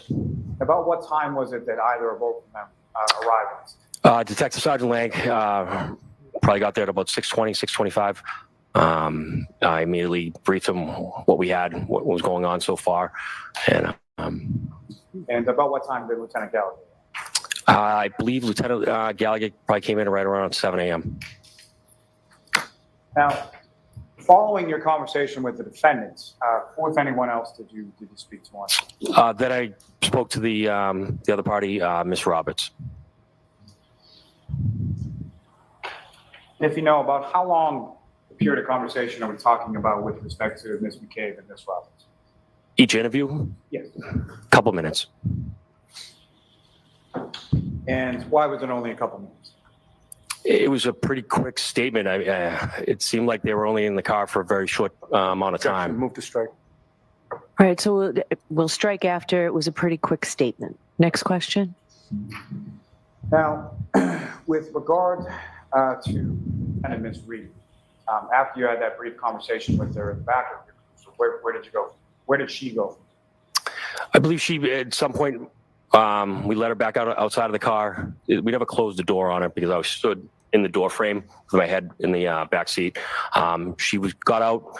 She kind of just did her own thing, paced up and back between talking to either Miss Roberts or Miss McCabe, yelling out.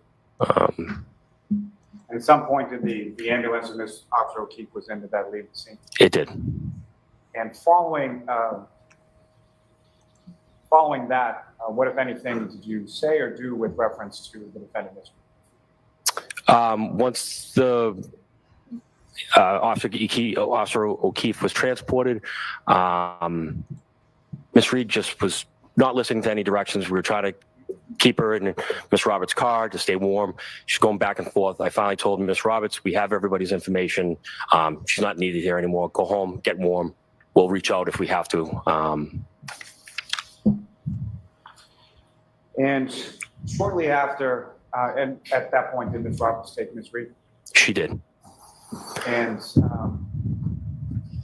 what, if anything, happened next on scene with regard to Miss Reed? It was moments later. I got a radio transmission from our officer at the working dispatch that Mr. Reed, her father, was on the phone with Miss Reed, and she was making suicidal threats to take her own life. And based on that information that you received, what, if anything, did you do in regard to? Well, once our Officer Devo, who didn't even know that we had Miss Reed at the scene, she radioed to us to confirm that did we have a Karen party on scene. I said we did. She explained that her father was frantic on the phone, and Miss Reed was stating that she wanted to end her life, and he, in quotes, said he wanted her to be in protective custody. So at that time, I knew that we'd be able to get a hold of her because I had all the information. I believe I just called Miss Roberts' phone, told her to bring her back to the scene. And about how long was it after you spoke to Miss Roberts that they returned? They couldn't have gotten very far, especially in the road conditions.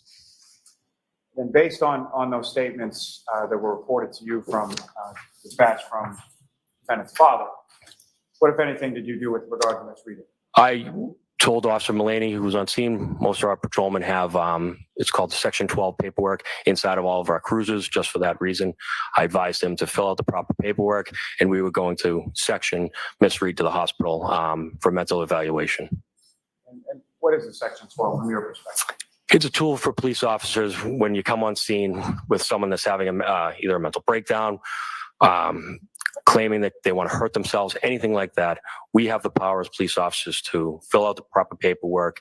We're not medical professionals. Let a doctor determine if she does need medical help. And if she doesn't want to go, or him, that paperwork allows us to actually physically put her on a stretcher and send her to the hospital. Once she gets to the hospital, it's up to the doctors there to do their due diligence. And if they deem that she's not mentally unstable, then she's released. But at least it's off of us.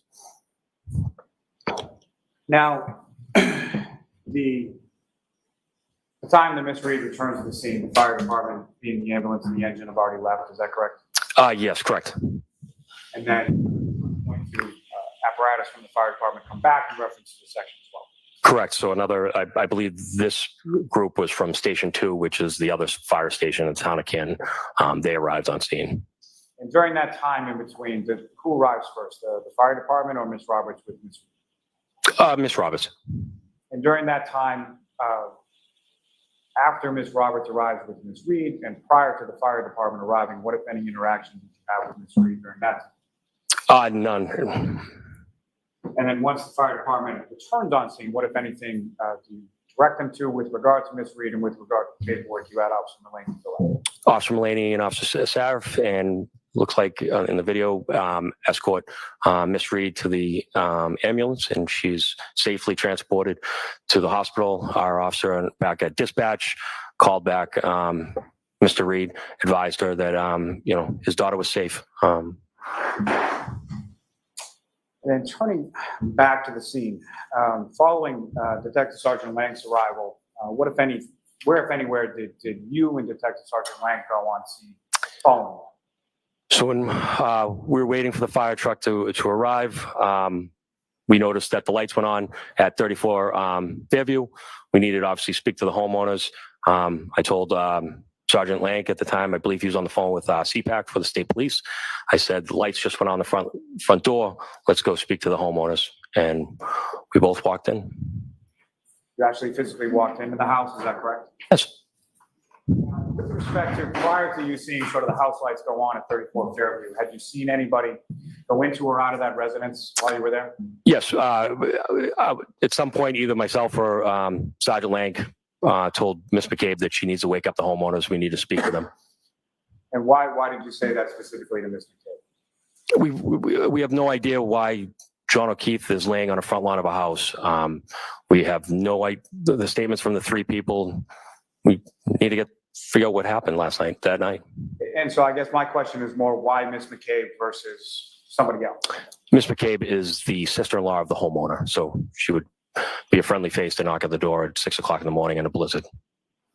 Now, beyond anybody at 34 Fairview Road, again, before you observe those lights go on in residence, from the other houses sort of on the street up and down, who, if anyone, did you observe come out of any of those houses? Nobody. And was that something that about the time that you were on scene? Correct. So how long were you on scene for in total? Looking at the log, we were there for almost exactly 2 hours. And so during those 2 hours, no one from any of the houses on the street came outside? No, I mean, every emergency truck that showed up at 6 o'clock in the morning during a blizzard, there's no other cars on the road. So you're not coming down with sirens blaring, waking up an entire street, a neighborhood. There's no need for it. So it was just lights and flashing. And to be honest with you, you couldn't see very far. So you and Detective Sergeant Lang go into the home at 34 Fairview, and who, if anyone, did you speak to him? Mr. Albert, Mrs. Albert, Brian, and Nicole. And who, if anyone else, was present in the home when you spoke with them? When I was in there, I know Jen was in there, but we didn't speak to her because we already spoke to her. But we just spoke to Brian and Nicole right in the front. Now, you heard over the course of the 911 call from Ms. McCabe that she references The 34 Fairview is the Albert residence, correct? Yes. And did you know Brian Albert, or were you aware of who he was prior to going to the house that day? I know of Brian Albert, yes. And how did you know? He's a brother of a coworker that I've worked with for 18 years. And coworker that you worked with for 18 years, who's that? Detective Albert. What's his first name? Kevin. And had you ever been to that house before? No. You ever been inside that house before? No. And when you go inside that day, it's Brian Albert, Nicole Albert, and Ms. McCabe, is that correct? Yes. And during the time that you were in there, do you recall seeing, or who, if anyone else, do you recall seeing in there besides those three people, yourself and Detective Sergeant? Nobody. Detective Lang took the lead on speaking to Brian and Nicole Albert, and I kind of just moseyed in the front of the house, looked in the dining room, and listened to what they said, what happened. They seemed like they were generally in shock that there was a objection. Sustain. Next question, please. What, if anything, did you observe about their demeanor when you spoke? They looked like they just got woken up at 6 o'clock in the morning. And as far as you indicating that you're sort of looking or poking around the front area near the front door, correct? Yes. And what, if anything, of note did you observe inside the house when you did? Nothing. Everything to be in order. It seemed like a normal house. And following, if you know, about how long was that conversation in the house? I would say 20, 25 minutes. And following that conversation, where did you and Detective Sergeant Lang go? At that time, we both left the residence, came outside, and at that time, Lieutenant Gallagher was arriving. We had like a little bit of a powwow, figured out what was going on, and I believe that's when we saw Jen McCabe's husband show up and walked in. And again, you didn't know Jennifer McCabe prior to that day, correct? No. Did you know her husband prior to that day? So after you saw her husband, who you now know to be your husband, walk in, what, if anything, did you and Detective Sergeant Lang? Sergeant Lang ran back inside to get a statement from Mr. McCabe as well. Did you go with him as well? I did not. And after you have sort of the conversation between yourself, Detective Sergeant Lang, and Lieutenant Gallagher, what, if anything, did the three of you do from there? Lieutenant Gallagher immediately said we need to seal off the area of where Officer Keith was located. We grabbed some crime scene tape, put around. He wanted to photograph the area as well. And who, if anyone, grabbed the crime scene tape? Myself. And what, if anything, did you do? I wrapped it around probably the flagpole, tree, and cruiser. It was hard to keep up just because the wind was blowing at such a good rate.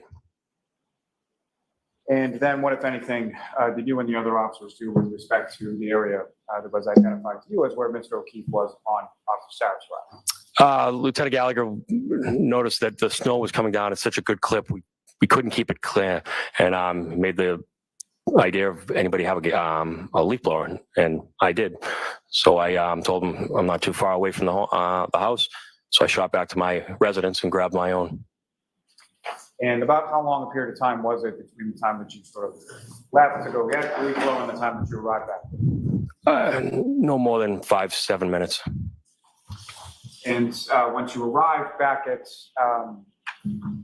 back in the area of 34 Fairview Road, what, if anything, happened there? I started it up for Lieutenant Gallagher. He took it over, and it worked great. Now, with respect to that sort of implementation of the leaf blower, what, if anything, did you or other officers do to sort of memorialize? So as Lieutenant Gallagher was using the piece of equipment, I used my iPhone, videotaped it, and took 2 still photos. Madam, may I approach? Yes. I actually don't need to.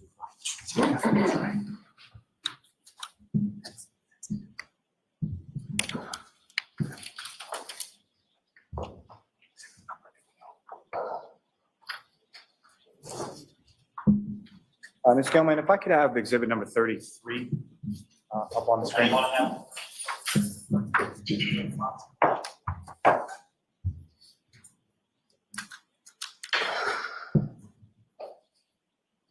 Just the first one.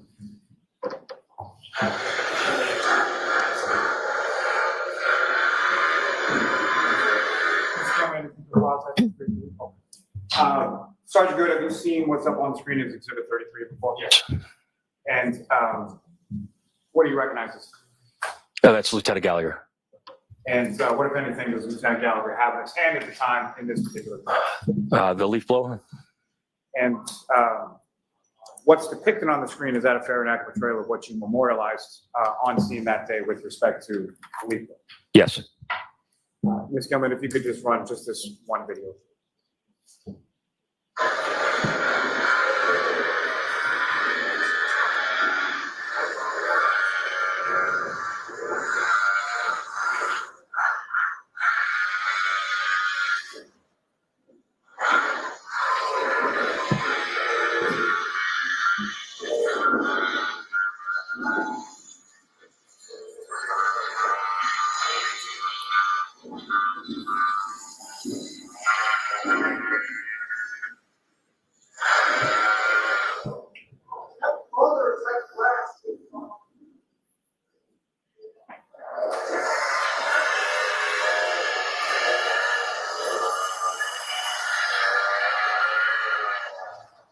Coming and just right there. Now, with respect to using that leaf blower on scene, Sergeant, what, if anything, did you observe in the snow when that was used to blow away sort of the layer? It exposed the blood and small drinking glass broken. And do you see those items in what's frozen up on the screen right now? I do. If you could, using that laser point, direct the jury's attention to where you observe each of those items in this. So that's the glass right there. And then all the blood droplings. Thank you, sir. Thank you, Ms. Gilman. You can take that.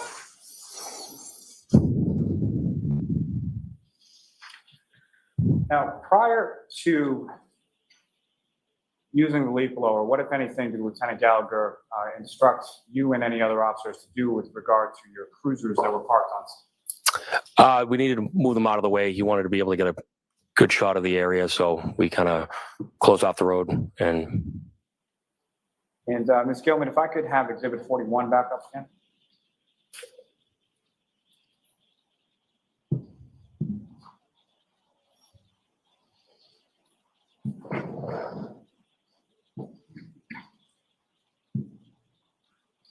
Yeah, Ms. Gilman, if I could ask you to fast forward on this to about 40 minutes and 30 seconds.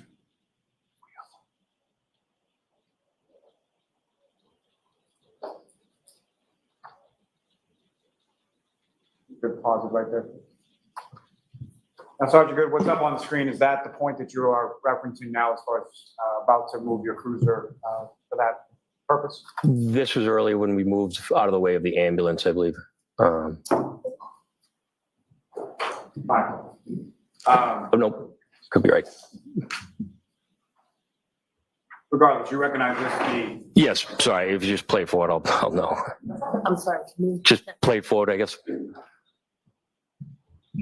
Ms. Gilman, if you could, I'd like to play this through to about 41 minutes and 12 seconds or so. But if you could just pause it real quick, I'm sorry. Sergeant, at some point when you move this cruiser, what, if anything, you're able to see in this footage of the front lawn area of 34th Fairview? So my cruiser camera pans the front yard of 34th Fairview, and it shows the snow undisturbed. No footprints, any tracks, anything like that leading anywhere. And if you could just speak up when we get to that point, and Ms. Gilman, if you could just pause it on that area.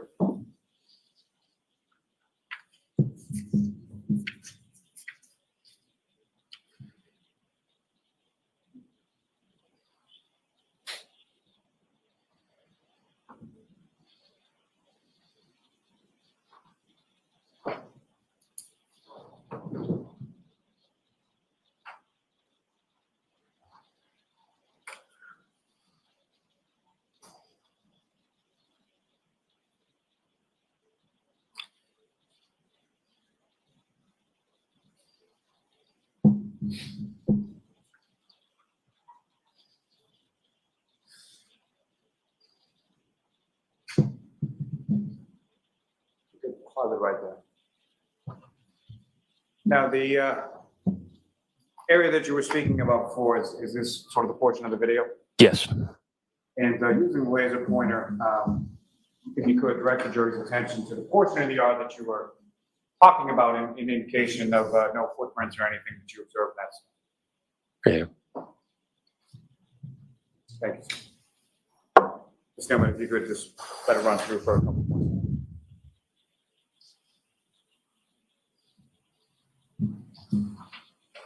seconds. Thank you. And Ms. Gilman, you can take it down.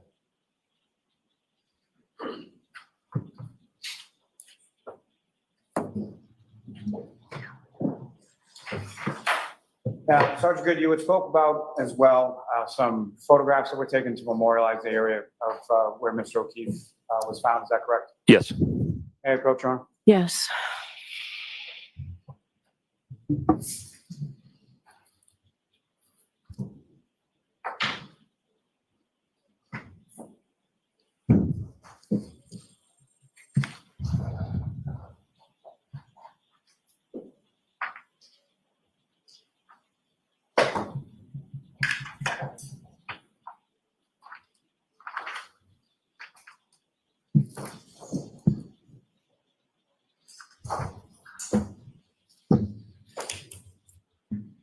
I'm going to show you what's been marked as Exhibit 8.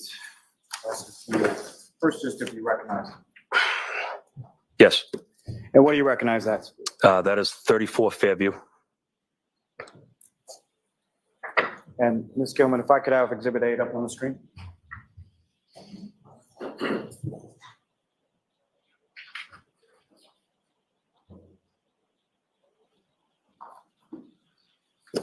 What's up on the screen? Is that a fair and accurate portrayal of what you observed on scene that day? Yes. If I could ask you to flip forward in that book before you to Exhibit number 10. Okay. And Ms. Gilman, if we could have Exhibit 10.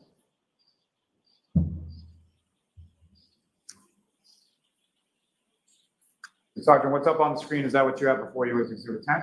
Yes. And similarly, do you recognize that? Yes. And what do you recognize that? That is a scene where our officers and the witnesses found Officer O'Keefe. And if you could, using that laser pointer you have before you direct the jury's attention to where you were directed to where Mr. O'Keefe was found. Objection, hearsay. No, I'll allow that. Go ahead, sir.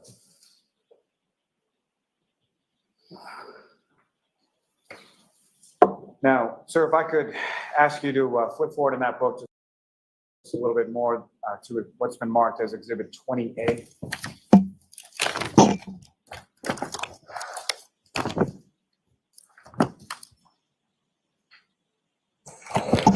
Okay. So then if I could have that exhibit on the screen as well.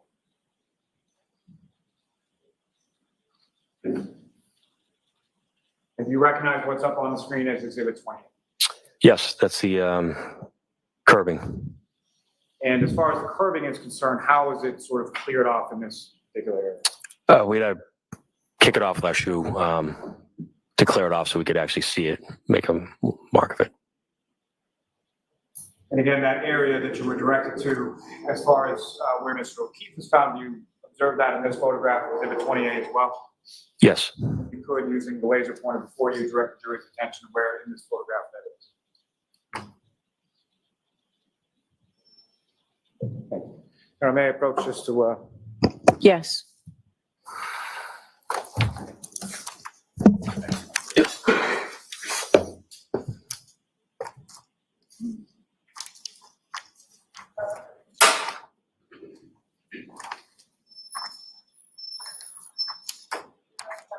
lastly, I'm just going to show you what's been marked as Exhibit 27. Sergeant, do you recognize that? I do. Ms. Gilman, if we could have 27 on the screen.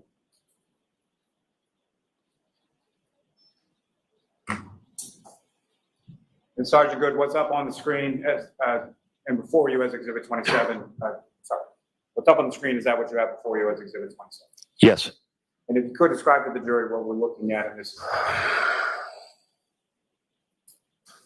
So we have the blood, and then right here is the broken drinking glass that was located.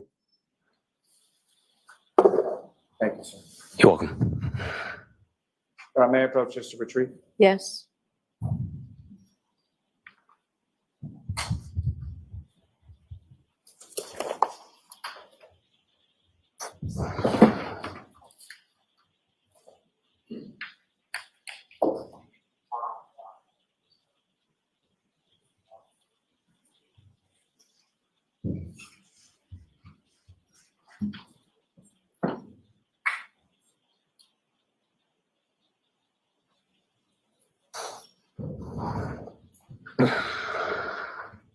May I have just a moment, Your Honor? Yes.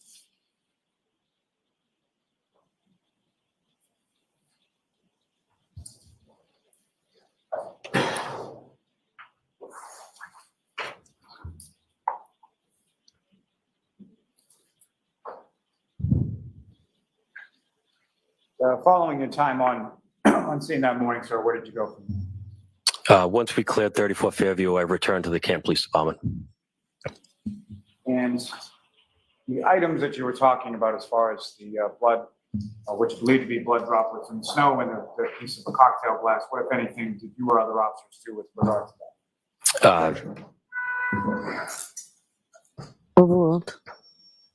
Go ahead. Detective Sergeant Lang transported those back to the police department. Again, just one moment, Your Honor. Okay.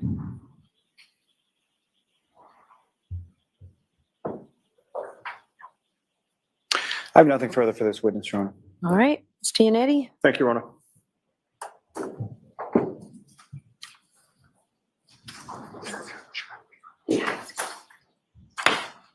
Good afternoon, Sergeant. Afternoon. Sir, you and I have never met, correct? No. We've never spoken. No. Sergeant Good, you grew up in Canton? I did. You attended Canton Public Schools? I did. Graduated from Canton High School? I did. That would have been in 1998? Yes. Is it true that in your graduating class was somebody named Courtney Proctor? Yes. You knew Courtney Proctor? Yes. You knew her to be Michael Proctor's sister, correct? Yes. Also in your graduating class was somebody named Jill Daniels, correct? Yes. You knew her, or you now know her, to be Christopher Albert's sister-in-law, correct? Yes. Christopher Albert is married to Jill Daniels' sister, correct? Yes. And you know Christopher Albert as Brian Albert's brother, correct? Yes. So it is fair to say that you graduated high school with Michael Proctor's sister and Christopher Albert's sister-in-law, correct? Yes. And, you know, growing up in Canton and, you know, working for 18 years as a Canton police officer, you're well familiar with the Albert family of Canton, correct? I work with one of them. You know that the Albert family is a well-known family in Canton, correct? Sure. The Albert family is well connected to the town of Canton, correct? I don't know what you mean by connected. They live in Canton. Yes. All right, well, Christopher Albert is a Canton town selectman, is he not? Yes. And you've already established that Kevin Albert is a Canton police officer, correct? Yes. And you already testified that you knew Brian Albert as well, and you knew that he was a Boston police officer who lived in Canton, correct? Yes. In fact, he and his family lived at 34 Fairview in Canton, correct? Yes. You also knew that his family had been there for years. Before Brian Albert owned the house, his parents owned it, correct? Yes. Now, as of January 28th of 2022, who among the Albert family did you know either personally or professionally? Professionally is Kevin Albert. Okay, and what about personally? I knew Chris. And you know that Christopher Albert, in addition to being a town selectman, also owns a pizza place in Canton, correct? Yes, he does. What's the name of that pizza place? That'd be D&E. And have you eaten there before? Yes. You've seen Christopher Albert there before? I have. Now, On January 29th of 2022, you learned at approximately 6 a.m. that John O'Keefe's body was found on Brian Albert's front lawn, correct? Yes. And as of January 29th of 2022, you knew that Brian Albert at that time, of course, was the brother of your fellow Canton police officer, Kevin Albert, correct? Yes. And how long have you known Kevin Albert for? As long as I worked at the Camp Police Department. And that is approximately 18 years? Coming up on 18 years, yes. And is Kevin Albert older or younger than you or around the same age? He's older than me. By how many years, if you know? I don't. Probably Approximately? 5 years? Have you ever shared a patrol car with Kevin Albert? No. Have you ever worked on an investigation or a case with Kevin Albert? I probably have, yeah. In addition to being a colleague, would you also consider Kevin Albert to be a friend?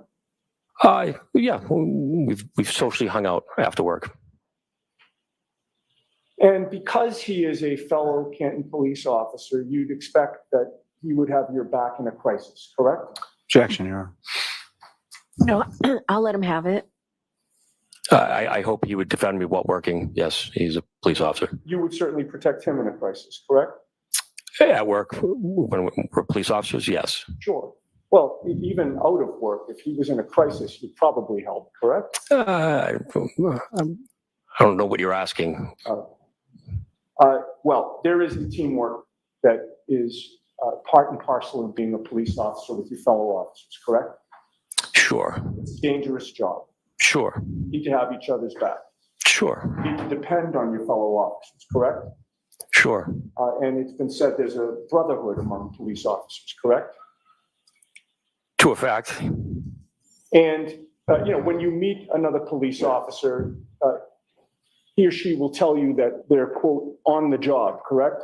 Objection, Your Honor. The objection sustained.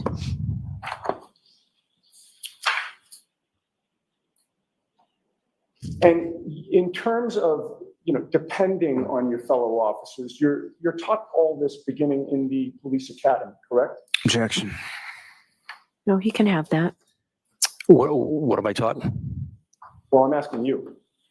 With regard to the teamwork and, having each other's backs and, working together and depending on each other, you're taught that starting in... Sure. And it's reinforced over the years by superior officers and your colleagues, correct? Sure. Now, you were assigned as the primary investigator in the reconstruction analysis for this case, correct? Assigned as the what? You were assigned as the primary investigator in the reconstruction analysis for this case. I don't know reconstruction analysis. No, I was the patrol supervisor that day.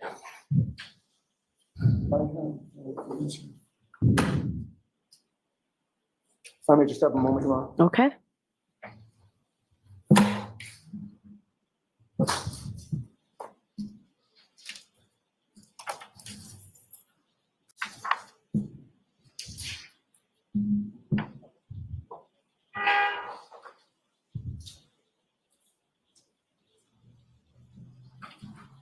May I approach? Yes. I'm going to show them the whole thing. Direct him to page 5. That line.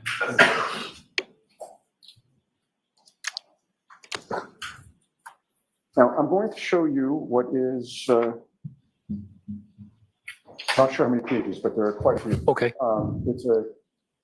Your Honor, if you could not describe what he's showing to the witness and Yeah, just just show go it ahead to and him. show it to him. Sure. I'm going to direct you, I'm taking out the first 4 pages and directing you just to the 5th page. Okay. And specifically the second paragraph, and it's numbered number 2. Okay. And I will ask you if you've seen that before.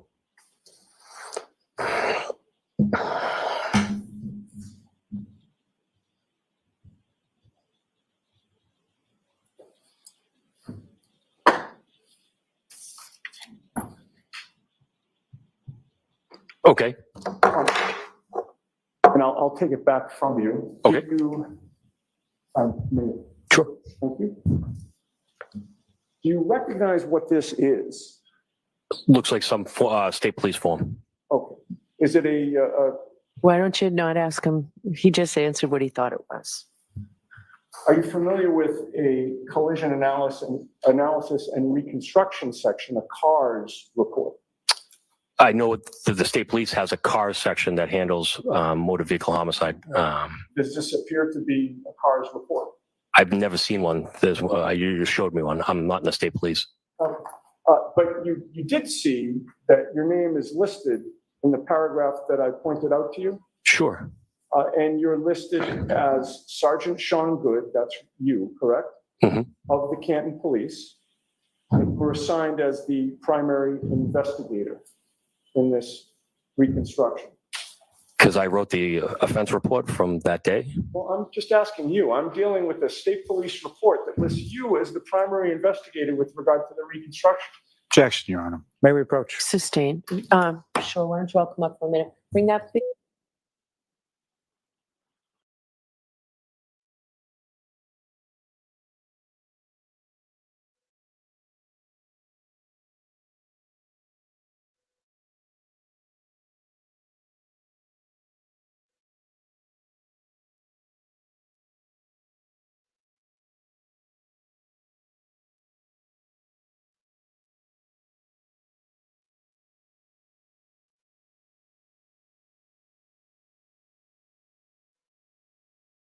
And we gotta.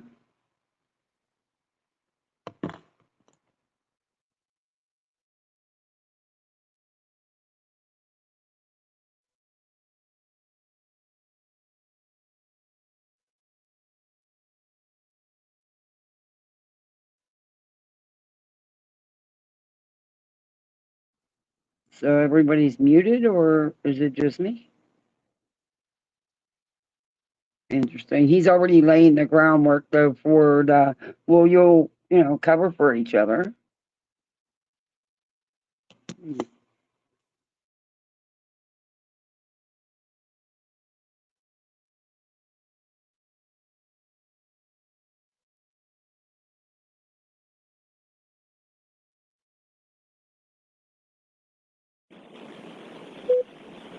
Oh, now we're back.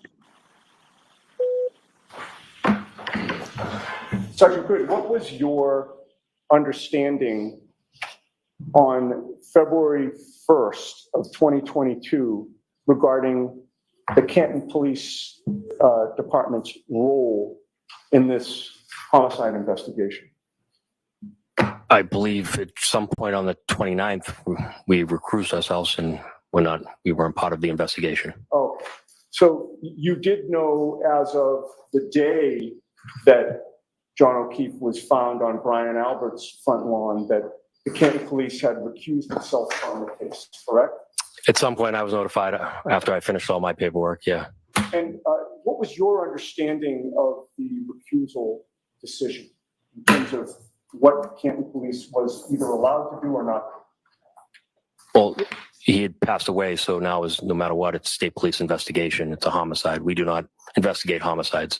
Well, you've been a Canton police officer for 18 years, correct? Yes. During those 18 years, do you know how many homicide investigations have occurred in Canton? None. None? Homicides? No. That I was involved in? None. That the department was involved? I can't think off the top of my head, no. So in the 18 years, this is the first homicide that your department's been involved in, to your knowledge? Yes. Okay. Are you aware that although the state police have primary jurisdiction, they work hand in hand with local departments, usually, unless there's a conflict of interest? Yes. So in this case, you learned that there was a conflict of interest. And my question to you is, what did that mean in terms of your potential involvement in the investigation once that conflict was determined? Objection, Your Honor. Sustained. Were you the primary investigator for the Canton Police Department as of February 1st? No.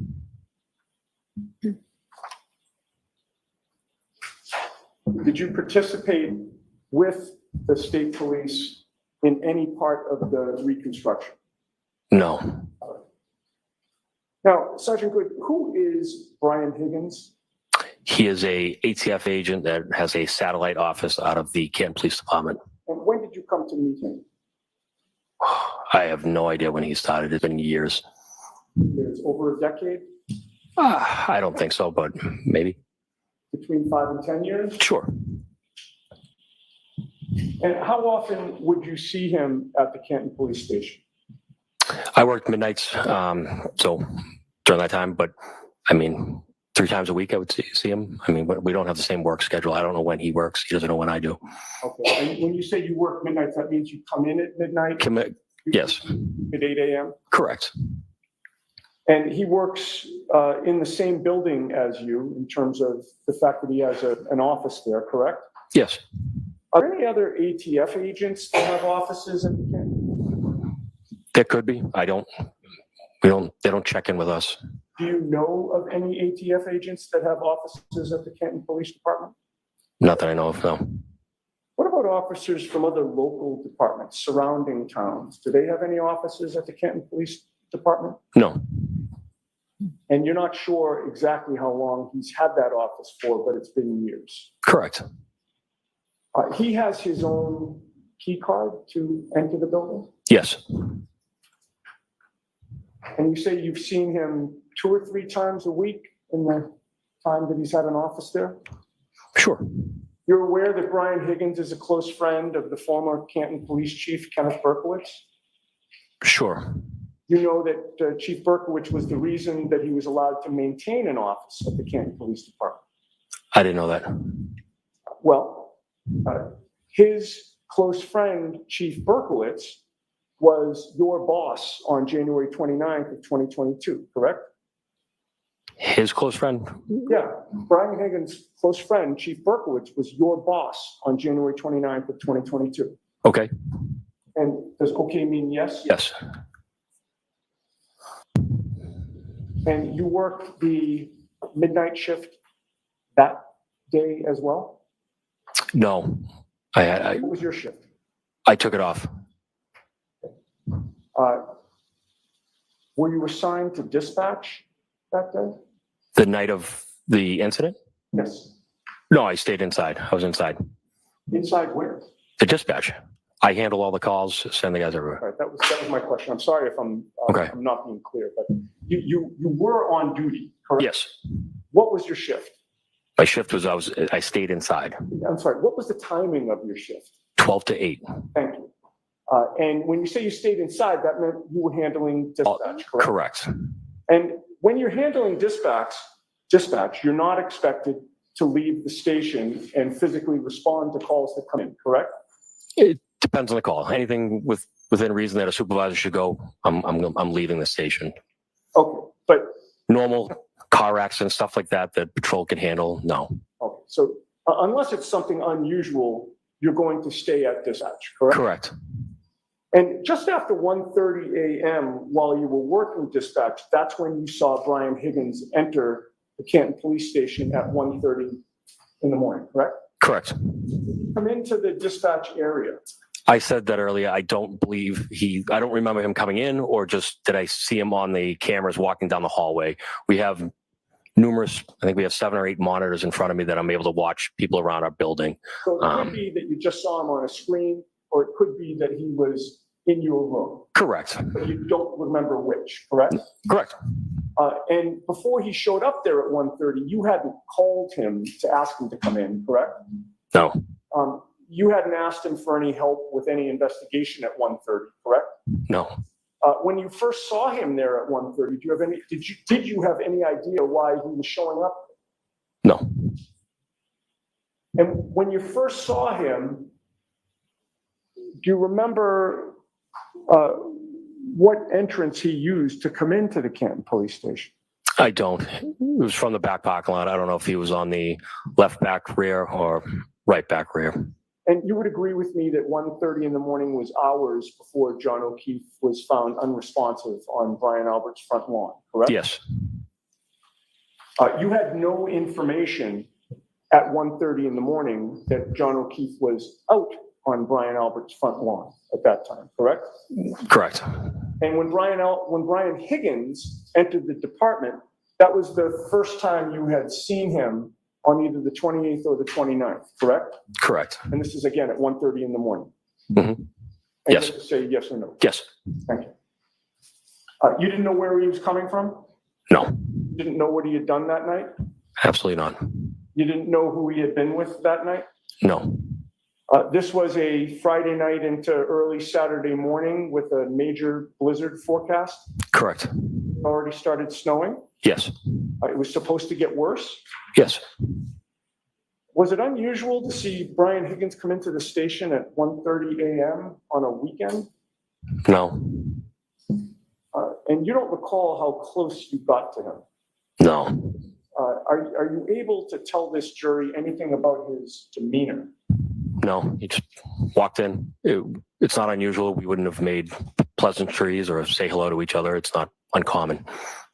And you don't recall whether or not you got close enough to him to smell his breath or to smell what he smelled like, correct? No. At any point, did he tell you why he was there? No. How long did he remain at the station for? No idea. I only saw him come in, never saw him leave or anything like that. Did you ever see him do any paperwork at the station? That night?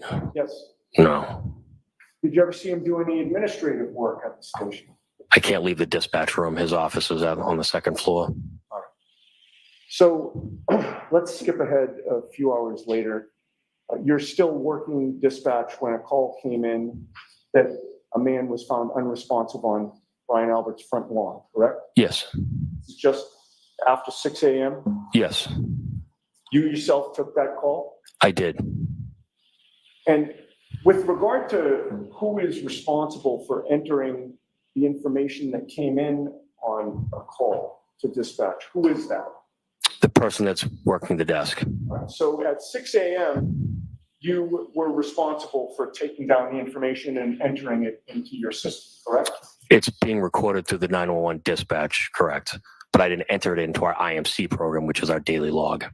Okay, who enters that into your daily log? That'd be the person that's working the desk. And you had previously testified that location is important, correct? Correct.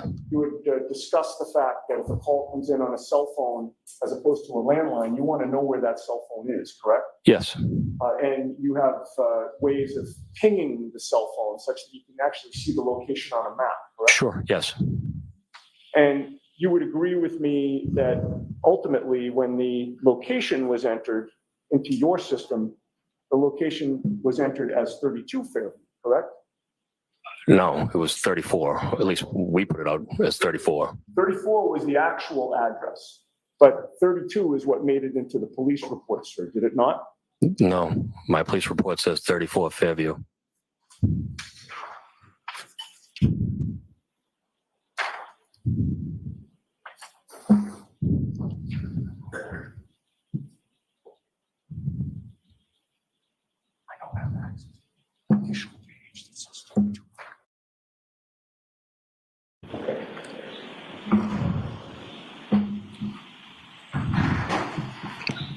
Now, when that call came in after 6 a.m., you decided that you would personally go out, correct? Yes.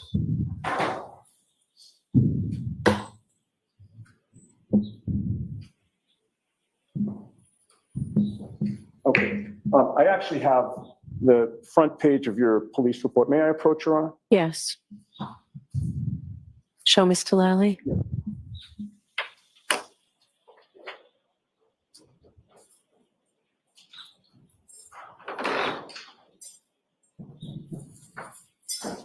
Thank you. I'd ask you to read that silently to yourself, take a good look at it, and look up at me when you're done.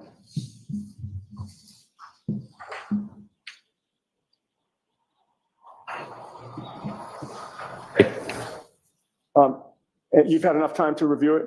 Yes. Getting back to the location, which you said was important, what is the location listed in your very police report?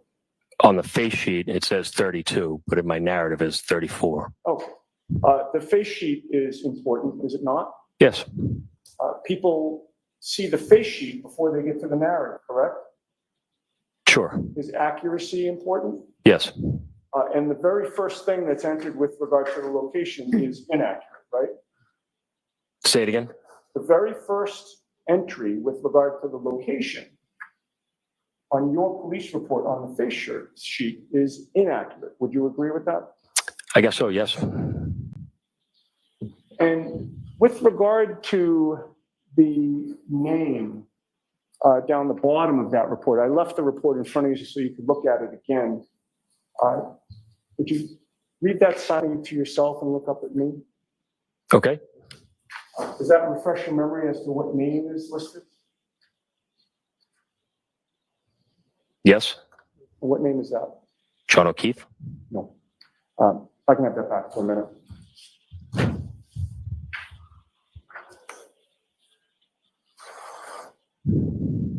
Okay. Now, you decided that you wanted to go to the call, or you decided it would be a good thing for you to go to the call personally, correct? Yes, So you called Officer Kelly Deaver into dispatch, I did. and you did that because you wanted her to cover the desk for you so that you could personally respond to the call, correct? Correct. Responding to the call wasn't your duty assignment, but you made it your duty assignment, correct? Correct. And if you were going to leave, somebody had to cover. Correct. After that, you personally called two of your other colleagues who were not on duty that night to respond with you to Brian Albert's house, correct? Yes, I did. And you previously testified, I believe, that Sergeant Michael Lank was one of those officers, and he arrived at 6:25 a.m., correct? Correct. And then Lieutenant Paul Gallagher was the other officer, and he arrived closer to 7 a.m., correct? Yes. When you responded to 34 Fairview on January 29th, did you know that residence? Yes. And what did you know that residence to be? I knew that to be Brian Albert's house. You and Sergeant Lank had both been to that residence before, correct? No. Together. Actually, we have. We were there for a police report years ago. And so when you decided to respond to the scene on January 29th, that residence of 34 Fairview, you knew exactly where you were going. Yes. And when you got there, you knew you were outside the home of Boston Officer Brian Albert, correct? Yes. And this was a memorable event. Would you agree with me? Yes. Before January 29th of 2022, you had never responded to a call where the body of one police officer was found on the front lawn of another police officer's house, correct? Yes.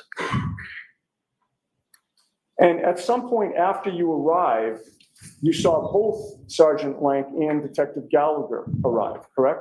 Yes.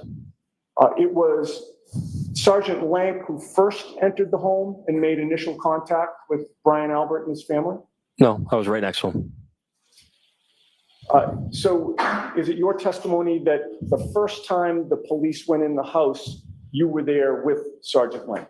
Yes. All right. And when you went in, can I have Exhibit 8 on the screen, please?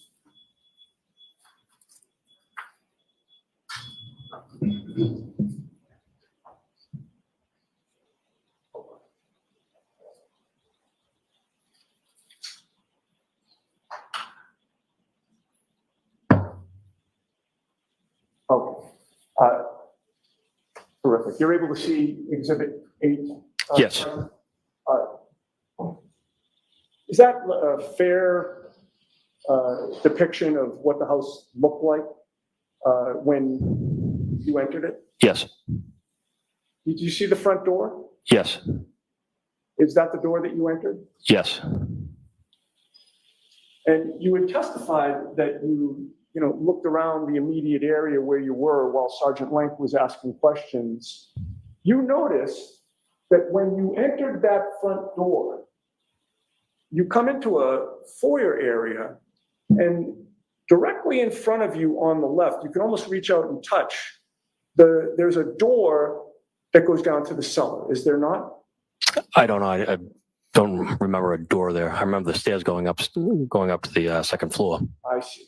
So you don't remember that as you step into the house, you can go down a cellar door right away? Objection. No, I don't know where his cellar is. The objection sustained. You don't know where the cellar is, and that's in part because you did not go down to the cellar, correct? Correct. You never examined it? No. You never saw what condition it was in? No. Saw whether there was any signs of struggle down there? No. Never saw if anything was tipped over? No. You never saw whether there was any blood or other trace evidence down there? Objection, Your Honor. The objection sustained. You've made your point. Can we turn the lights back on, please? Do you need this, Ms. Giannetti? I do not. Okay. Thank you.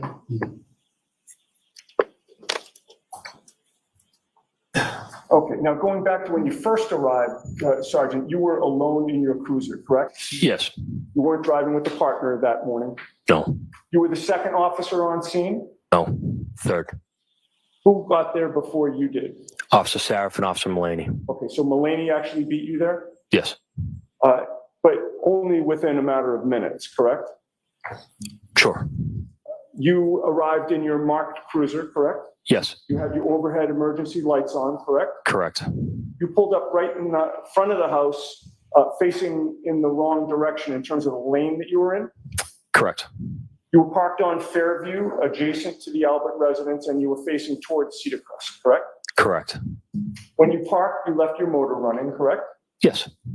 And when you got out of your cruiser, one prominent sound that you heard was Karen Reed screaming at the top of her lungs, correct? Yes. She appeared to be in distress. Correct. She appeared to be crying. I did not see her crying. She was hysterical. Yes. She was very loud. Yes. And you could hear her yelling throughout that morning, could you not? Correct. After you got there, other emergency vehicles showed up? No. Did you see any other cruisers show up? If you want to call it an unmarked detective pickup truck or cruiser, sure. Okay, so there was one additional police vehicle that showed up? Sergeant Lang arrived in that, and then Lieutenant Paul Gallagher arrived in his unmarked cruiser. Okay, so two additional vehicles. And also Officer Saraf's vehicle was there? And Mulaney's, correct. Mulaney. So we're now up to 4 police vehicles on scene? Yes. They all have their lights on? No. Detective Sergeant Langs does not have any lights in it, and neither did Paul Gallagher's lights were not activated, I believe. I see. So you and Saraf and Mulaney had your lights on? Correct. And I actually miscounted. That would be 5 police vehicles, correct? Sure. All right. 3 with their lights on. What about ambulances? There were 2 ambulances that showed up, one for the first transport of Officer O'Keefe and second for Miss Reed, but they were never there at the same time. All right. When you first got there, was the first ambulance there? It was. And that ambulance also had its lights on? Yes. How many fire trucks were there when you were there? Just one. And that also had its lights on as well? Correct. And engine running? Yes. And everyone was essentially parked around and in front of 34 Fairview, correct? Correct. And all the while, the first responders are talking over the noise of the storm, correct? Yes. And they're also talking over the screaming by Karen Reed, correct? Sure. At one point, Kerry Roberts even yelled at Karen, and I apologize for the language, but she yelled at her to shut the fuck up, correct? I have no idea. I don't recall that. The scene was very chaotic. Would you agree? Yes. All right. Could I have Exhibit 16 on the screen, please? Oh, yes, of course. I'm sorry. Okay. Now, this has previously been admitted as sort of a side-to-side comparison between your cruiser dash cam and Officer Saraf's dash cam. Okay. And they've been synchronized. Okay. If we could start at 9 minutes in, please. So, Ms. Giannetti, this is not yet in evidence. I had it as Exhibit 16, am I Right. correct? Right. So it's not in yet. I see. With regard to your dash cam, sir, do you recognize the bottom video here as depicting your view as you were driving to the scene? Sure. And that appears to be a fair and accurate representation of what was shown to you on direct examination with regard to your dash cam? Yes. You can continue.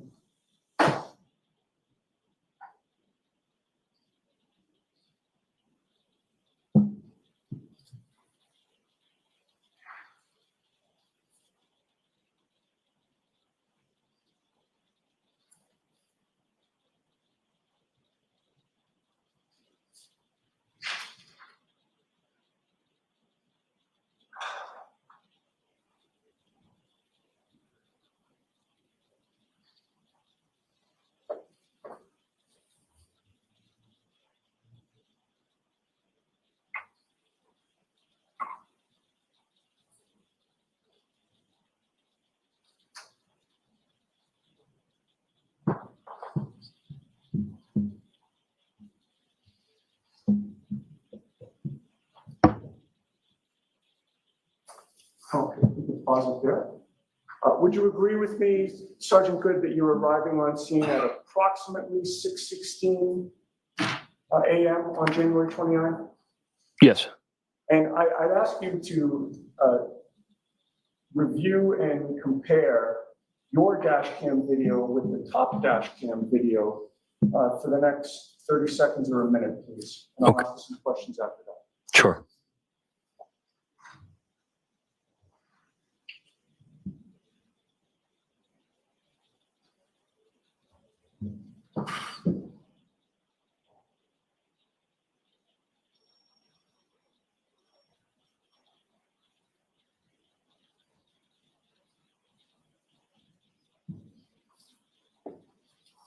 You can pause it. Sergeant Good, does it appear as though the top dash cam shows the exact same thing as the bottom dash cam, just from a different vantage point? Yes. Play it for another 20, 30 seconds.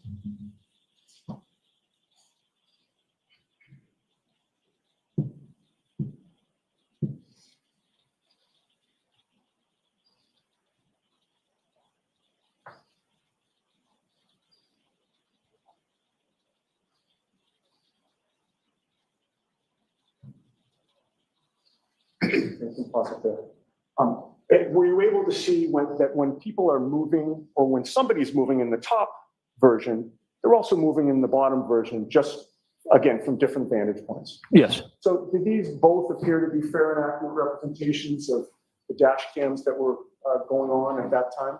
Yes. I would offer that, Your Honor. Okay, I'd like to see Councilor Ziba for just 1 second on this.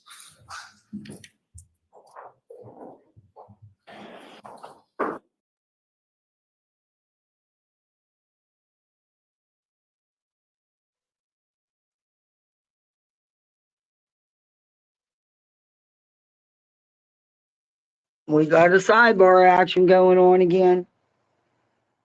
He's trying real hard to get his points across about, I don't know. He badgers a little bit. He keeps badgering the witness. That's going to turn the jury off on him.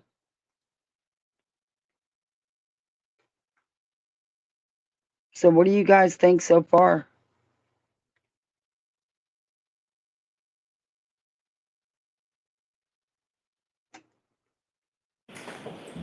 You think they've proven it? And we're back. So this will now become Exhibit 16. We had it as a placeholder from before.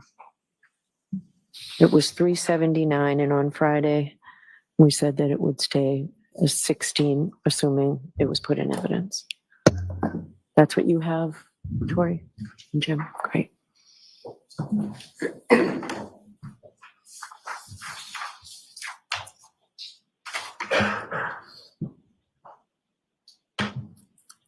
Okay, take that off the screen?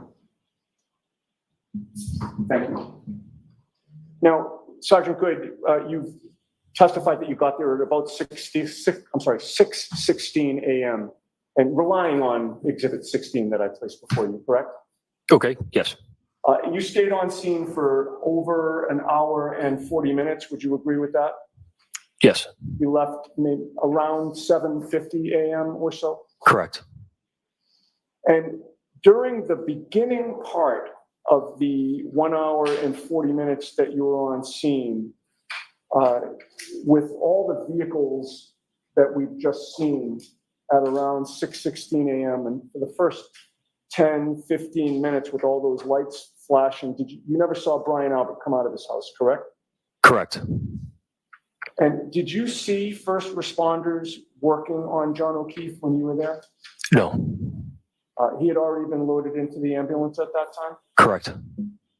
So you didn't see him actually being scooped up and put on a stretcher, correct? I don't recall, no. Houston. And with regard to the remainder of the time that you were on scene, up until all the way through 7:50 in the morning, did you ever see Brian Albert come out of his home?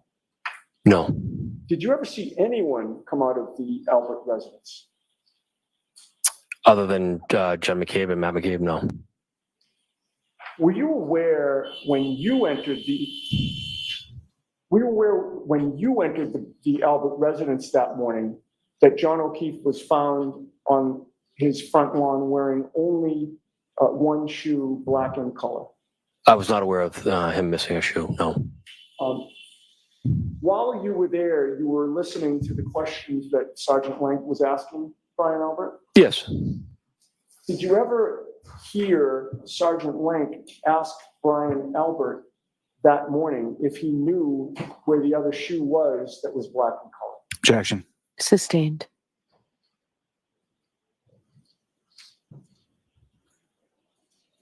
While you were there, did you ever hear Sergeant Lank ask Brian Albert when he learned that John O'Keefe was lying on his front lawn? Objection. Sustained. You knew that Brian Albert, as a Boston police officer, is a first responder, correct? yes, All police officers are first responders, correct? yes, You know from your training that all police officers have to receive CPR and other necessary training to be first responders, correct? yes. At any point in time, did you ask Brian Albert why he didn't come out of his house? No, Did Sergeant Lank, in your presence, ask him why he didn't come out of his house? Objection. Sustained. After clearing the scene at 7:50 in the morning, did you go back to the station? I did. Do you know whether or not Kevin Albert was working that day? I don't. Did you see Kevin Albert that day?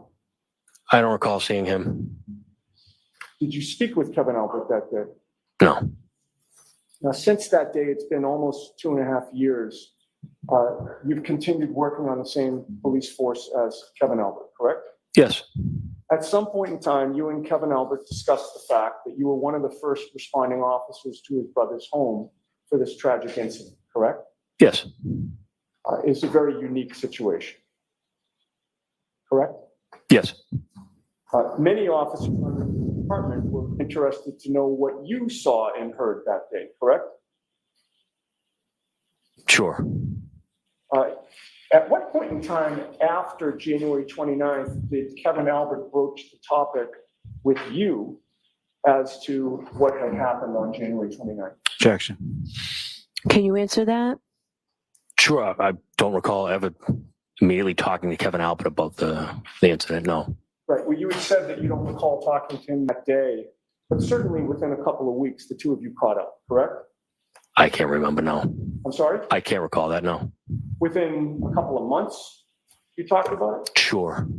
And when you say sure, sir, I take that as, you're saying, well, if you really want to go there, I'll give you the sure answer. You have to answer yes or no. Okay, yes. So you answer yes or no if you Yeah. can, and if you can't, you can't. So Right. ask the question again or just move on, please? Okay. Do you recall where you were when you and Kevin Albert discussed what had happened on January 29th? No. Do you recall who else was present? No. Do you recall whether it was in person or over the phone? I don't recall. No. You certainly told him what you observed and heard that day, correct? Yes. Now, when you arrived, you were on scene not only to assist with, first aid and secure the scene, but as a first responder, your job is to assess the situation and also make an initial determination about gathering evidence. Would you agree with that? Yes. You'd be on the lookout for any physical evidence, correct? Yes. And you'd certainly be on high alert for any individual who made any statement about what may have occurred, correct? Correct. That's important not only for treatment purposes of somebody who apparently is hurt, but also for investigative purposes, correct? Correct. And again, you were the third officer on the scene by minutes in terms of the other two officers arriving before you, correct? Yes.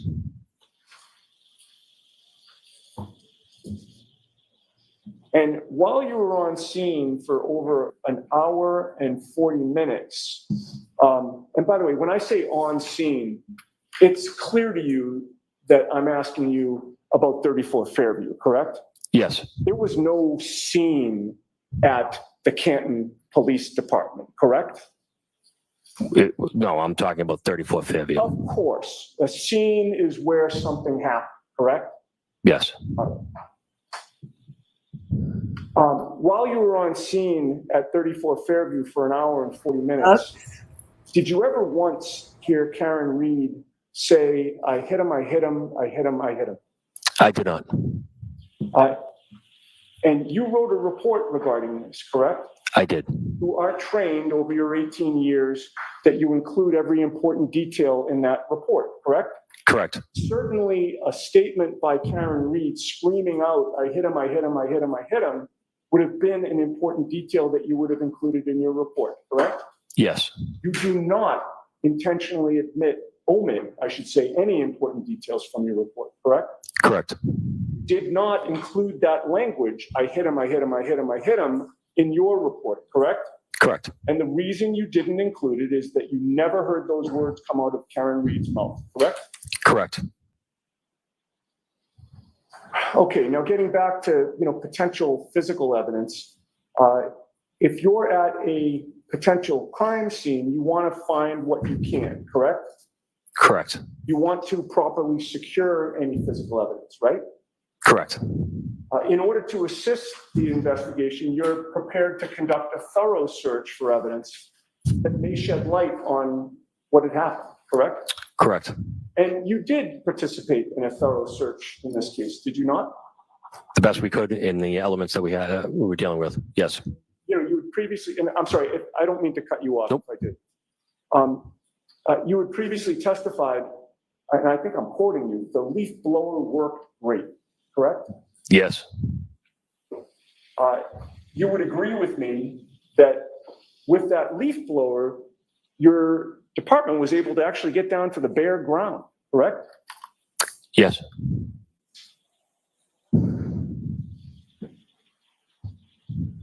And you were directed to the precise area where John O'Keefe had been laying, correct? Yes. And so you knew the area that needed to be searched, correct? Yes. You certainly want to properly search around that area, correct? Correct. And after John O'Keefe was in the ambulance and then transported to the hospital, that was the very area that you were eyeballing, correct? Yes. And you visually searched that area as best you could in the conditions, correct? Yes. And you tried to be as careful as you could be. Yes. You did not want to miss anything. Correct. You took the job very seriously. Yes. In addition to scouring the area with your eyes, did you use your hands to search in the snow? I don't remember doing that. I was recording it. I'm sorry. I don't remember it that way. I was recording the scene. I see. Okay. Did you see other officers using their hands to search the scene? I don't recall it that. Do you recall officers using their feet to clear some areas? Yes. And you were the one that actually got your leaf blower, correct? I did. First time you ever used that in an investigation, fair to say? Yes. And your search was thorough enough, and when I say your search, I mean your department search in addition to your observations. It was thorough enough that you actually did recover small droplets of blood, correct? We did. Who was it that collected those blood droplets? That was Lieutenant Gallagher and Sergeant Lang. In addition to the blood droplets, you were looking for anything else that might be out of place there? Sure. Small items? Of course. Large items? Anything. And as you were on scene, it was starting to get lighter as the morning progressed, correct? Yes. And again, you didn't clear the scene until almost 8 a.m. Correct. And you searched and were keeping alert to what was around you for the time that you were on scene, correct? Yes. During that 1 hour, I should say, and 40 minutes, you did not find 45 pieces of red and black and clear taillight pieces at 34th Fairview, correct? No. How many pieces of taillight did you find on or around that property? That morning, none. Did you find a men's hat, black in color? No. Did you find a size 12 men's shoe, black in color? No. Now, you would agree that it's important to preserve and secure a crime scene? Yes. Why is that? You don't want the crime scene to be contaminated. And you also do not want, and you'd like to prevent a crime scene from also being manipulated. Would you agree with that? Yes. And what steps were taken, either by you or in your presence, to close off and secure the crime scene at 34th Fairview? We had crime scene tape up while we were there, and then we also had Officer Mulaney on the road. And when you say you had Officer Mulaney on the road, you mean blocking off the road? Correct. Are you aware of something called a crime scene log? No. You recall being trained in the academy that when there is a crime scene that needs to be preserved, it is advisable to set up a log so that all personnel are required to sign in and sign out. Again, to prevent contamination and to prevent manipulation. Do you not recall that training? I don't recall that, no. With regard to the fact that it was actively snowing at the time, did you consider putting a tent around the area to prevent and minimize the environmental intrusions like the snow? It would have been useless. Did you utilize any heaters to assist in melting the snow in that area? No. And before you cleared the scene, or I should say when you cleared the scene, did you post an officer to guard the scene so that nobody could get in or out? No. How long was the road closed off for? While we were there, so those 2 hours. All right. And then after the 2 hours, there was nobody guarding the scene. Would you agree? Yes, correct. The road was not closed off. No. That crime scene was open to the public. Correct.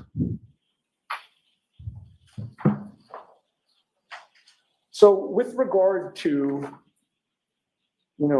a crime scene log, a tent, heaters, keeping an officer there to make sure nobody got in or out of that crime scene, you would agree none of those protocols were followed, correct? I don't believe there is a protocol for a tent in our policy. Okay. So I guess leave the tent out of it. None of those other protocols were followed, correct? Correct. And certainly a tent was not put up either. No. Correct? Correct. Now, with regard to your police report, going back to that, your report clearly listed persons involved in the case, correct? Correct. And that police report is generated by computer software, correct? That's particular to police reports? Correct. And that's one of the categories that you can fill in, correct? Correct. And would you agree with me that with regard to all of the persons involved listed in your police report, everybody's first name and last name was completely spelled out except for one? Would you agree with that? I don't. I believe those names were entered by Detective Sergeant Lang. Okay, but certainly the report has your name on it, correct? Correct. So you would review the report before submitting it in your name, correct? Correct.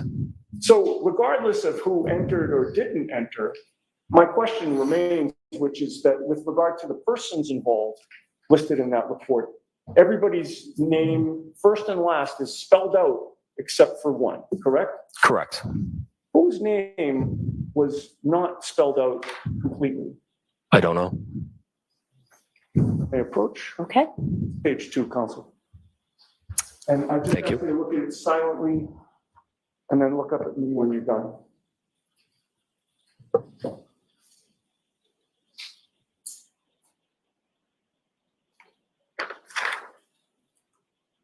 Thank you, sir. You're welcome. Having reviewed that report, does that refresh your memory as to whose name was not completely spelled out? Correct. Who was that? Brian Albert.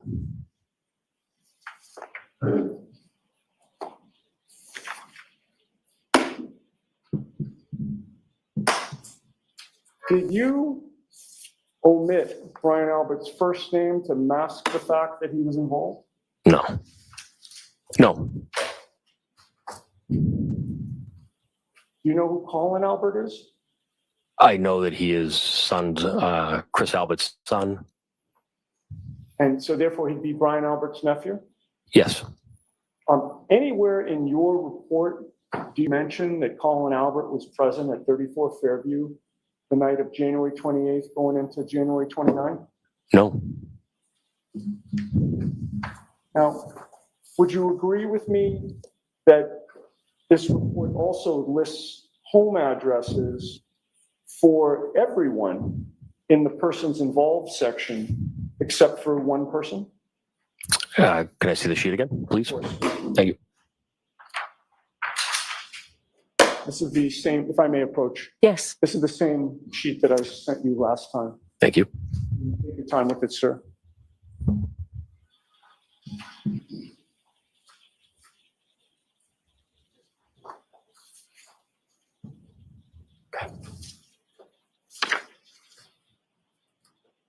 Thank you. And Sergeant, do you know what I'm talking about? Yes. What am I talking about? Brian Higgins. Okay. So with regard to Brian Higgins, his home address was not listed on there, correct? Correct. And what address was listed for Brian Higgins? 1492 Washington Street. And what is significant about that address? It's the town of Canton. It's the Town of Canton Police Department, correct? Correct. Now, Brian Higgins was not an involved person because he was an investigator on the case, correct? Correct. He was not involved in this case in an official capacity, correct? Correct. You were, right? Yes. So listing the Canton Police Department as Sergeant Sean Good's address would be appropriate. Would you agree? Yes. Why was Brian Higgins' address listed as the Canton Police Department? I don't know. But that is something that you kept in your report, correct? Correct.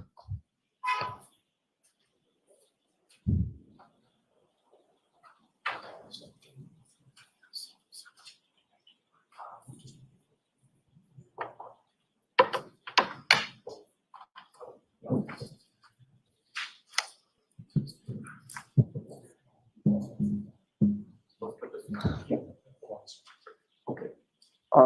Now, I also want to ask you something else about your police report. And I want to focus on whether it was altered after it was first submitted, okay? if I can, Hold on. Do you have your report with you? I do not. Okay. Do you have a copy for him, Mr. Yannetti?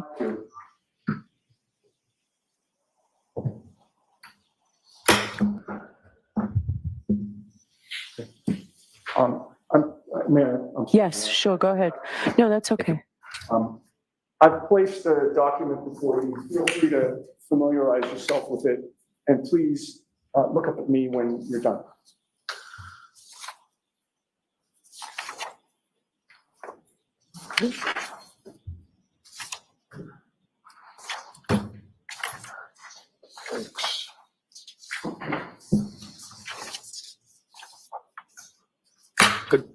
Does that appear to be your police report, sir? Yes. Now, and with the court's permission, I'd actually like the officer to have the report in front of him when I ask him these questions. Okay, but nothing's going up on the screen, right? Not yet. Okay, so approach before it does. I will, I promise. Okay. Okay, so I'm directing your attention to the first page. Okay. You will agree with me that this report is submitted with regard to incident number 22-87-OF? Correct. And this is call number 22-449, correct? Correct. The date and time reported is listed as January 29th of 2022 at 06:08, correct? Correct. Which would be in military time, 6:08 a.m. Correct. The report date and time is listed as January 29th of 2022. Objection, Your Honor. All right, so why don't we come to sidebar now? And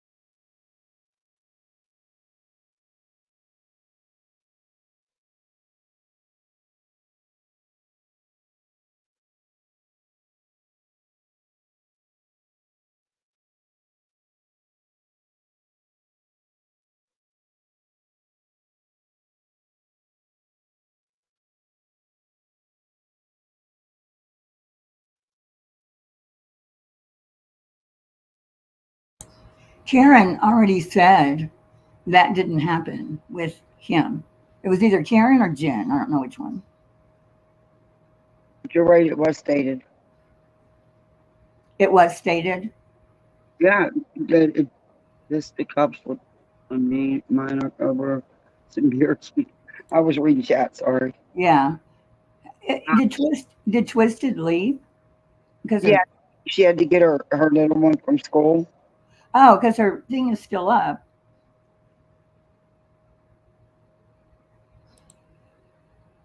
Yeah, she had to get her. She said she had to get her little one from school.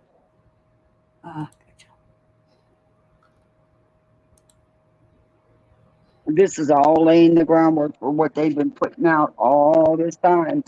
But I don't know, man. They might be smarter to keep Turtle Boy as far out of this as they possibly can, though it would be virtually impossible at this point. Because if he comes up, like, where did he come from? Why is he harassing people? Excuse me. Because if they say if they bring up Elizabeth Proctor, I mean, Jen McKay being at Elizabeth Proctor's house, that'll open it wide open. Yeah, and then it's going to have to come out that he's right now under indictment for how many felony charges for witness tampering and stuff. I wonder if the judge knows that he spent the entire weekend putting up that girl's pictures. I was blown away when I got that this morning because yesterday was family day, so I was on and off and I wasn't around a lot. But when I seen it this morning, I was like, you've got to be kidding me. Yeah, that is witness intimidation. Big witness intimidation. You know, if you got that, what else do you have and how far will you go? Surely someone's watching him. You would hope so.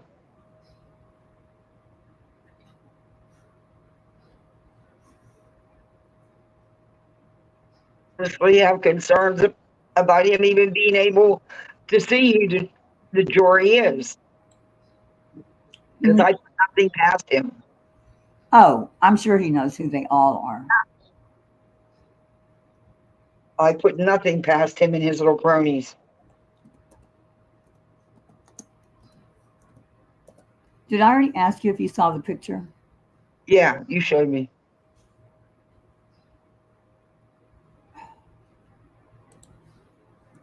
Wow, long sidebar. Think they'd have a long sidebar at the end of the day? Come on now. This witness, though, seems at times to be frustrated. Well, I mean, Proctor called the police department a scene. They didn't protect this real scene all day until 5:30 that night. Yeah, that's not good. That's not good at all. Did he take down the, he must have taken down the jacuzzi one. 'Cause I don't see it. And how is he coming up with pictures? He's getting them off Facebook, other people's Facebook. But that's stalking someone. Well, I mean, he's putting up threatening shit about him. Yeah. Trying to do this at sidebar now. Okay, so the same 3 cautions. Please do not discuss this case with anyone. Is it Don't over? do any independent research or investigation into What? this case. If you happen to see, hear, or read anything about this case, please disregard it and let us. We'll see you tomorrow morning. Tomorrow morning's a hot day. Sirs, if you would fold and close your notebooks, leaving them on the chair, and taking all your belongings, following me, all rise. Goodbye. It's going to be so late tomorrow because I have to go to the doctor. I'm going to miss probably some of the good juicy testimony tomorrow morning. But so today is a half day? Well, no, it's going on 4 o'clock.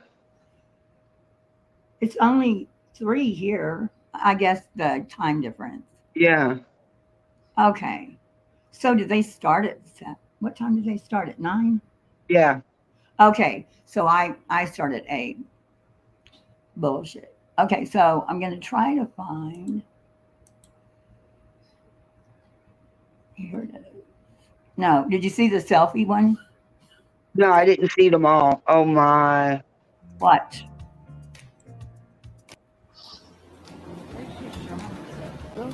You're not going to take a selfie. Oh, yeah, I seen that one about her. Yeah, I cannot believe. And that dude even asked her, he's like, you're not going to take a selfie. She goes, yeah, I am. Okay, let everybody listen. So before she comes over here, her and her father are over here just talking and whatever. And then she walks over because they're going to go in, right? And he must say, can we get a selfie or something? Because watch what. You're not going to take a selfie.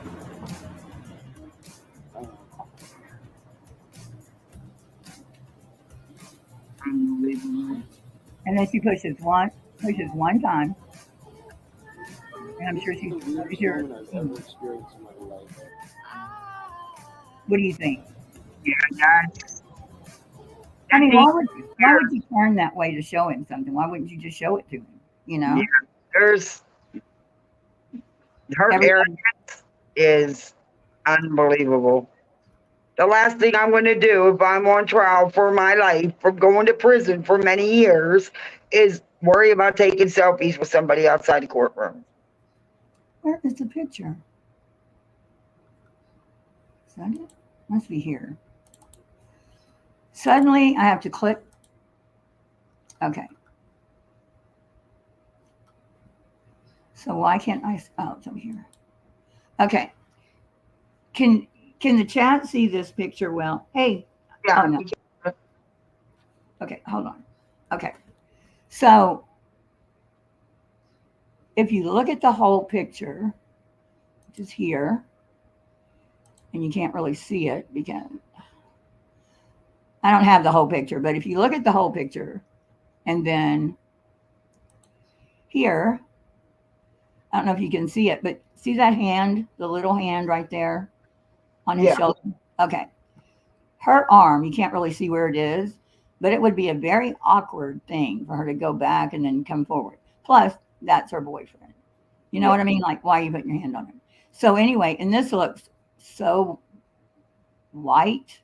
It doesn't look like it fits. It looks like the photo was edited. But you know, I'm no expert, but it Okay, does. but here's the thing. That's not her hand because her hand is right there. She's holding a drink up next to her. So that's not her hand. So whose hand is it? It could be hers, okay? We could say that could be hers. But her shoulder pointing down. So if that would have been her hand, her shoulder would be right. It would be going across, and then so anyway, it's just not her hand. We know that. Then there's an arm up here. Yeah, I see that. It's laying up there. It's not his arm because there's no just not his arm, okay? His shoulder is right here. He'd have to bend over here because that's the elbow right there. Anyway, and then that whole white thing.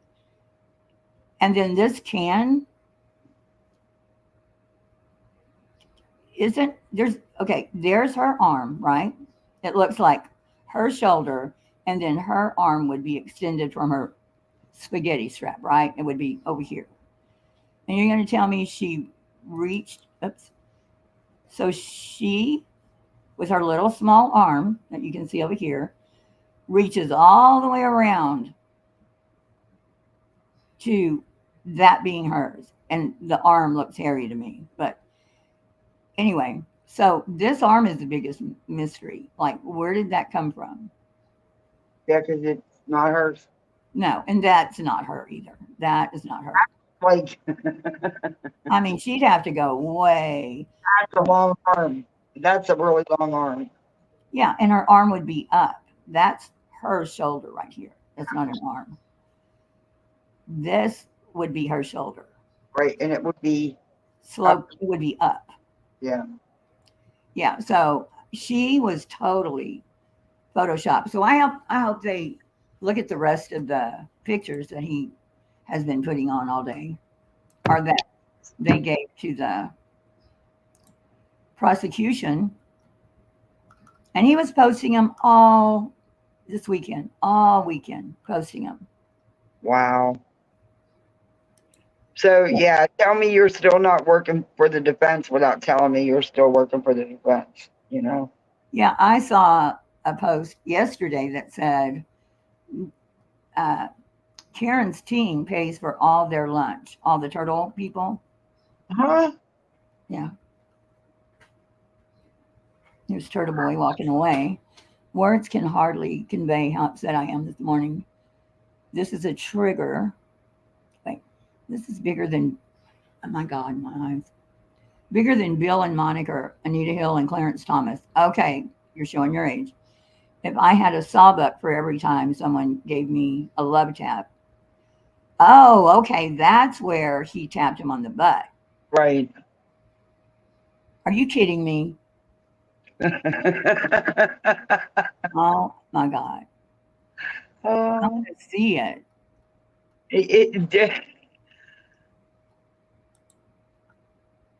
People just. He just has the picture. He didn't get Grant. There's just too many egos in this case. Yeah, but he's crazy for doing this. And he did a show about it last night. Oh, did he? Because I wasn't on last night. He did. Oh, dear God. I haven't even looked yet. I haven't had a chance because I came into you as soon as I got the kids off to school and stuff. But I haven't had a chance to check on Blair. How do you think it went today, Blair? Oh, well, he's going to do one of his reviews of it because that's what he did the other day. He did like the second day of court, and then he did like almost 2-hour review video, and then he did today. And I'm like, that's all he does. He's just getting as much money as he can. He always plays. All he talks about is other people's video.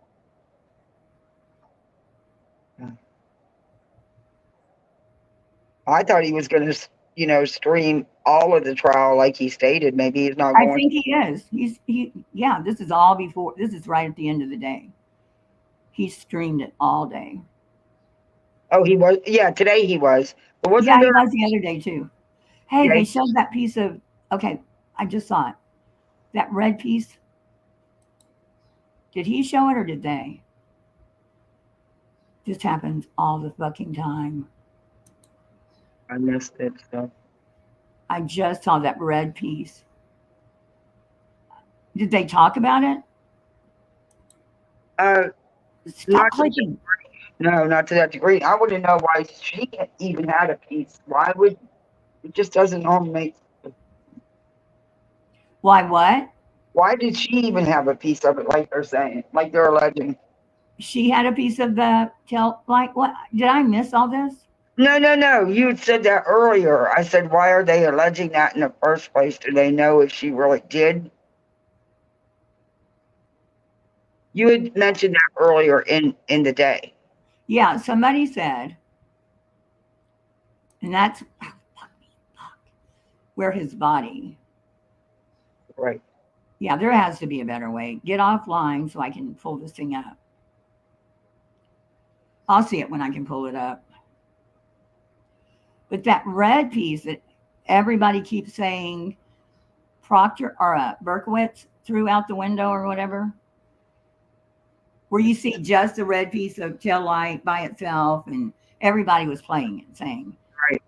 Well, that was the piece they took a picture of and attached it to Proctor's first report, which would have been before Berkowitz.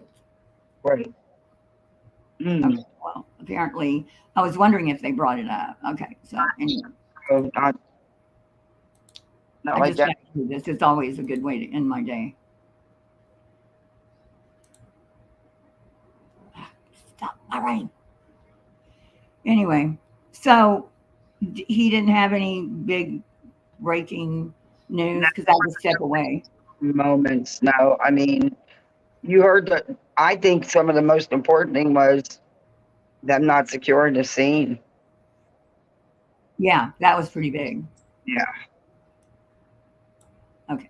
I think it was because they had plenty of staff around to do that. And at that point, they knew it was a crime scene. So there was really no. Well, they could have at least. Excuses for it. They could have at least parked their cars there. You know what I mean? They wouldn't have to get out and stand around it. But when the search team, which they're rescue and recovery, I don't even know why they used them as investigators, but they did. They came out and I think some people from Mass State troopers came out. And that's when they found the red pieces. So I can't see people, I'm not agreeing on the conspiracy, not at all. Cover up, it happens too much. I mean, to drop a gun there or drop some dope there, you know what I mean? Like that happens all the time. So if he went back and dropped a piece there, not knowing there would be microscopic pieces on John's shirt or that they would find all the red pieces, you know what I mean? Like I could see that. I wouldn't approve of it, but should she get off because of that? No, because regardless of that piece or not, there was still There's other pieces, yeah. And there was, like you said, the microscopic pieces on John that would have only been there. But also Proctor gathered the clothes and he's the one that took possession of them. So he could have rubbed some. See how they're going to combat this. Yeah, because wrong, if that happened, she will probably get off. Yeah. But she still had him. That's a real possibility. That's why they really got to come out swinging and knock this down real quick. But I still don't get no one. You know, like you think she hit him. They'll park a car, even though it's unoccupied. They'll still put a police car there, which will make you think there's a presence, something.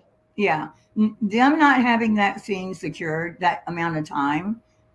Well, now they did take video of the scene, Mm-hmm. and they will take video when they come back, like at 5 when the search people, they will take video and they'll take pictures. But they didn't find the red tail light until later that day. Right. So Well, yeah, they're screwed on that. If I were a juror, they'd be screwed on it. Yeah. They're going to have to really come out with some serious. Yeah, but I don't think they can overcome it. Only because Proctor took the clothes as well. So,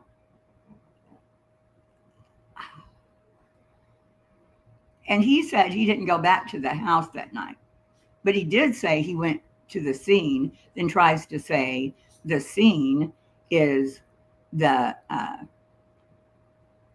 back at the station, which I've never heard that you would call that the scene. Yeah, I've never heard it. I just always heard it as station house, but I don't know. They different in that little police department. I have no idea. And Yeah, I've never heard it called the scene. And he's saying, or I've heard Proctor said, and probably his text messages aren't going to help him. Calling her a cunt and saying he's looking for her nudes. That's not going to help him. No, that's not. Like I said, tomorrow morning is going to be, I'll be sitting in my doctor's office trying to listen and not paying attention. Was I not showing glare for the last 10 minutes? No, glare's on. Okay, but a while ago, You had, okay, anyway. Established that this investigation is fucked. That every piece of evidence that they plan on using against Karen Reed as some sort of smoking gun bullshit is no good. Just Hold that. on. She still has her words. We still have her words. Nobody planted those words in her mouth. And there's still a long way to go, Claire. Don't count it out yet. Yeah. Runs with scissors. They are doing voir dire of length right now. Was that earlier? I think that's earlier. My chat didn't. I don't think my chat. I can't see the other one. Let me see. Yeah. They're doing voir dire. Oh, in the courtroom?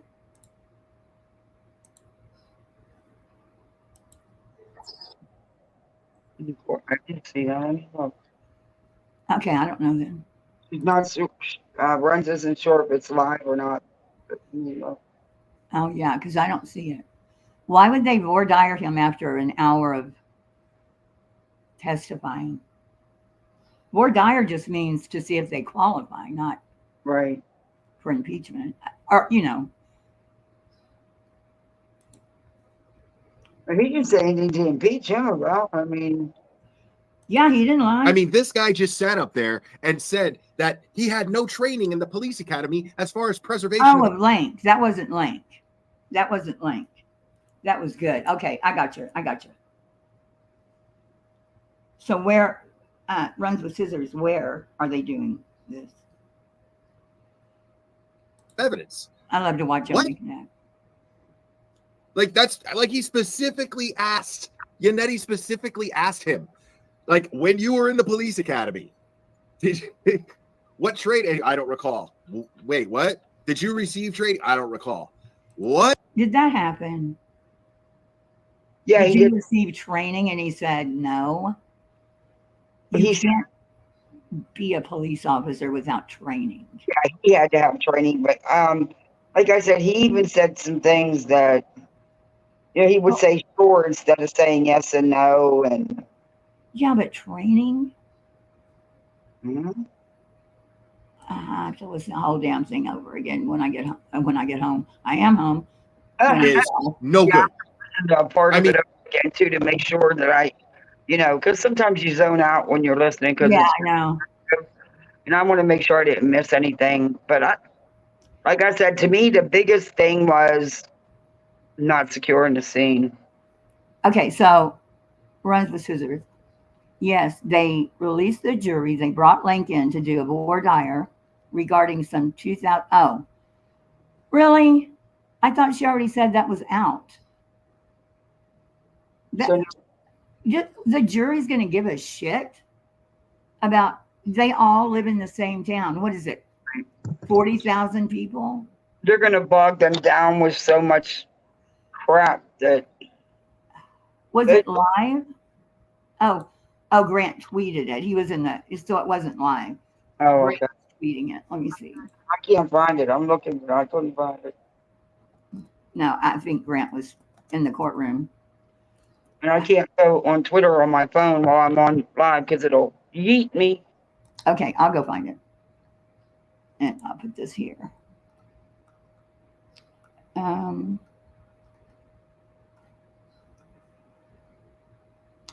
Lank arrives. This is a voir dire of Lank related to whether the parties may ask certain questions in front of the jury tomorrow. Wow, Lank brought charges against Tim Albert at one point for committing a crime. Okay, Grant, you didn't know about this? Lank and Brian Albert have had arguments in the past, but they are civil. How long ago was that? Like 20 years ago? Yeah. What? Breaking news. Canton police officers. It's stuff the jury doesn't. Yeah. Now he's saying in the recent past, Canton police officers Lank and Good previously brought criminal charges in the recent past against a member of the Albert family, Tim, according to testimony. Okay, I've got to watch it all over again. My God, the entire defense conspiracy has fallen apart. I don't know how you got that out of that. Stop saying wow, Grant. There's no wow. Yeah. Lank brought charges against Tim Albert. Okay, so basically, I don't know why they would cover for them if they're always fighting with them. That also, and if that is any of that is true, then that really does just put their so-called cover-up theory out the door. They would, clearly they didn't get along. Right, they would be for them to be arrested. Right. You know, if they were that shitty with them, they'd run in the house first thing. That makes, well, why would they bring it in? They bring it there. I mean, they opened up the door and they brought in Colin and stuff already. And I'm thinking, yeah. And look at all Turtle Boy did to Colin. Yeah, you open up the door, then that allows for it all. Yeah. You said Colin's name. Mm-hmm. To me, that's opening the door. And it's just gonna. Is that when she cut it off when he was asking about Colin? I don't remember. No, they should cut it off when you were there. Oh, when they went into a sidebar. Yeah. No, it wasn't about him. Okay. Let's see. What I do is at the end of the evening. Are you seeing Glara right now? Yes. Okay, because I was playing it. Do what now? Listen this evening after I get the kids all settled and stuff. When I zone out sometimes. Oh, you know, yeah. It's like. Yeah, because I'll start listening again, and like I've missed the last 5 minutes. You know. Mm-hmm. And it's good to watch them over again anyway. Yeah, I'm going to have to agree. I'm going to have to agree with they left it unattended, which I thought it would come out that at least there was a cop car there. Yeah. Apparently, they left it wide open. And so Jackson could easily say, oh, well, people from the house went out there and put a shoe by the fire hydrant, sprinkled some, tail light out there and went back and nobody knew the difference. They can say all that now. Yeah.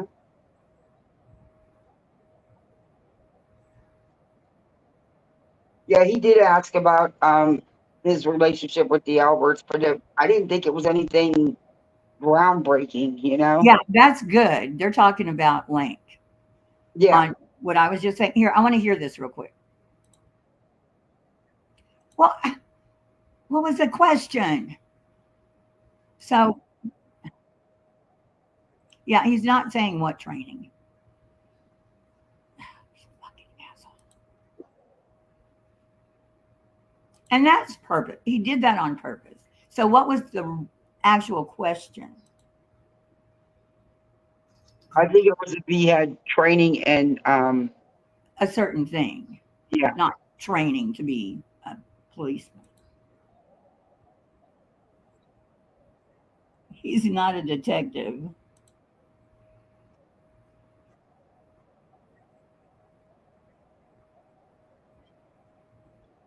Oh, okay. Okay. So now he's going to tell us what he knows about being an officer.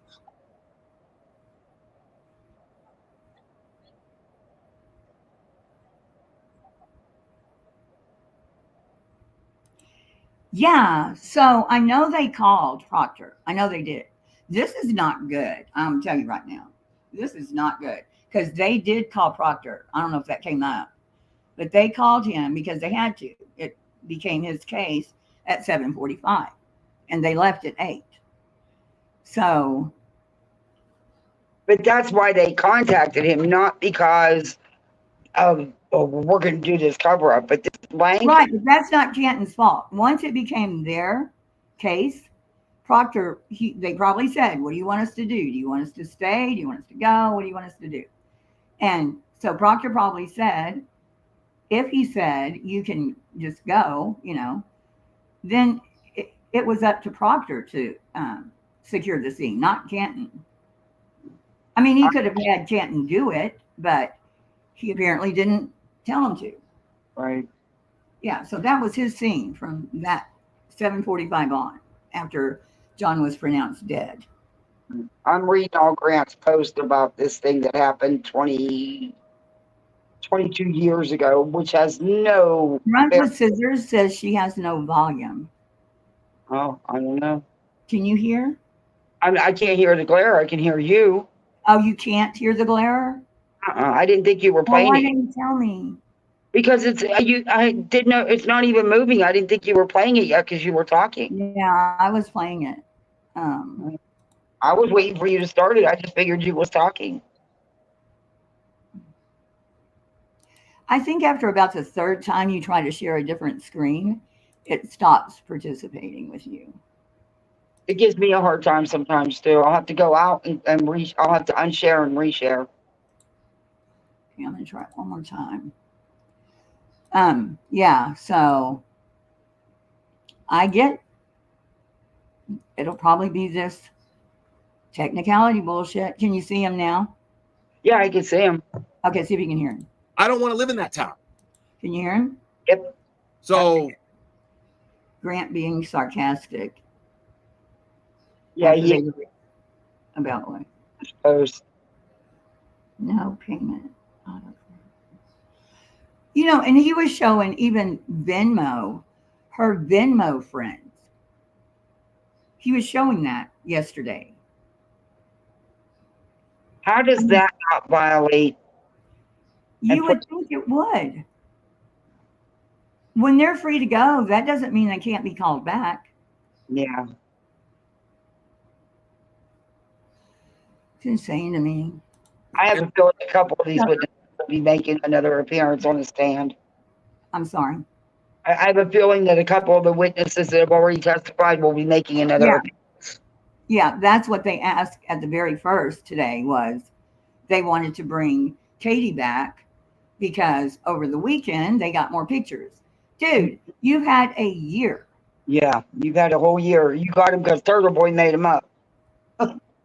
AI is going to be detrimental to trials. I mean, it's not going to do any good anymore to say, well, do you have the metadata? Well, you can make the metadata. Yeah. You can do all kinds of shit with AI. Yep. You can have them on a recording. Trust nothing, believe nothing. Isn't that sad? Yeah, what's it going to come to then? When you have to, unless you see them, then you're not even going to be able to trust what you see. You know what I mean? You could see the same thing, but have two totally different takes on it. No, I'm talking about AI, like deepfake AI. Yeah. You could show someone actually killing someone. Exactly. It's scary what you can do with that technology. It really is. I hope they're ahead of it. I hope the judicial system is way ahead of it, because I don't know that them people that are good with the AI, they can make that shit look so. I mean, yeah, you can change dates. You can do way better Photoshop. Apparently, Turtle Boy hasn't found out about AI yet, because that was an awful Photoshop. I mean, awful. He has his minions do all that stuff. Well, that one should be fired. Yeah. Because I didn't see anything shady with the rest of them. I didn't see the one at the baby shower. But even so, what, those photos were so long ago. Even if they were last week, Katie were- knows what Yeah. kind of relationship she has with this woman. If Yeah. she doesn't consider her a friend, don't push her to say because she's a cunt. Right. And just because she was there doesn't mean that they're BFFs and hang out. Maybe she was brought with somebody else. Oh, yeah. So it doesn't mean that they're good friends, but he's trying to make her admit to it. And court's not still live. Court recessed. I think that's one of their downfalls, is the way he does kind of badger the witnesses and try to change up what they say. And then they're the ones that got to tell them. Being that they're first responders, I think the jury's going to look at him like, yeah, dude, you just got told. You're trying to say something that could hurt them a little bit. But I don't know. Today, one of the biggest, like I said, one of the biggest things for me, not even about this information about blank and all that from 22 years ago. It was the fact the scene was not secured. So if I put a comment up, it doesn't show up on the screen if I'm sharing. Oh. I didn't know that. I thought it did. Anyway, Runs with Scissors said the homicide experience, right? So he said he didn't have homicide experience. Right, because he thought he did not investigate homicides. Yeah, I don't think they probably have a bunch in Canton. It's a real small department, correct? 43, I think. That's small. Yeah, I'm going to see how big it is. I wanted to go over some of the documents, but I can't find Good's report. Like, I don't see their police report in all this. I would have to look through the drives. I have several drives of it. It would take me a minute, but No, I've got Sleuthie's thing, and I go back and it's not that hard, but I'm apparently missing something. His don't stand out for some reason. So I don't know. Or it's on someone else's. Or I think he told, I don't know, to Proctor. I want to see what their population is. Canton. And population, it should say. You can go away now, thanks. Canton doesn't have a Wikipedia. That's pretty bad. In 2020, their population was 24,370. Yeah. Mm-hmm. I'm How would surprised. you not know, everybody? Department then. Yeah. How would you not know, everybody? Official Well, website. Some people aren't social butterflies, and I don't know. No, I'm saying because you have to go to school. At one time or another, I'm sure they were familiar with each other. I just don't think they hung out as friends. Yeah, You know, I went to a very small high school. Yeah. And I didn't stick with my friends after a couple of years. I mean, I didn't even see them, and stayed in the same area. Yeah. Tim's back. Woohoo. Hey, buddy. What's up? I was away for an hour at work. What happened while I was going? You got to say it again. I can't understand you. Oh, can you hear me now? Better? Yeah, I can hear you. I just couldn't understand you. Yeah, what happened? I was away for an hour. I didn't really see what happened. Well, okay. So did you hear that they didn't secure the crime scene from 8 o'clock until when CERTs got there around 5:30? No, I did not. Well, we can listen together. because I didn't either, really. Why is it? But Yeah, they want to submit like that whole fight occurred that 22 years ago. What was that? Was it the one with the jeopardize yourself thing situation? Is that the one? yeah, I you're think referring- that is something they're doing in Voir Dire because. Yeah, she might allow it in with that particular thing. She might allow some parts in. That's the part I saw a little bit just a second. I missed a Okay, little. but it didn't happen on. It runs with scissor. Did you watch it on TV or where did you see it? It was on Court TV. Basically, they're Okay, discussing. so at the end they must have. Yeah, they basically went for a deer and then talked about the 2002 incident with the Lank incident. I think that's a self-deprecating thing. Okay, And so they this- might, yeah, they might let that in a little bit in, and it's kind of weird. So they are saying Yeah, they I fired don't a- know how they. So Good already mentioned, or he didn't mention Colin. Vianetti mentioned Colin to Good, I think. I mean, I heard Colin. So anyway, let's. Now, does this kind of like reflect the whole blood thing? Kind of reflect the O.J. Simpson's trial a little bit, where they had that one police officer that were kind of villainizing. Yeah. That did the DNA. Yeah. It kind of reminds me of that's like what they're trying to do. Like they try to villainize everyone involved in this investigation. Right. And by the way, OJ was, in my opinion, was completely guilty of the Yeah, charges. mine too. But here's the thing. Good admits that they left the crime scene completely unsecured all the rest of that day until certs arrived. So it really was. I thought, well, we're going to find out they had a cop car there or. That's not good. That's really not a good situation for Not at all. Not at all. Because anyone from that house could just walk over there, drop some shit. Proctor, he takes the clothes, but of course the clothes went to the hospital first. Mm-hmm. But then he got the clothes from the hospital and would have had to have taken them and put them into evidence. Then when they were testing them, I don't know how long between that was, but leaving the crime scene open that long, insane. Yeah, that's going to definitely bite them in the ass. Yeah. This was during Jackson's questioning? This was during Iannetti. Oh, okay. So he finally got something. Okay. Yeah, I'll see if I can find it. I don't know if I'll find it or not. We'll listen to it. Was it at the end, Kathy?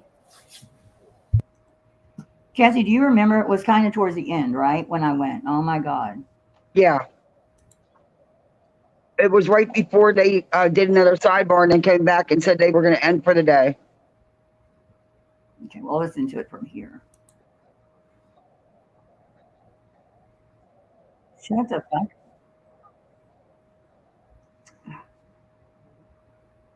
Shut the fuck.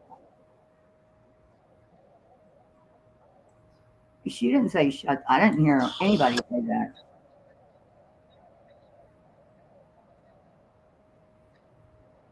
It just seems to me like a lot of the mistakes of this, like, you know, whatever mistakes you point out in this situation was due to inexperience when it came to, you know, homicide investigations. That's just my opinion. And also the inclement weather that basically added to the chaos of the situation. Oh, yeah. Very much. Now, but listen, they had already called Proctor because at 7:45, it went to him. When they called it on John, then it goes to the state troopers. So Proctor should have had it secured. That wouldn't have anything to do with him. Mm-hmm. So that's going to be on Proctor. Yeah, I mean, not looking good for him. Well, Proctor's been the weakness of this entire case. Yeah. Unfortunately, he's the lead, you know. Mm-hmm.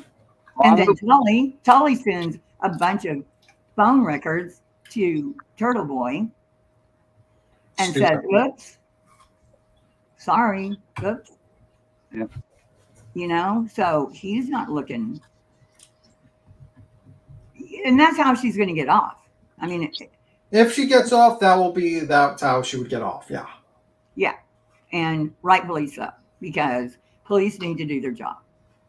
And otherwise, this is what happens. It's not even new. Unfortunately, combat it tomorrow because it sucks and I'm gonna miss the morning. Oh my gosh! I'm gonna interrupt or stuff because I've got to hear what they gotta say. You can't turn it on your phone? Yeah, but not during a procedure. Oh, no. I'll have my earbuds in. I think that's what I was going to tell y'all the other day. That was so funny because today, when someone came, I had it on, but I couldn't watch it for like 20 minutes. No. So during the Zimmerman trial, there was one person I wanted to see more than anybody else. I might have told you about it. And I'm in the hospital and watching it intently and talking to it. There was another woman in the same room. And we're watching it. And I'm like, Rachel Jeantel is going to come out. Okay. In walks a nurse with a wheelchair to take me to get x-rays. And I'm like, are you serious right now? This has gone on 2 years.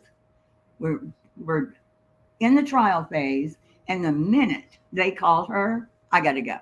You got to go. You can't bring in the X-ray room. Oh, no. I had it on my phone. I was like, do what you got to do. I'm watching this. But, like, I think today's, like, the parts I see, I got to watch that part with the whole, they didn't watch the crime scene since 8 to 5. That's kind of crazy to me. But no, it wasn't because it's 8 to 5. It was no longer Canton's crime scene. Uh-huh. Yeah, he didn't say anything about 8 to 5. Oh, okay. No, he just said, nope, we didn't secure it. So basically what happened was they switched it off to another agency and it's just kind of in between someone dropped the ball, passing it by to secure the scene. No, they called him. They called Proctor because it was a big thing. What earlier? Like they're saying, oh, you called Proctor right away. Why did Proctor have to know? Well, by the time they left at 8, they had called him. Okay. When he died, when they pronounced him dead, the Massachusetts state trooper take over the case. They still help. Canton would still help. So I would think Proctor would say, make sure you secure the crime scene. Make sure nobody goes in there. You know, I'll have somebody there as soon as possible. Nope.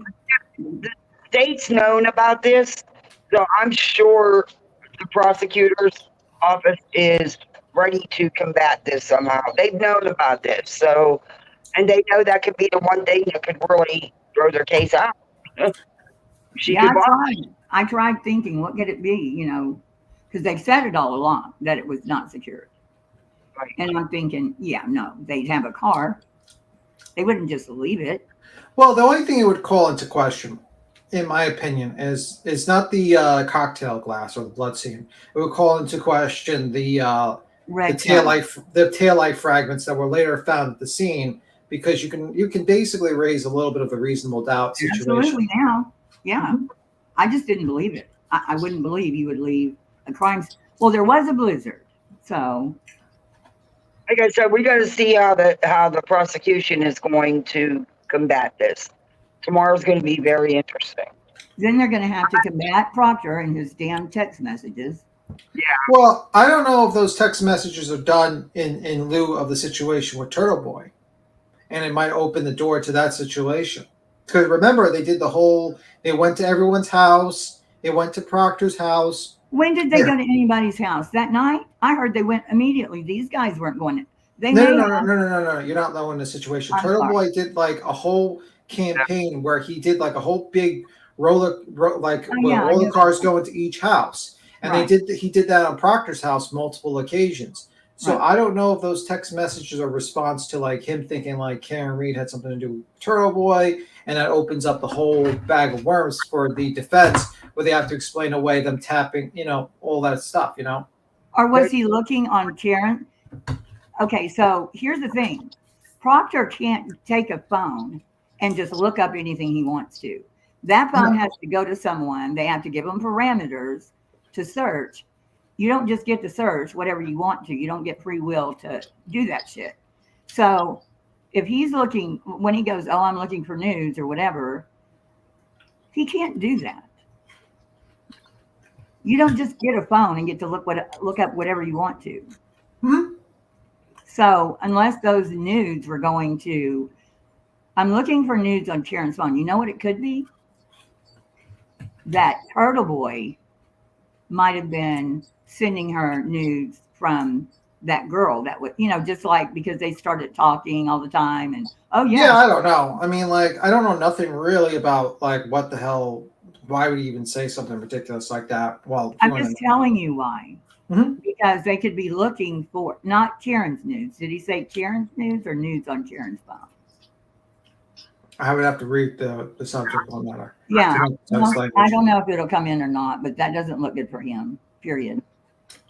So, do you want to listen to this? Sure. I'm surprised they brought into it. So they mentioned his Oh name. my God! Wait, Kathy. Wait. What? I don't even have it shared yet. You don't have it shared. Like it's not shared on the screen yet, by the way. Oh, yeah, you got to. What is going on? Why are you crying? That's weird.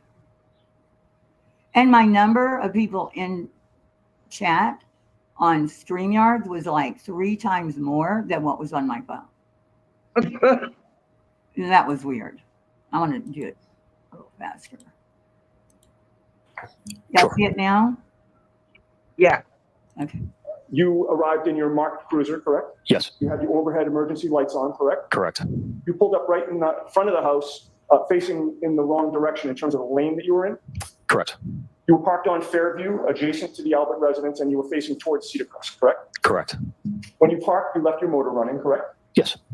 And when you got out of your cruiser, one prominent sound that you heard was Karen Reed screaming at the top of her lungs, correct? Yes. She appeared to be in distress. Correct. She appeared to be crying. I did not see her crying. She was hysterical. Yes. She was very loud. Yes. And you could hear her yelling. That got me. She was screaming but not crying. Yeah. That morning, did you not? Correct. After you got there, other emergency vehicles showed up? No. Did you see any other cruisers show up? If you want to call it an unmarked detective pickup truck or cruiser, sure. Okay, so there was one additional police vehicle that showed up? Sergeant Lang arrived. So Lank was there, and he's a detective. He wouldn't find problems with leaving it?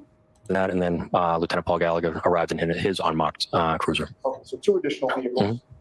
And also Officer Seraf's vehicle was there? And Mulaney's, correct. And Mulaney. So we're now up to 4 police vehicles on scene? Yes. They all had their lights on? No. Detective Sergeant Langs does not have any lights in it, and neither did Paul Gallagher's lights were not activated, I believe. I see. So you and Seraf and Mulaney had your lights on? Correct. And I actually miscounted. That would be 5 police vehicles, correct? Sure. All right. 3 with their lights on. What about ambulances? There were 2 ambulances that showed up, one for the first transport of Officer O'Keefe and second for Miss Reed, but they were never there at the same time. All right. When you first got there, was the first ambulance there? It was. And that ambulance also had its lights on? Yes. How many fire trucks were there when you were there? Just one. And that also had its lights on as well? Correct. And engine running? Yes. And everyone was essentially parked around and in front of 34 Fairview, correct? Correct. And all the while, the first responders are talking over the noise of the storm, correct? Yes. And they're also talking over the screaming by Karen Reed, correct? Sure. At one point, Kerry Roberts even yelled at Karen, and I apologize for the language, but she yelled at her to shut the fuck up, correct? I have no idea. I don't recall that. Wow. See, they just can't do it. They can't be honest. Very chaotic. She didn't even know Carrie. And Carrie's going to tell her to shut the fuck up? Yeah. Right. Would you agree? Oh, yes. Hate All liars. right. Could I have Exhibit 16 on the screen, please? Hold this. Sorry. Okay. Now, this has previously been admitted as sort of a side-to-side comparison between your cruiser dash cam and Officer Sarah's dash cam. Okay. And they've been synchronized. Okay. If we could start. Is this the one that wasn't in evidence? Kathy, do you know? One of them wasn't in evidence. I'm not sure. He also. 9 minutes in, please. So, Ms. Giannetti, this is not yet in evidence. There you go. That's added what- as Exhibit 16, am I Right. correct? Right. So it's not in yet. I see. How does he do that? Just like, oh, sorry. Doesn't it have to be in evidence before you throw it up on the screen? Yeah, didn't she think that she addressed that already about marking things and everything so No, that they, this is not the third time. yeah. With regard to your dash cam, sir, Wow. do you And recognize the bottom? she's wrong because she should have stopped him right then and made him show her what he's about to show. That's my opinion. Video here as depicting your view as you were driving to the scene? Sure. And that appears to be a fair and accurate representation Hey, Katie. of what was shown to you on direct examination with regard to your dash cam? Yes. You can continue.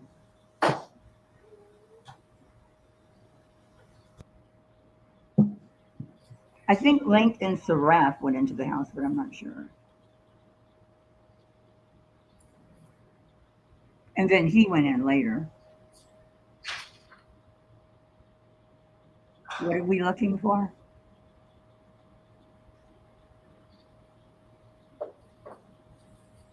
I don't like the split screen videos. That's Katie. That's Terry, I think. There's the cop. She said, heard Taryn say, I hit him, I hit him, I hit him. She's right there. So who is the cop? Okay, you can pause it there. Because no cop put that in the report. Would you agree with me, Sergeant Good, that you were arriving on scene at approximately 6:16 a.m. on January 29th? Yes. And I'd ask you to review and compare your dash cam video with the top dash cam video for the next 30 seconds or a minute, please. And I'll ask you some questions after that. Sure.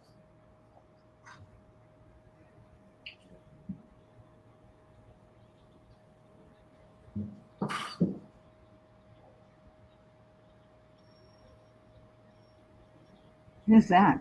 Sorry.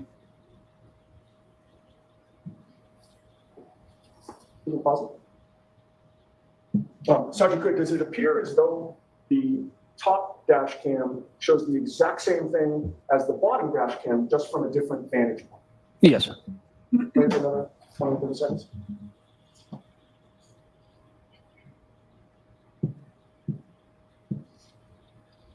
What are you getting at?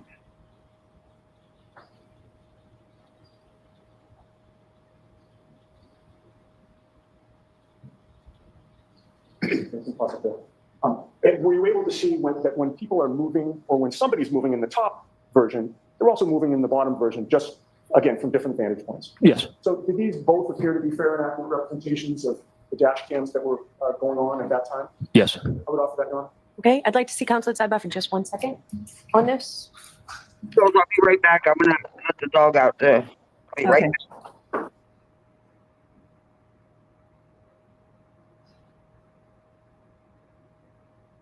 I didn't see the fireman or EMT that said he heard her say that.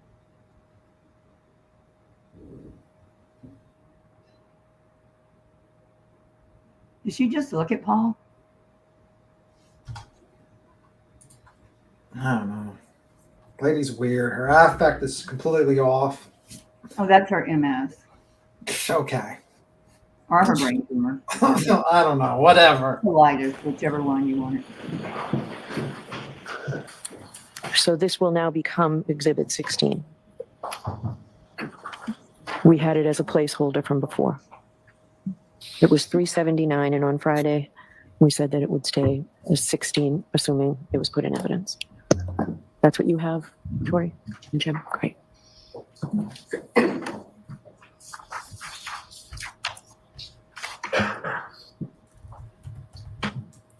Okay, we can take that off screen. Thank you. Now, Sergeant Good, you testified that you got there at about 6. Was there a point? Don't know. Some of these things, like, I feel like they make points sometimes, and sometimes they just ask questions and never follow up on the question. Yeah, like what were we trying to see? I'm sorry, 6:16 a.m. and relying on Exhibit 16 that I placed. Okay. Told him to take it. Okay. Yes. You stayed on scene for over an hour and 40 minutes. Would you agree with that?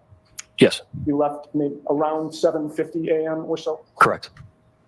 And during the beginning part of the 1 hour and 40 minutes that you were on scene, with all the vehicles that we've just seen at around 6:16 a.m. and for the first 10, 15 minutes with all those lights flashing, you never saw Brian Albert come out of his house, correct? Correct.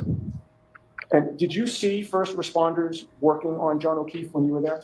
No, He had already been loaded into the ambulance at that time? correct.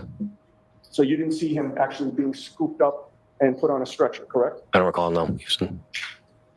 And with regard to the remainder of the time that you were on scene, up until all the way through 7:50 in the morning, did you ever see Brian Albert come out of his home?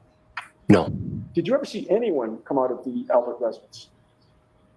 other than John McCabe and Matt McCabe, no. Were you aware when you entered the Albert residence that morning that John O'Keefe was found on his front lawn wearing only one shoe, black in color? I was not aware of him missing a shoe, no. While you were there, you were listening to the questions that Sergeant Lank was asking Brian Albert? Yes, Did you ever hear Sergeant Lank ask Brian Albert that morning if he knew where the other shoe was that was black in color? Objection. Sustained. While you were there, ever hear Sergeant Lank ask Brian Albert when he learned that John O'Keefe was lying on his front lawn? Objection. Sustained.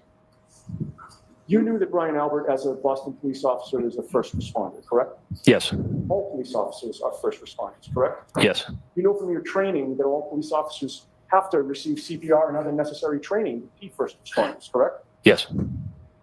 At any point in time, did you ask Brian Albert why he didn't come out of his house? No, Did Sergeant Lank in your presence ask him why he didn't come out of his house? Objection. Sustained. After clearing the scene at 7:50 in the morning, did you go back to the station? I did. Do you know whether or not Kevin Albert was working that day? I don't. Did you see Kevin Albert that day? I don't recall seeing him. Did you speak with Kevin Albert that day? No, Now, since that day, it's been almost 2.5 years. You've continued working on the same police force as Kevin Albert, correct? yes, At some point in time, you and Kevin Albert discussed the fact that you were one of the first responding officers to his brother's home for this tragic incident, correct? yes, It's a very unique situation, correct? yes. Many officers in the department were interested to know what you saw and heard that day, correct? Sure.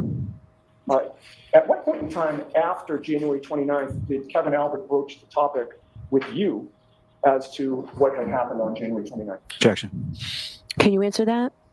Sure, I don't recall ever immediately talking to Kevin Albert about the incident, no. Right, well, you had said that you don't recall talking to him that day, but certainly within a couple of weeks, the two of you caught up, correct? I can't remember, no. I'm sorry? I can't recall that, no. Within a couple of months, you talked about it? Sure. And when you say sure, sir, I take that as you're saying, well, if you really want to go there, I'll give you the sure answer. You have to answer yes or no. Okay, yes. So you answer yes or no if you can, and if you can't, you can't. So ask the question again or just move on, please. Do you recall where you were when you and Kevin Albert discussed what had happened on January 29th? No. Do you recall who else was present? No. Do you recall whether it was in person or over the phone? I don't recall, no. You certainly told him what you observed and heard that day, correct? Yes.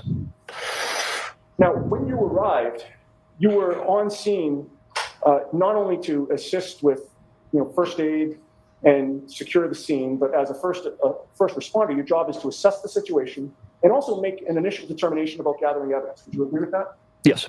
You'd be on the lookout for any physical evidence, correct? Yes. And you'd certainly be on high alert for any individual who made any statement about what may have occurred, correct? Correct. That's important not only for treatment purposes of somebody who. But here's one thing I want to say. All the jurors are from Canton, and they all remember probably the biggest blizzard. Yeah. Yeah. So I think they can relate to what it was like. Yeah, I'm just trying to figure out when does he start talking about the scene not being secured? It will. It comes. I Okay. can't tell you Apparently is hurt, but also for investigative purposes, correct? Correct. And again, you were the third officer on the scene by minutes in terms of the other two officers arriving before you, correct? Yes. And while you were on scene for over an hour and 40 minutes, and by the way, when I say on scene, it's clear to you that I'm asking you about 34 Fairview, correct? Yes. There was no scene at the Canton Police Department, correct? No, I'm talking about 34 Fairview. Of course. A scene is where something happened, correct? Yes. While you were on scene at 34 Fairview for an hour and 40 minutes, did you ever once hear Karen Reed say, I hit him, I hit him, I hit him, I hit him? I did not. And you wrote a report regarding this, correct? I did. You are trained over your 18 years that you include every important detail in that report, correct? Correct. Certainly a statement by Karen Reed screaming out, I hit him, I hit him, I hit him, I hit him, would have been an important detail that you would have included in your report, correct? Yes. You do not intentionally omit, I should say, any important details from your report, correct? Correct. Did not include that language, I hit him, I hit him, I hit him, I hit him, in your report, correct? Correct. And the reason you didn't include it is that you never heard those words come out of Karen Reed's mouth, correct? Correct. Okay, now getting back to potential physical evidence, if you're at a potential crime scene, you want to find what you can, correct? Correct. You want to properly secure any physical evidence, right? Correct. In order to assist the investigation, you're prepared to conduct a thorough search for evidence that may shed light on what had happened, correct? Correct. And you did participate in a thorough search in this case, did you not?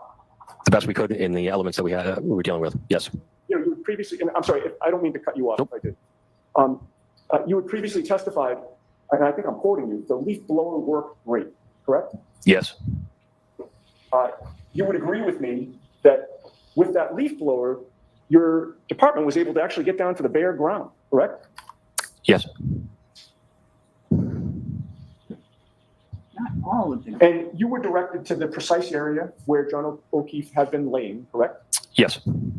And so you knew the area that needed to be searched, correct? Yes. You certainly want to properly search around that area, correct? Correct. And after John O'Keefe was in the ambulance and transported to the hospital, that was the very area that you were eyeballing, correct? Yes.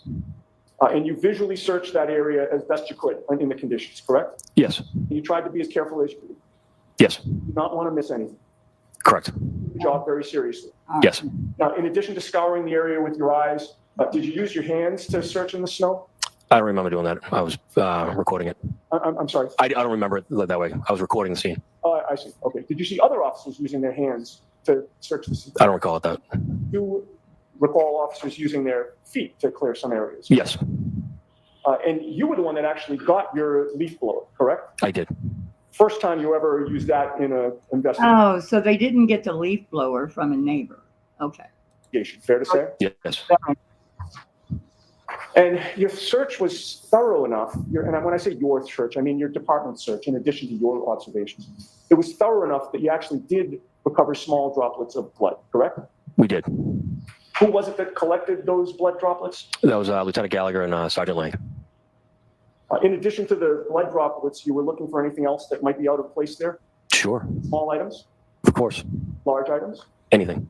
And as you were on scene, it was starting to get lighter as the morning progressed, correct? Yes. And again, you didn't clear the scene until almost 8 a.m. Correct. And you searched and were keeping alert to what was around you for the time that you were on scene, correct? Yes. During that that 1 hour, I should say, and 40 minutes, you did not find 45 pieces of red and black and clear taillight pieces at 34th Fifth, correct? No.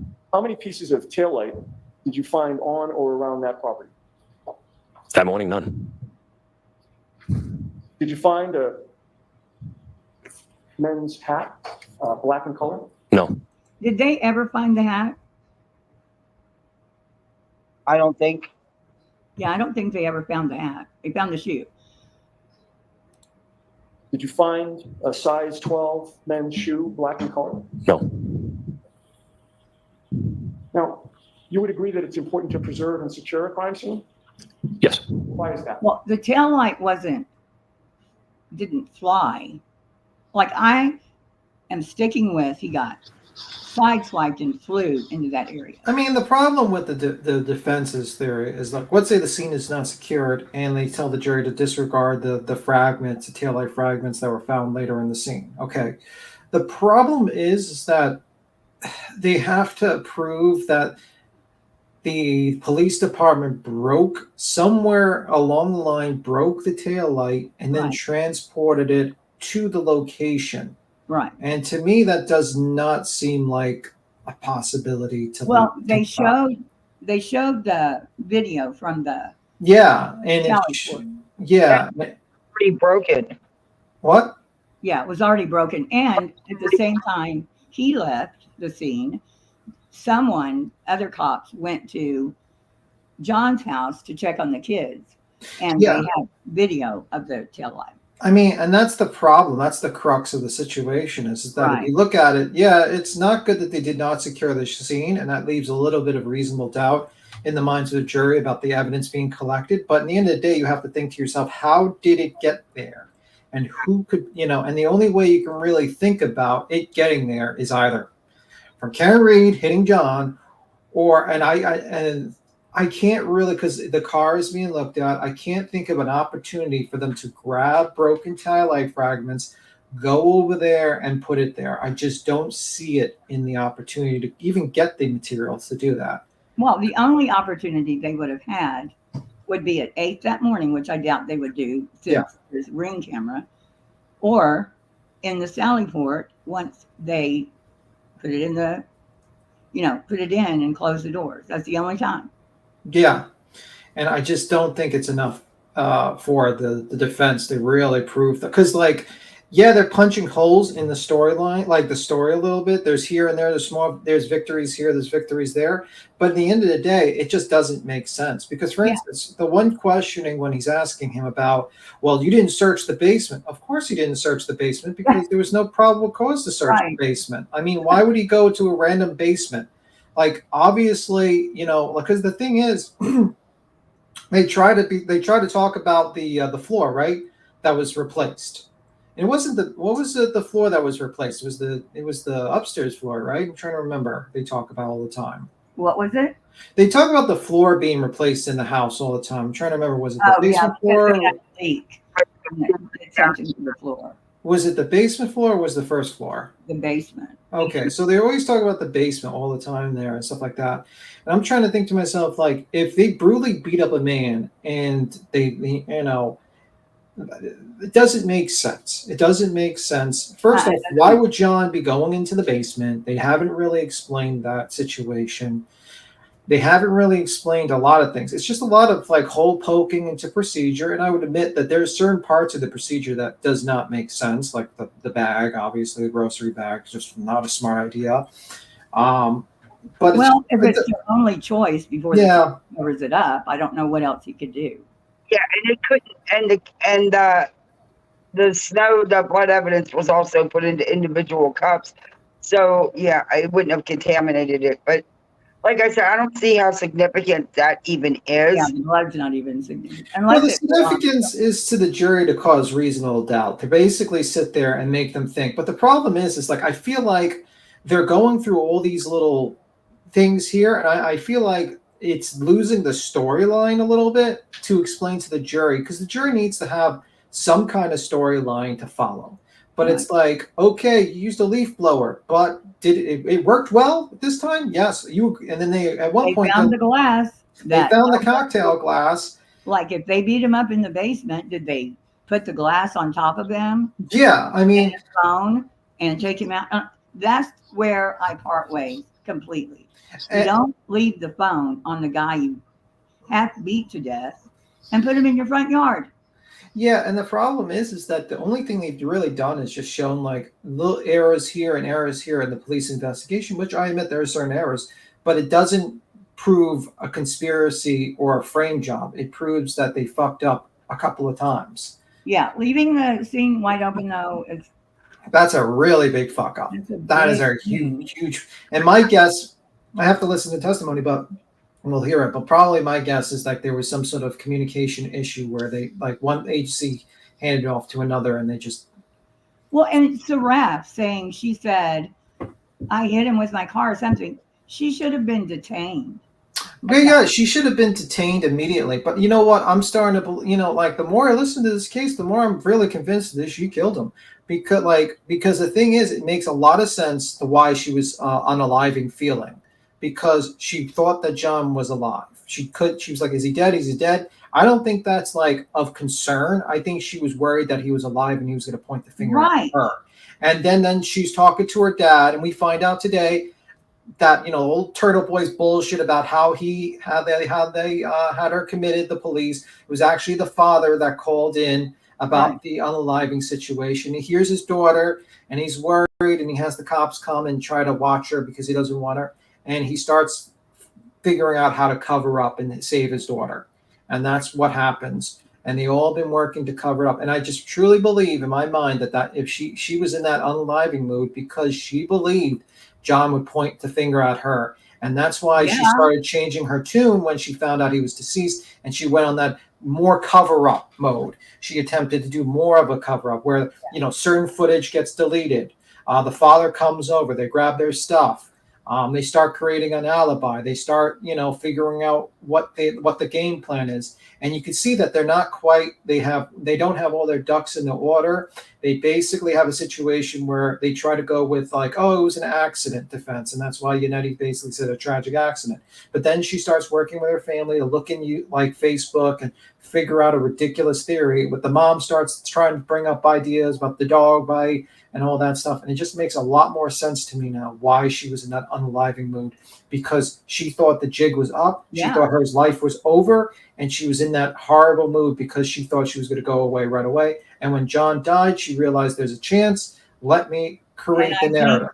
With all my soul, I think she went back before she went with Carrie and Jen. I think she went back.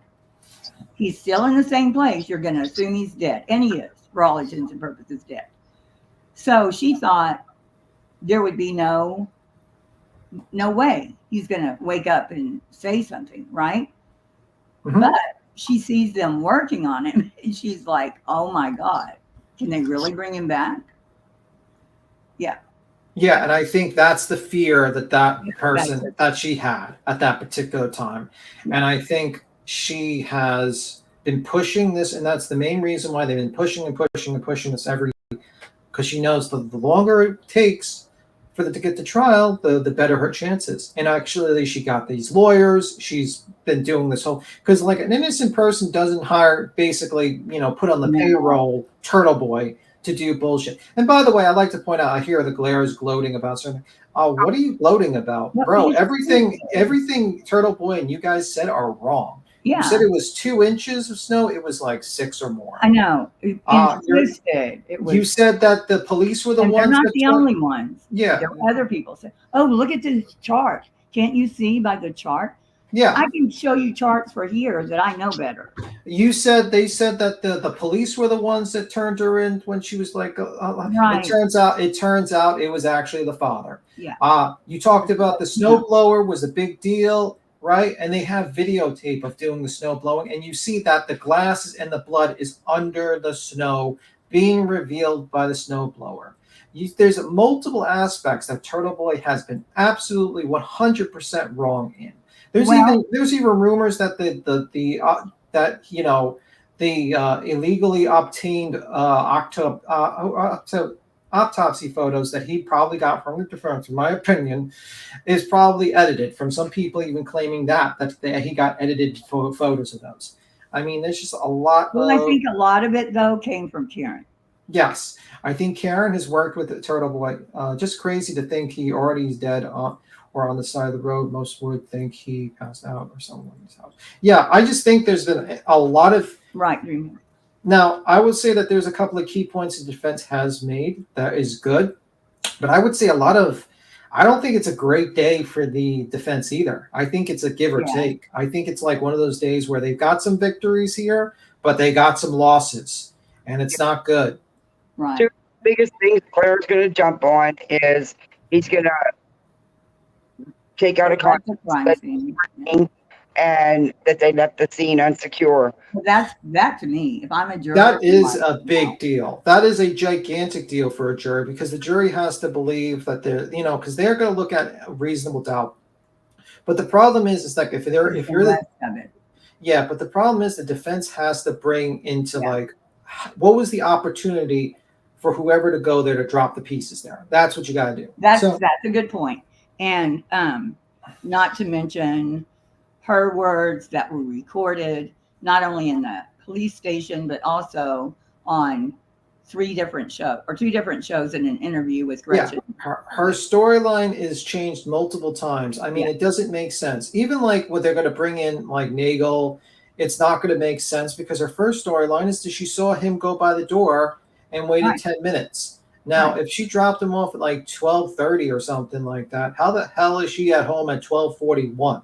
Another issue is how the hell did Nagel not see John go through the door, but then says he saw no one in the car? It just doesn't make sense, her story. And I don't think Nagel is like friggin' lying.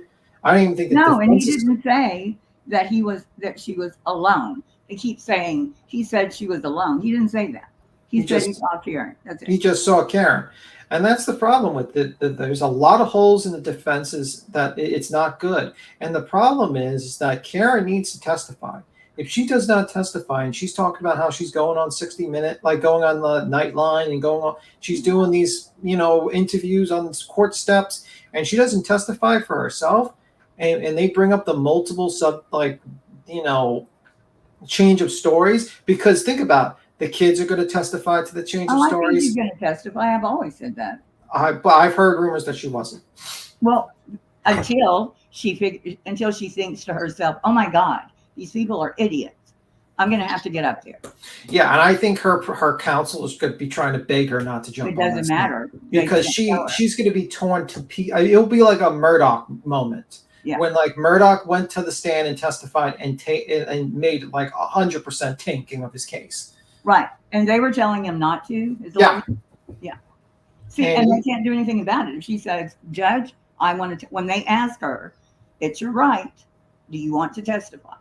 And she's going to say, depending on how it goes. I mean, who knows? Lolly is so lackadaisical, he doesn't make anything seem important. I can't think of anything he's asked. Mm-hmm. He's got to kind of maybe let the woman go up there. Yeah, I think they're going to come back and really. You don't want the crime scene to be contaminated. You think what? They're going to come back and really hit home on the taillight evidence because of the scene being insecure. I think the state's going to be ready for that. Well, I don't know. I think she's told that Gretchen from Boston Magazine. I think that's what she's with. Anyway, I think that's where the information came from, that Karen took a piece of the taillight. I can't remember what she said she did with it, but that's going to be like, what were you doing? Why were you taking a piece of it? Piece of memorabilia? Huh? I said, what you going to say? A piece of memorabilia? Yeah. That's what you take it for. Was she trying to plant evidence against somebody else? Yeah, that, and I would really like to, because of my 2-year theory on psychos, I'd like to see at least one friend that she can say, "Oh, they've been my friend for 10 years." Or That'd be interesting. But I mean, like, that's an interesting, well, maybe the 30 witness, like the 40 different witnesses the defense has will be one of their friends. Maybe. The ones she didn't have You to also pay. do not want, and you'd like to prevent the crime scene from also being manipulated. Would you agree with that? Yes. And what steps were taken, either by you or in your presence, to close off and secure the crime scene at 34th Fairview? We had crime scene tape up while we were there, and then we also had Officer Mulaney on the road. And when you say you had Officer Mulaney on the road, you mean blocking off the road? Correct. Are you aware of something called a crime scene log? No. What? You recall being trained in the academy that when there is a crime scene that needs to be preserved, it is advisable to set up a log so that all personnel are required to sign in and sign out, again, to prevent contamination and to prevent manipulation. Do you not recall that training? I don't recall that, no. with regard to the fact that it was actively snowing at the time, did you consider putting a tent around the area to prevent and minimize the environmental intrusions like the snow? It would have been useless. Did you utilize any heaters to assist melting the snow in that area? No. And before you cleared the scene, or I should say when you cleared the scene, did you post an officer to guard the scene so that nobody could get in or out? No. How long was the road closed off for? While we were there, so those 2 hours. And then after the 2 hours, there was nobody guarding the scene. Would you agree? Yes, correct. The road was not closed off. No. That crime scene was open to the public. Correct. And that's not with good. regard to That, and I hope, against hope, that somebody, and he was already gone by the time he got there, took a picture of John. Just one person. Yeah, and that's a good cross example. Finally, Yannetti actually woke up from his fucking bed. But like I would say, like that is a very good point to put out there, and I think that's a very smart move with the questioning. That was very smart. He was very shaky in the beginning. I remember in this testimony where he was like getting things wrong here and there. He was nitpicking with the report, like, "Oh, you put 32 Fairview," and the guy's like, "Well, I put it into my my other notes, my narrative, that it was 34." Yeah, And- this was bound to come out. That's all they've been talking about. Yeah, this is all they've been talking about, and this is a very interesting point. This is actually the only legitimate point so far I've seen really with the defense has brought up. That and the fucking paper bag. I would be like, oh, it's not good to have the paper bag. I don't know why it's there like that. I don't know why. But it's easily explained. Well, yeah, they could have put blood if that is what the DNA came from. Yeah, that's what they're probably going to imply with. They're probably going to imply that someone could have easily grabbed some of the blood Right, out but there. I've never heard the DNA was blood. I've heard it was DNA on the taillight, and I've heard that there was hair under the car. That's what I've heard. Well, if it's from the taillight, it would have had to be, it would have had to pierce him.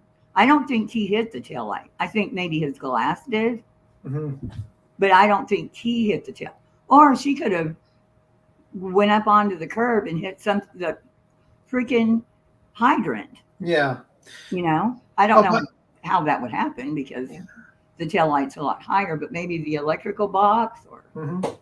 Oh, I got to go. I got things to do. It's good talking to you, Heels. All right, bye. They're not lying. You know, a crime scene log, a tent, heaters, keeping an officer there to make sure nobody got in or out of that crime scene. You would agree, none of those protocols were followed, correct? I don't believe there is a protocol for a tent in our policy.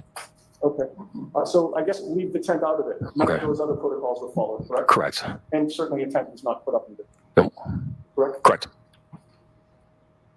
Now, with regard to your police report, going back to that, your report clearly listed persons in. Okay, we've seen all this. I wonder why the tent would be important if, who's that guy?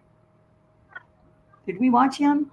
Yeah, Was he, he's the one that kept saying sure. I don't remember seeing him. Have you ever described yourself as being a longtime, quote unquote, drinking buddy with Chris? No. Would you describe yourself Chris Albert, previously, good time. years past, as being a drinking buddy with Chris? No. Have you This is Colin's dad. ever gone out for drinks with Chris? Not in years. Yes. So you socialized with him in circumstances in which y'all are drinking and imbibing. It's been many years, but yes.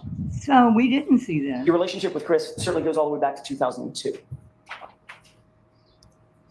Again, we were friendlier back then, yes. Back in 2002 in August, while you were off duty, were you out either drinking with Chris or 20 years ago. 20 years ago.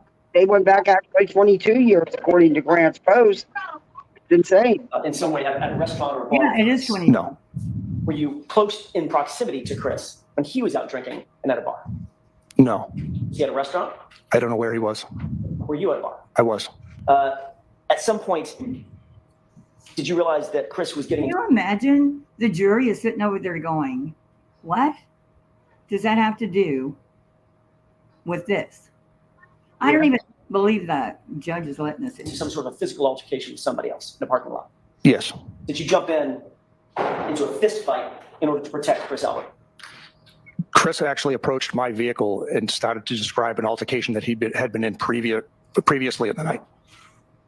When you say your vehicle, your personal vehicle? Yes. Okay, so you were off duty, is that right? Yes. You've been drinking?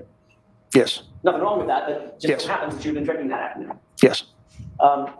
Tim Albert was with Chris, You know, except for the part where you're getting in your car after you've been drinking. correct? Not when I saw him, no. Ultimately, when you realized that Chris Albert was in some sort of fracas, some sort of fight or altercation, you activated yourself as a police officer at the time. He wasn't in a fracas when he approached my vehicle. He approached my vehicle and stated that he had been in an altercation earlier in the night with one of the Lapalato brothers, and that during that altercation, threats were made against him and his family, and he was seeking advice because he knew as a police officer as to how he should go forward.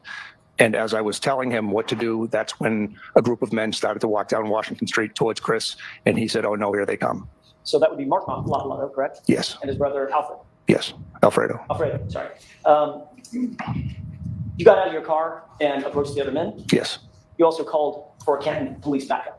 I brought my attention to the restaurant owner and a bartender who had walked out into the street, and I yelled for them to call the Canton police. Canton police did in fact arrive, correct? They did. Isn't it true that after you got involved and Canton police arrived, you then instructed some of your colleague police officers to handcuff Alfredo? I can't recall. Isn't it true that after Alfredo was handcuffed and, for all intents and purposes, physically incapacitated, you then approached Mark Lapalato? No. You got into a fight with Mark Lapalato, though? Yes. You punched him in the face? At one point after he had struck me, yes. So your story is he struck you first, and then you punched him. Yes. His story, of course, is you punched him first. I don't know what his story is. Well, you were sued in federal court, and he told you his story in that lawsuit, correct? So I actually have a question. The criminal case was adjudicated. The civil case, I did sign a non-disclosure, so I'm not sure if I can speak on that. I will never ask you what the nature of any settlement in that case was. Just the fact that you were sued in a public document, which a federal lawsuit is a public document, you were sued in federal court over this incident that I'm talking about, correct? Yes. And ultimately it was settled. I'll never ask you what the terms of the settlement are. It was settled, yes. Okay. Ultimately, you said that the criminal case was adjudicated. We'll get to that in just a second. Did you testify at that criminal case? I did. All right. I want to sort of tailor this a little bit because we're on a little bit of a time crunch and I want to be sensitive to the court's time and your time. The allegation that Mark Lapalato made against you is that you punched him, took him to the ground, continued to beat him, and bit him to the point of drawing blood, correct? I believe that was his allegation, yes. He then indicated that once the police officer None of this has. You froze up. Hills. Did you stop it or are you muted?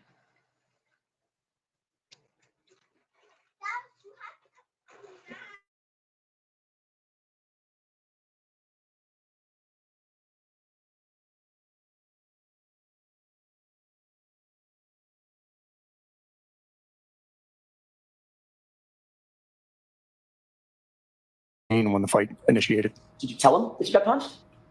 I don't recall. Now, that's a different question than them seeing it. Totally different circumstance.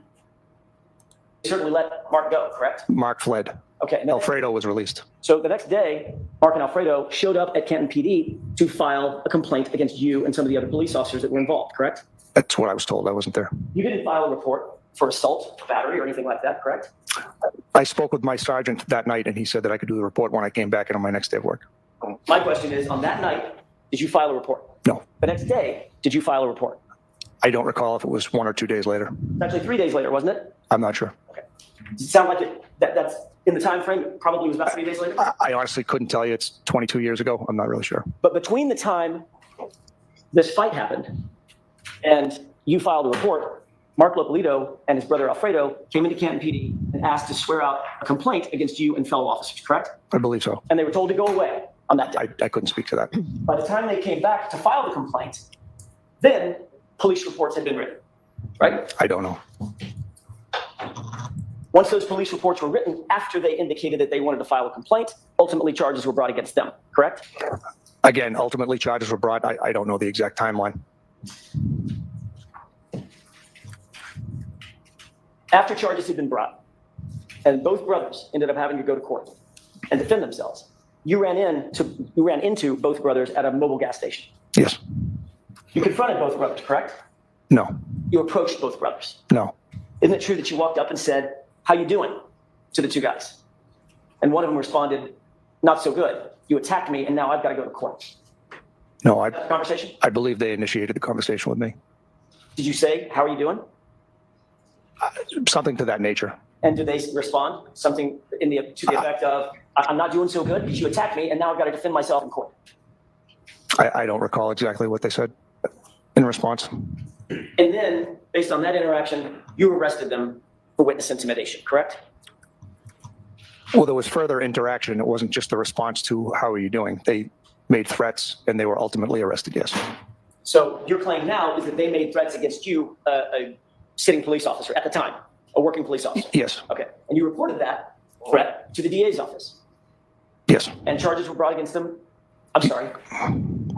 A report was brought against them for that witness intimidation, correct? Correct. Ultimately, with regard to the assault charges for which they were arrested and tried, they were found not guilty in a public adjudication, criminal case, correct? Correct. And the DA's office threw out the witness intimidation charges because they were meritless. Isn't that right? The charges were thrown out. And all of this history that we've just talked about came on the heels of you assisting Chris and Tim Albert in a fight they said they had been in earlier in the evening. Is that right? No. You just told us that the reason you got involved in this melee, this fight to begin with, was because Chris Albert approached you and said, "I was in a fight with some guys earlier tonight, and here they come." Yes, and you just said that he was with Tim Albert. I never saw Tim Albert that night. My mistake. Let's just leave it at Chris. He was with his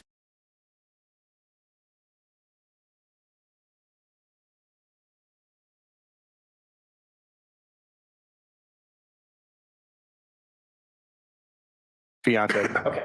So all of this situation emanated from you coming to the aid of Chris Albert, your friend, longtime childhood friend, correct? It had nothing to do with it being Chris Albert.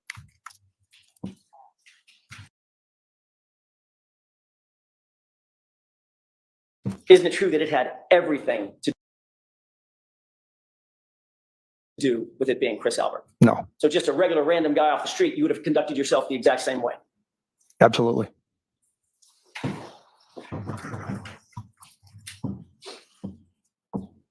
Isn't it true that what you actually did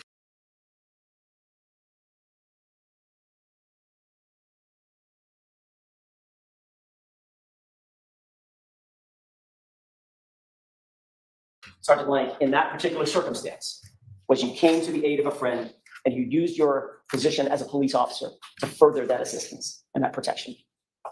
No. That's all I have, Your Honor. Okay, Mr. Lally? Thank you.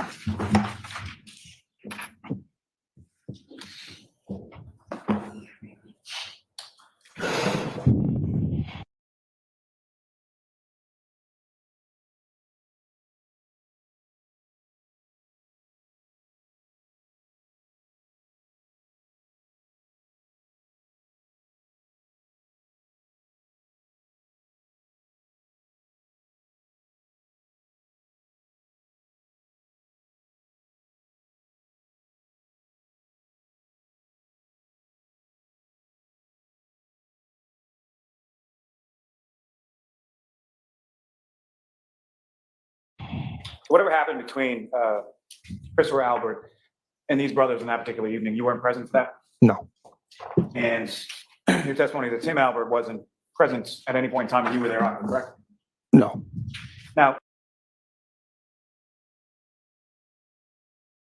with regard to Tim Albert, what, if any, other involvement have you had with him as far as through your official duties as a police officer? I was involved in an investigation where we had to take out charges against Tim Albert. So you've been involved in an investigation where charges were actually taken out against a member of the Albert family, correct? Correct. And do you recall roundabout when that was? I believe it was 2012.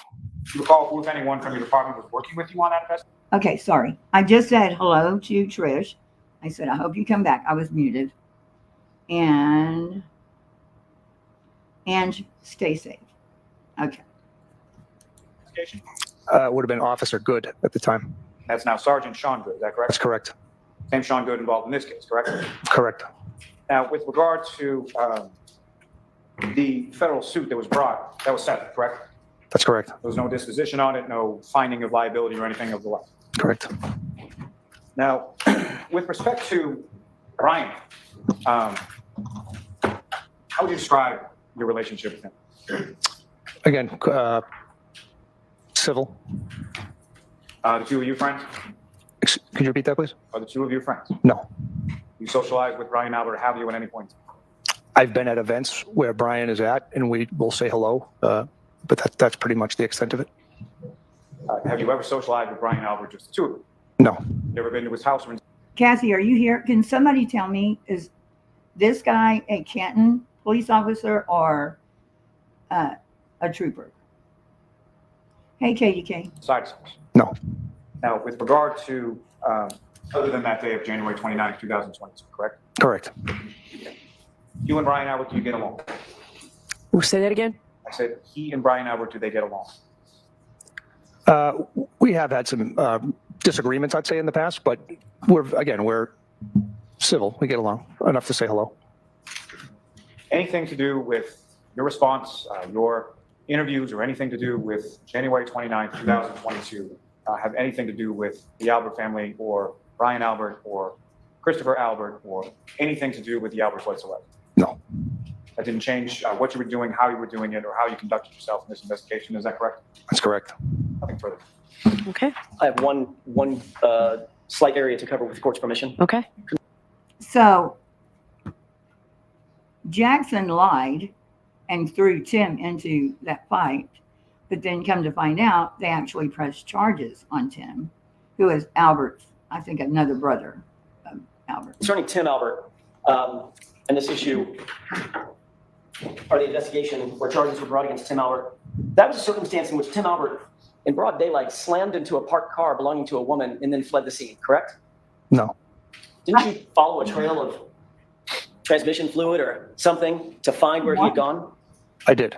And he fled directly to 34 Fairview, correct?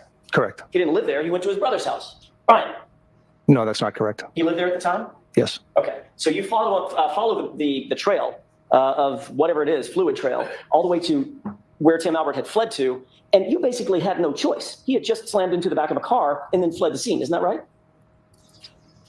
I concluded my investigation by locating the vehicle that had heavy damage. The vehicle that he hit. His vehicle.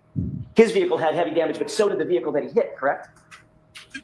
So what you had said a minute ago that he hit a parked car. That's incorrect. Oh, he hit a moving car. It was a vehicle that was, I believe it was stopped at a light. It wasn't a parked car. It was a vehicle that was stopped. Okay. Irrespective of whether the engine was running or parked or not, he hit a car. No, Yes. it's important. What the fuck? With a woman in it, fled the scene, Oh, then you God, find him lies a lot. trying to hide out at 34 Fairview, correct? He had parked the car at 34 Fairview. And you didn't have much choice. I mean, there you have it. The evidence is right in front of you. You can't really cover that one up, right? I would say I did my job. Your Honor, move straight. So this is for Yeah. The fuck? Could you answer the question, please? I would say I did my job. Okay. Did you engage in any kind of a DUI investigation? We spoke with him. Did you give him FSTs? I don't recall if I did. I know I didn't. I don't recall if Officer Good did. Did you give him a breathalyzer? I did not. Did you ask him for a blood test? I did not. So no DUI investigation really undertaken, correct? Again, I can't recall what Officer Good did, but I was there. But you didn't do it. You didn't do what I just suggested, a full-blown DUI investigation. No. Even though he hit another car and then fled the scene. We spoke with him, and he gave an explanation. And that explanation coming from Tim Albert was, I'm really sorry I panicked, right? It was something to that nature. And he turned around, well, I'll just cut to the chase. Y'all ended up charging him with a misdemeanor, correct? I believe so. And he was given diversion, I don't know. and his record was wiped clean. I don't know. That's all I have. All right. Thank you, Sergeant. You can step down, sir. Thank you. I'll hear you, Mr. Jackson. Thank you, Your Honor. I'll be very brief. I spoke about the Aguiar case a couple of days ago, and I think I it's cannot stand Jackson. I swear to God. I bet he takes like 3 hours in the morning to get dressed. attendant to our conversation today or discussion today. That case stands for the proposition that it doesn't matter if the evidence reveals something other. I saw Kathy. The link is pinned if you want to come back. Oh, you got to get the kids dinner. Okay. Thank you for coming up. Hey, JP, I'm going to watch this because I didn't see it, and then I'll probably close it. Than either something that's otherwise inadmissible, as long as the material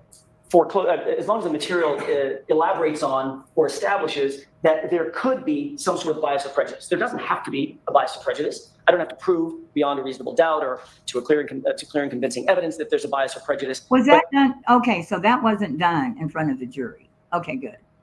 If the evidence suggests that there could be bias or prejudice, that is proper fodder for the jury to consider, and that's what we're asking.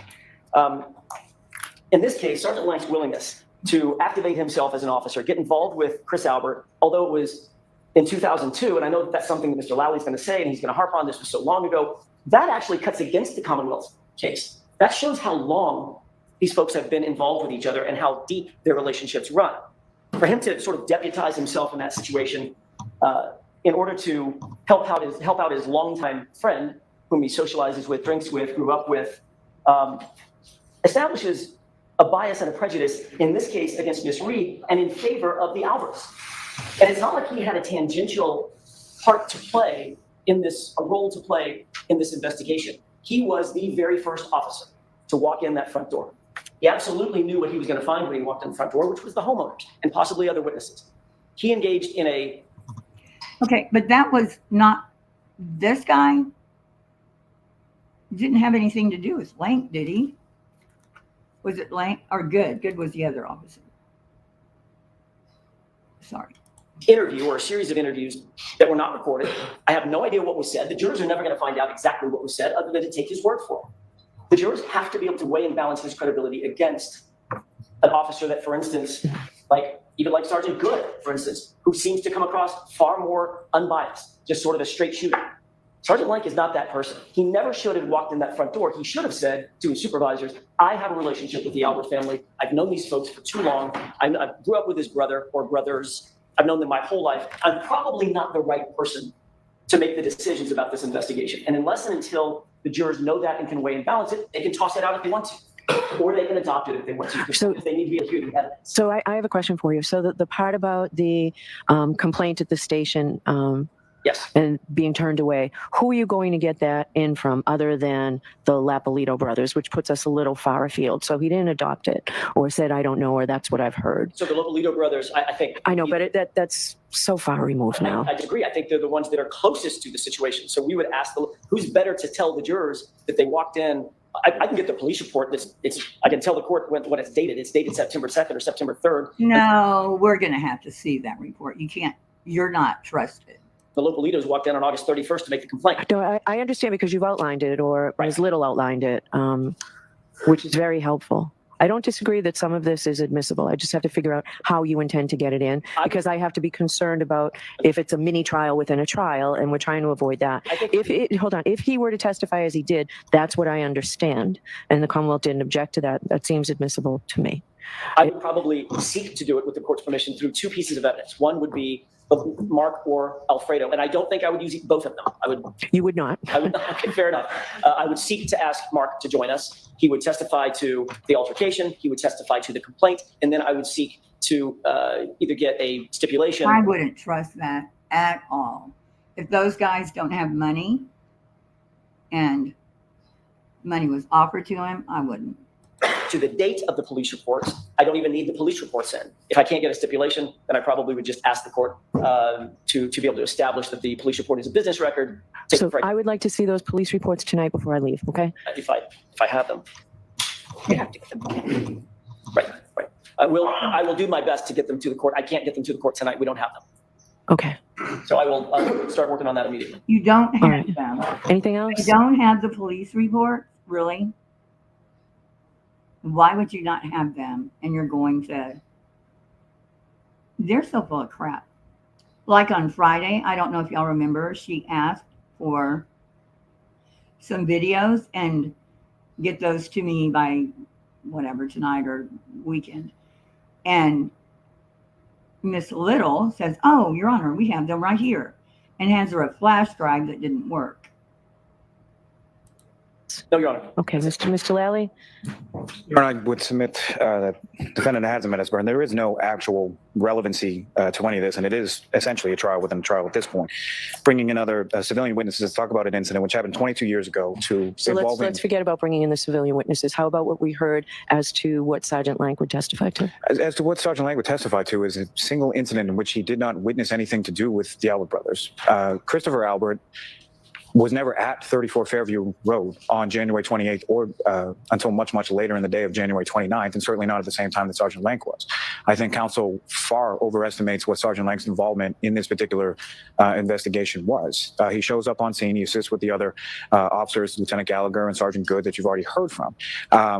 And with respect to, he takes a couple of initial statements, all those witnesses then subsequently talked to troopers from the state police, testified grand jury, multiple grand juries, and will we all be testifying as witnesses in this case.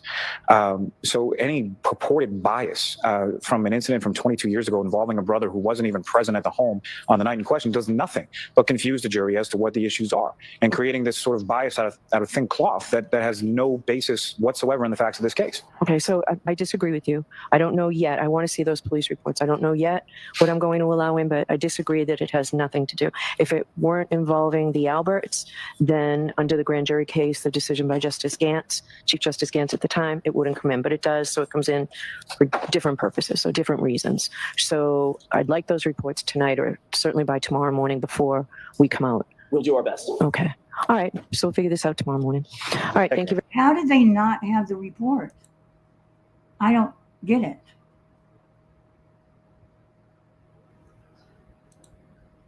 Wow. Very much. No,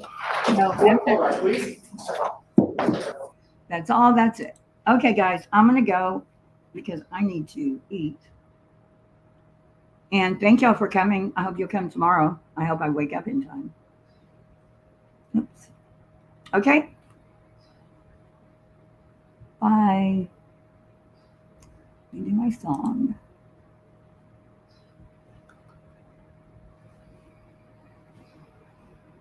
What was that? I don't know. I love you. I love you. Okay.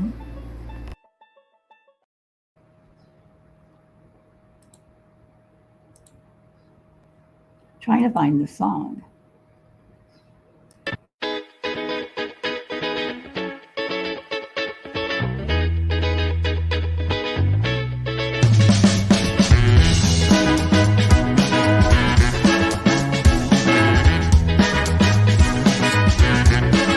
Just like the sunrise needs the sky, just like the blackbird needs to fly, I gotta have you by my side, 'cause you make me feel alright. I know some people play it cool, but baby I ain't that kind of fool. When I'm with you, girl, there ain't no rules, 'cause you make me feel alright. Did everybody hear me say good night? Because I was on mute. I'm sorry. Okay, so one last thing. And good night, and thank you for coming. And I'll be here tomorrow. I love you. I love you. Okay.